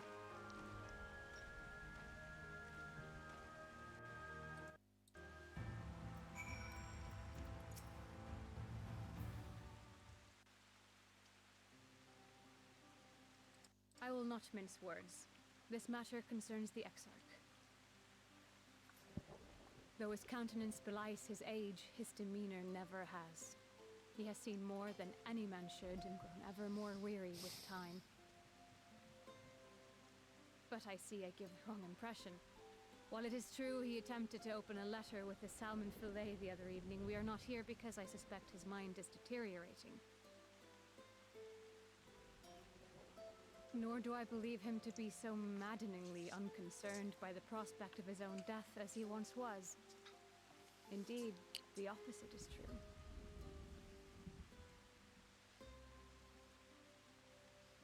It is for this reason that I seek your advice. Since he returned from the Tempest, the Exarch is not as he was.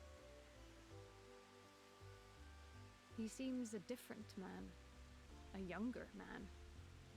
I know not the details of his research, but when I saw him at work recently, there was a glint in his eye that I had never seen before.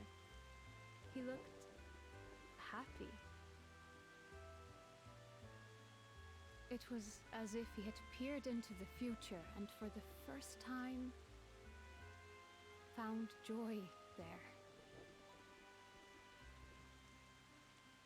Though it gladdens me to see him thus, I wonder if I should not keep my distance. I fear that my presence will only anchor him to the past, remind him of all the pain that came before.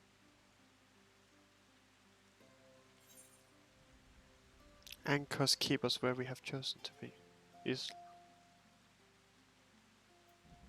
Anchors keep us where we have chosen to be, I guess.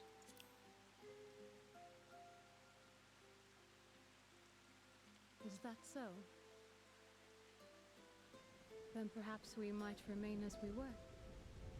As we have always been. What a relief. I ship it. In that case, I will have to speak with him about the amount of time he is spending at work. This research is important, I know, but if he refuses to consider his own health, I will have to consider it for him. I ship it.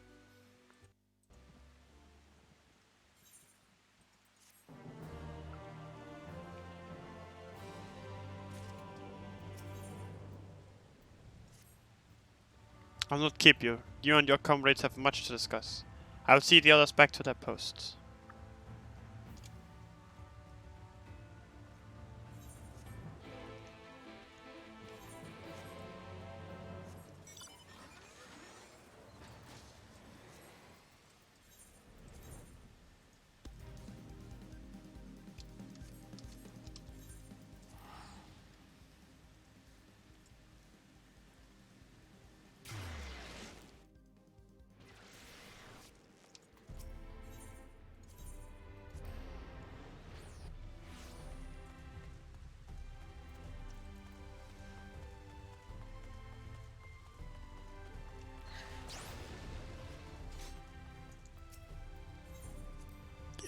Yes, I would like to go inside the Archeol there. The others were quite shocked to hear of what we found in Lakeland, but now that you're here, there's a proposal I should like to make.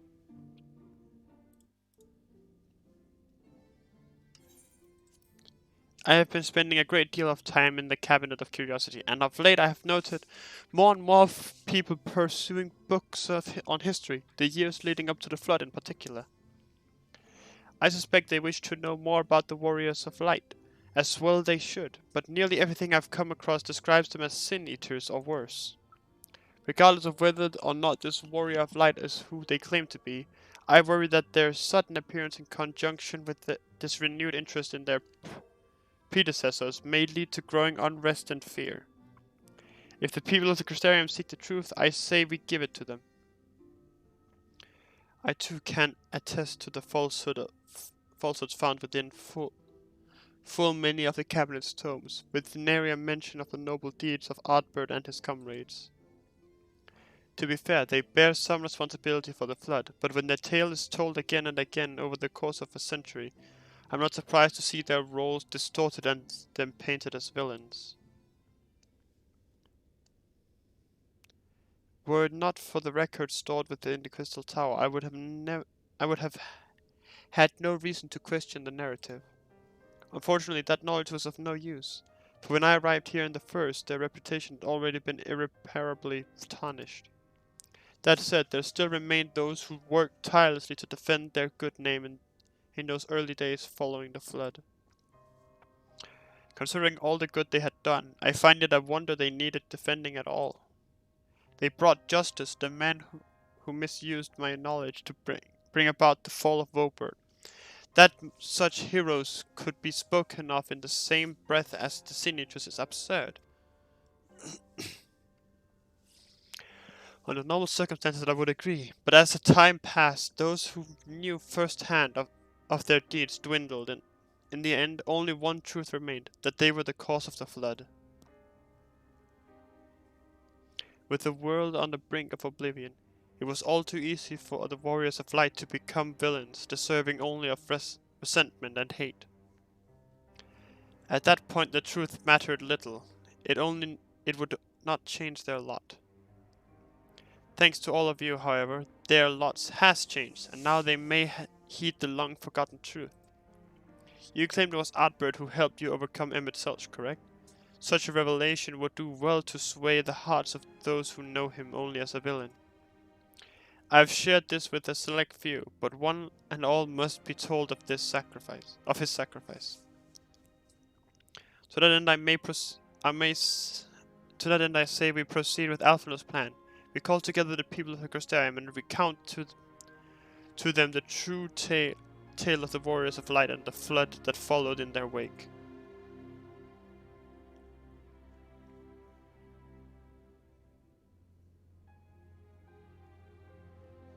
Well, what say you, Sintran? Spread the word, I say.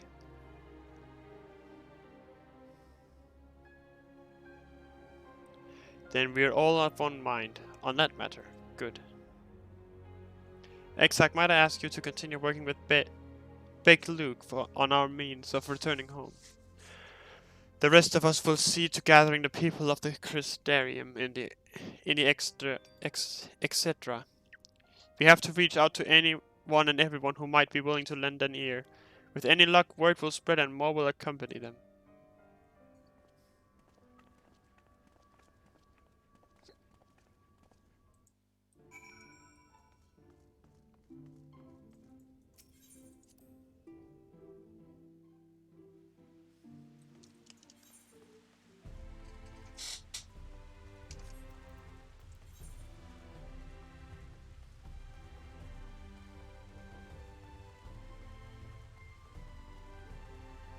I should talk to. Oh, over there. That's where it is.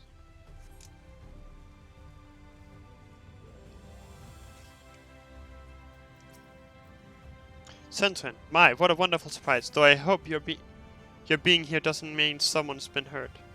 Thanks to you, I've had far fewer patients coming through my door of late, which is a shame, come to think of it. I've had fewer opportunities to test my new medicines.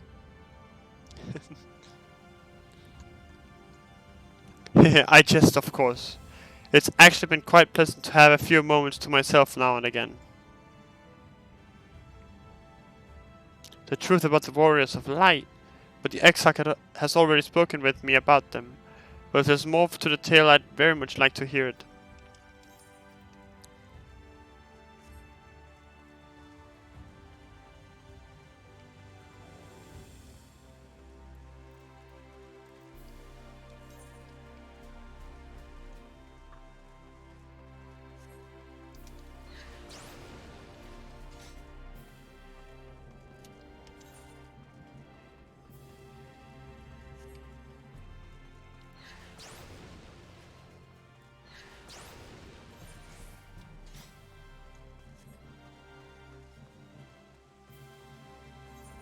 Alright then. I was gonna say that's a very tall Mikote. That's because it's not a Mikote. I just saw the tail and was like, damn.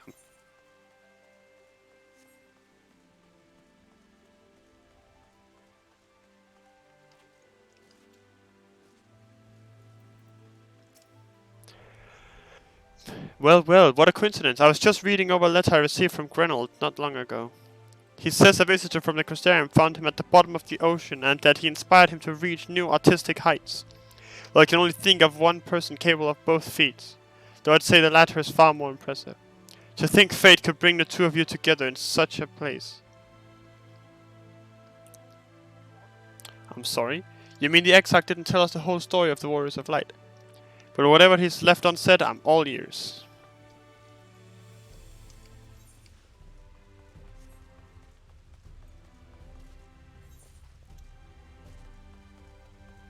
I feel like now is a good time to have done the role quests. Anyway. Technically the only role quests I would need to do are... Yeah, there's two over there, which means I have one for healer and one for one of these two, because I've already started the summoner, or the magic DPS one. Level summoner, so you get a free healer, kids. It's big brain strats, trust me.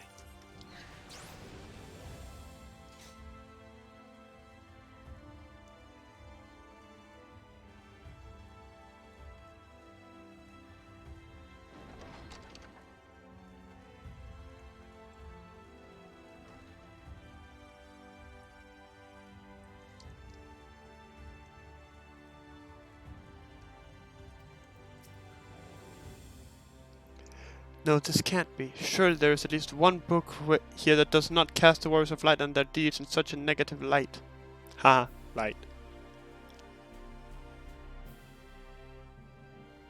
Oh, Central, forgive me. The capital of curiosity has been bustling with visitors of late, but I fear our responsory lags for the knowledge they seek.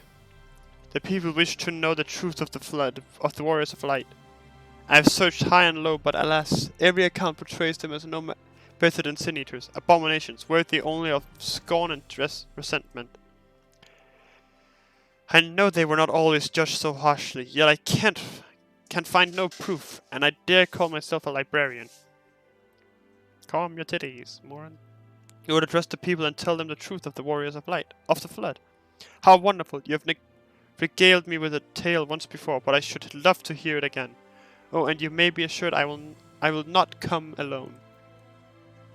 Oh, it's because there's crystals in the roof. So happy he's not gonna come alone.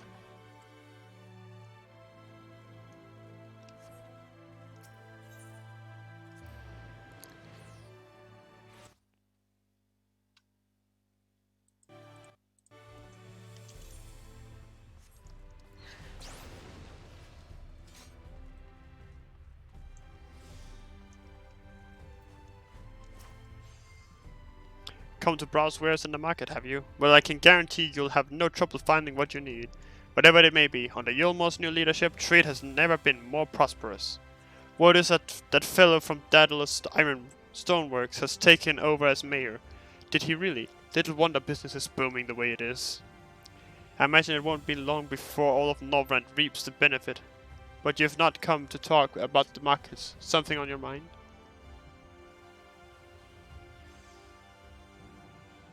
I see. The Exarch did mention they had something to do with your returning. The night to Norvrand. Alright, consider my interest piqued.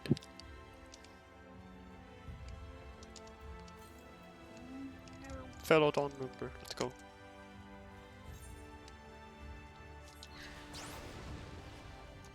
Hello there, fellow FC members.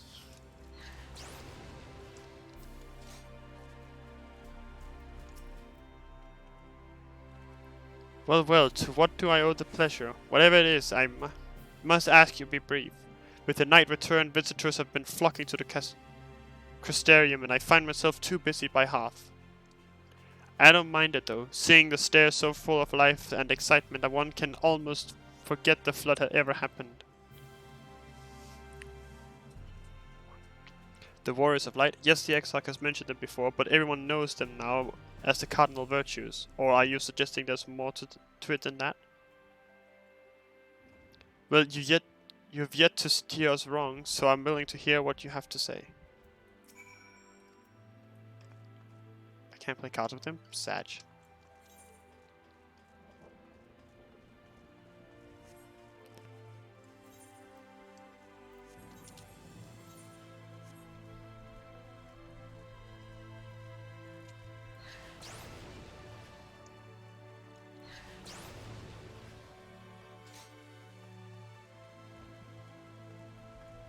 I wonder where they are.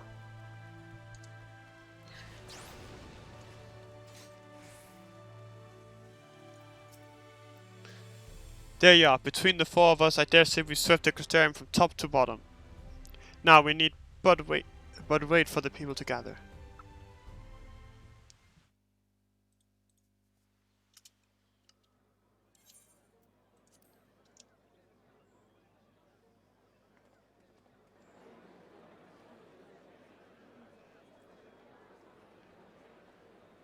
Yes, this looks to be nearly everyone.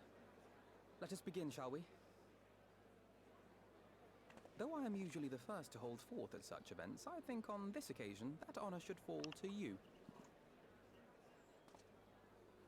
They would be more inclined to take the word of the Warrior of Darkness. Indeed. In light of the subject matter, who better than thee to speak these truths?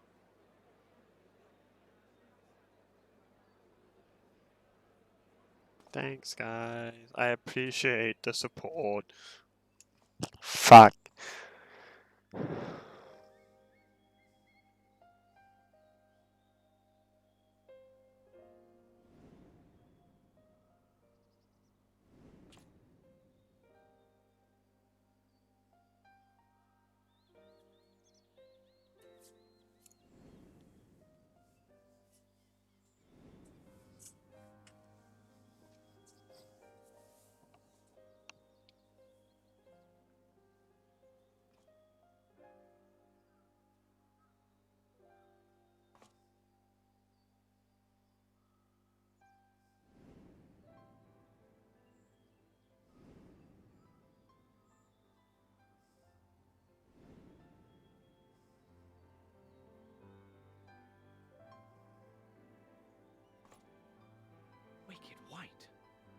Warriors of Light did all that? So they never... I mean, they only ever wanted to help. And when everything they'd done turned to ash, they still carried on. They gave everything to stop the flood. First their lives, then their souls. And they managed it too, in the end.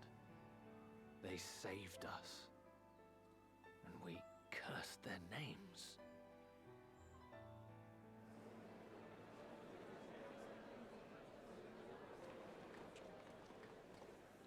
This should go a long way towards clearing the air.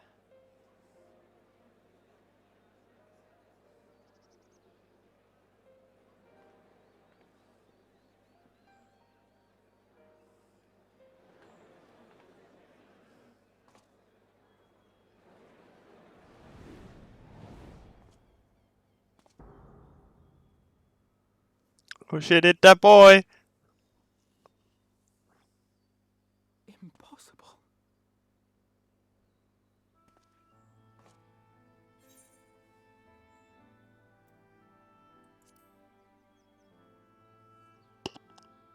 I definitely see something. You don't think it's a ghost, do you? Nay, yonder standeth no bloodless apparition, but a warrior of light and darkness both. Ardbert. What in the world?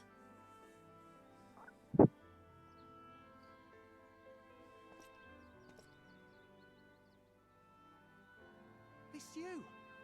The one who slew the Eater!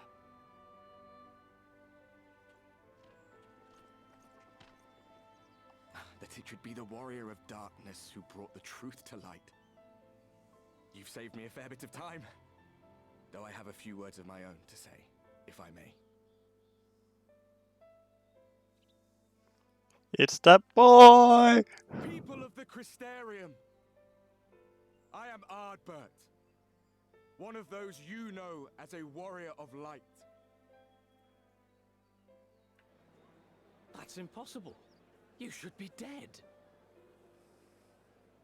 Aye, that I should. But as the world has been given new life, so too have I. I know not why I, and I alone, have been gifted this chance. But I do know this. Only by the will of the star itself could such a miracle come to pass.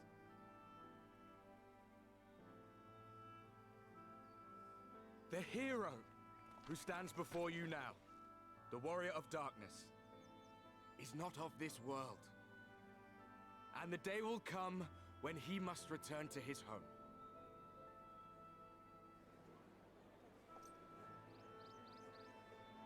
Well, spoiler alert, I guess. This land is our home. And if it is to remain so, now and forevermore, it is we who must protect it. The time to rely on saviors from afar has passed. It is you who must rise. You who must become the new warriors of light. What? Us? Warriors of Light?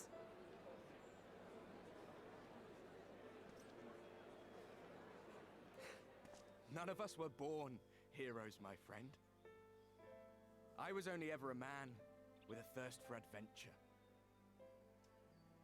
But wherever my journeys took me, I was invariably confronted with the same choice. To lend what aid I could to those in need, or not.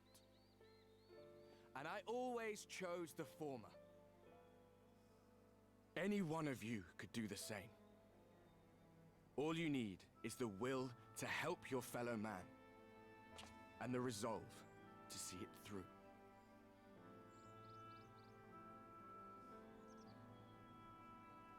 Why do I look so angry?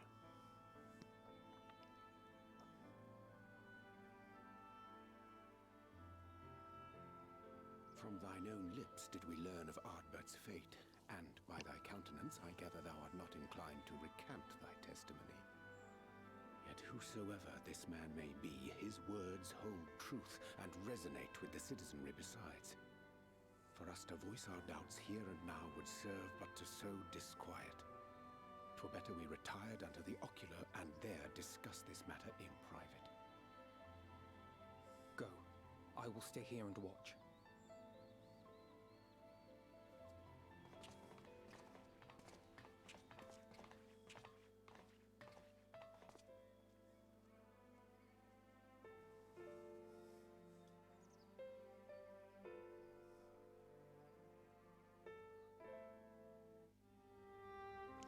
Is it real? Okay, now I'm doubting if it is the real Artbird. So, that is a warrior of light of the first.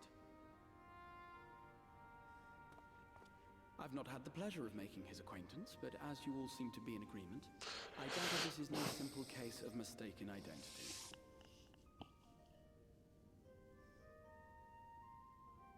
As far as I was able to discern, that was indeed Artbird.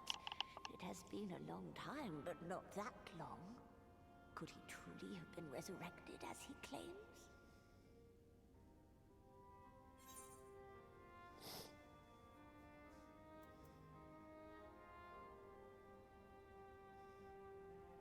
It looks like him, it sounds like him, but it isn't him. Artbird did entrust his very soul unto thee. I see no reason to question thy judgment. Nor I. To my eyes, your ether burns as brightly as the day you slew Emmett Selk. That is proof that he is with you still.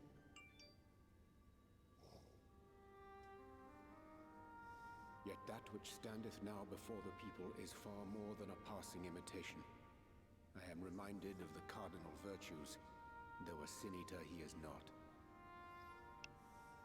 Which leaveth but one plausible explanation. That he is an Ascian.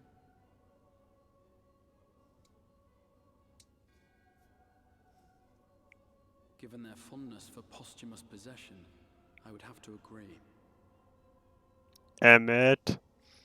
From what I understand, the Warriors of Light were laid to rest in Yulmore by those whom they had aided in life. At the time, some few still remembered them as heroes. Needless to say, 4 of them were subsequently exhumed to serve as the virtues. And if one knew where to look, Ardbert too would not have been difficult to find. Assuming then that this is indeed the work of an Ascian, my mind inevitably turns to the last remaining paragon to survive the Sundering. Elidibus. Elidibus.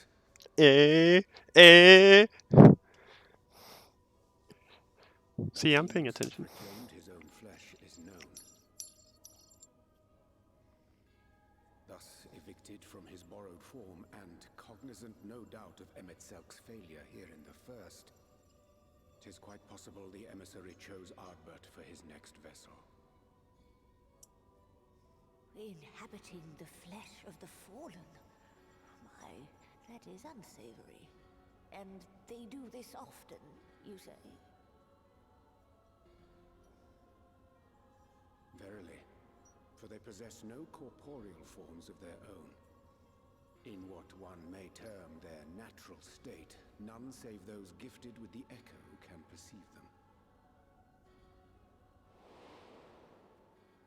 Indeed, when Elidibus intruded upon the waking sands, his presence did go unmarked by all save Minfilia and the Warrior of Light.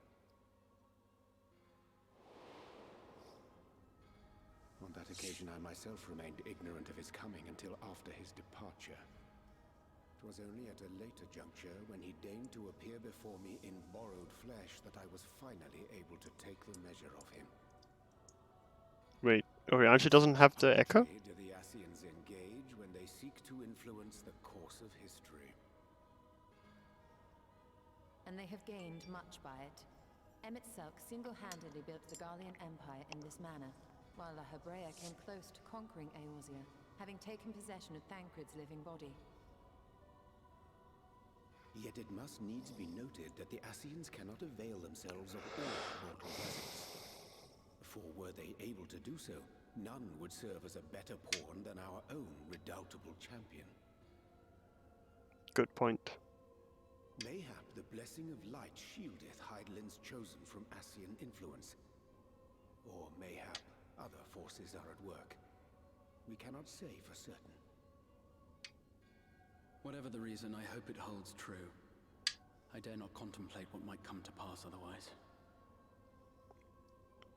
Is it not peculiar, then, that Ardbert's mortal remains should be susceptible, given that he was once a warrior of light? Or did the final departure of his soul make it possible, perhaps? Regardless, to hear an Ascian use him to call forth new warriors of light boggles the mind.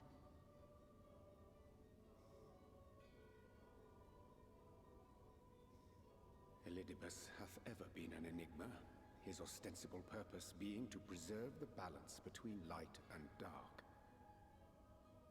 When he made overtures towards me, however, I was afforded a glimpse behind the mask of the self-appointed emissary. I shall not defend mine actions, undertaken in pursuit of a better understanding of our foe as either wise or prudent. Nevertheless, what little I did glean may now prove useful.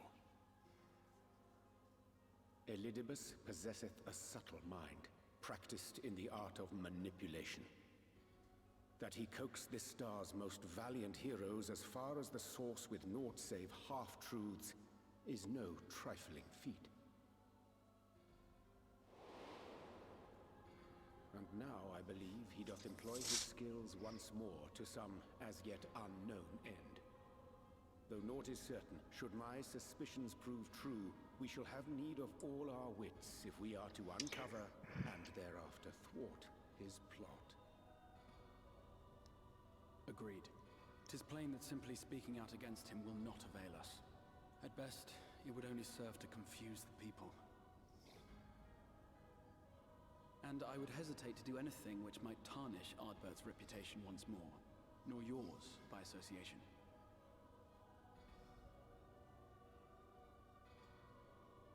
That being the case, it may be wise to keep a covert eye on this Ardbert's movements, as we attempt to discern his purpose and how best to mitigate his influence.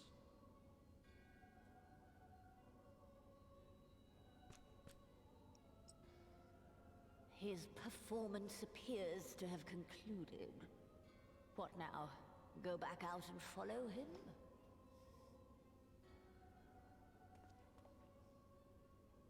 Twould appear Master Alphino already hath pursuit in mind, and I suspect one pair of eyes shall better serve our cause than half a dozen. Let the rest of us maintain an inconspicuous distance, for the present at least.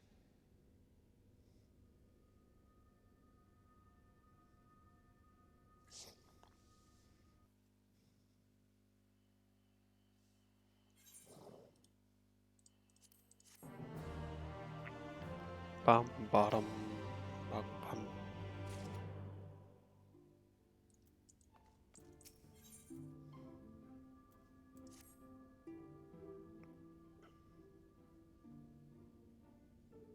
You did well to dispel the falsehoods of surrounding the warriors of light and their actions prior to the flood, though I must say the reappearance of Ardbert, or rather, one who appropriated his identity, was a rather curious development. He is an impostor, that says. Of that there is no doubt, but to the masses he will appear as a hero returned from the grave. After the warriors of light were laid rest in Yulmore, the people prayed fervently for the gods to deliver them from their plight. Prayed that these fallen heroes be born again for their sacrifice.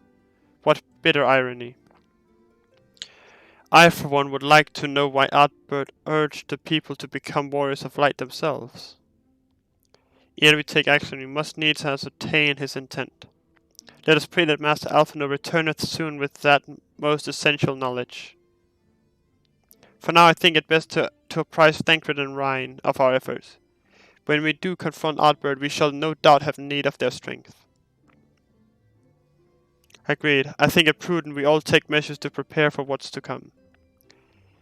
Beck, Luke, and I will continue our research into how we might improve the spirit vessel. that it might one day carry you home.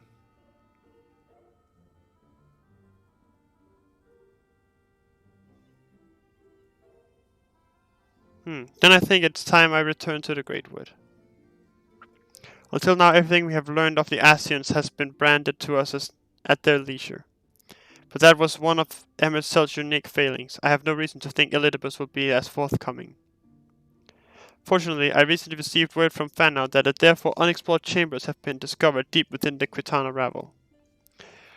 Almid believes the relics within tell of a great calamity that befell an ancient civilization, that of the Asians perhaps. They may lead us to the truths we seek.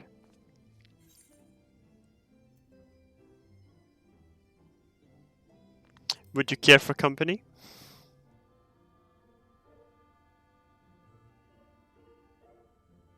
I wouldn't dream of going without you. When you're ready, make for Fanau. Almid and her sisters will be expecting us. Then let us be about our task. Pray give my regards to the bees.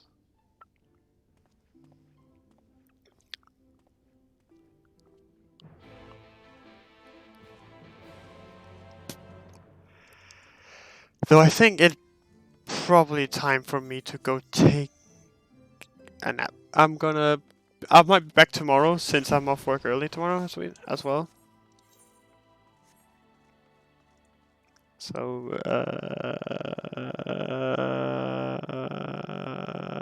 let me just get over here and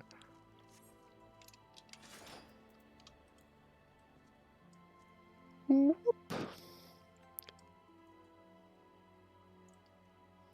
Thank you all for coming. I really appreciate it. I hope to see you again next time, where I'm, gonna be continuing this tomorrow being next time, as I just said. I'm so smart. But yes. Thank you for coming. I really appreciate you all being here. And I hope to see you again. Farewell.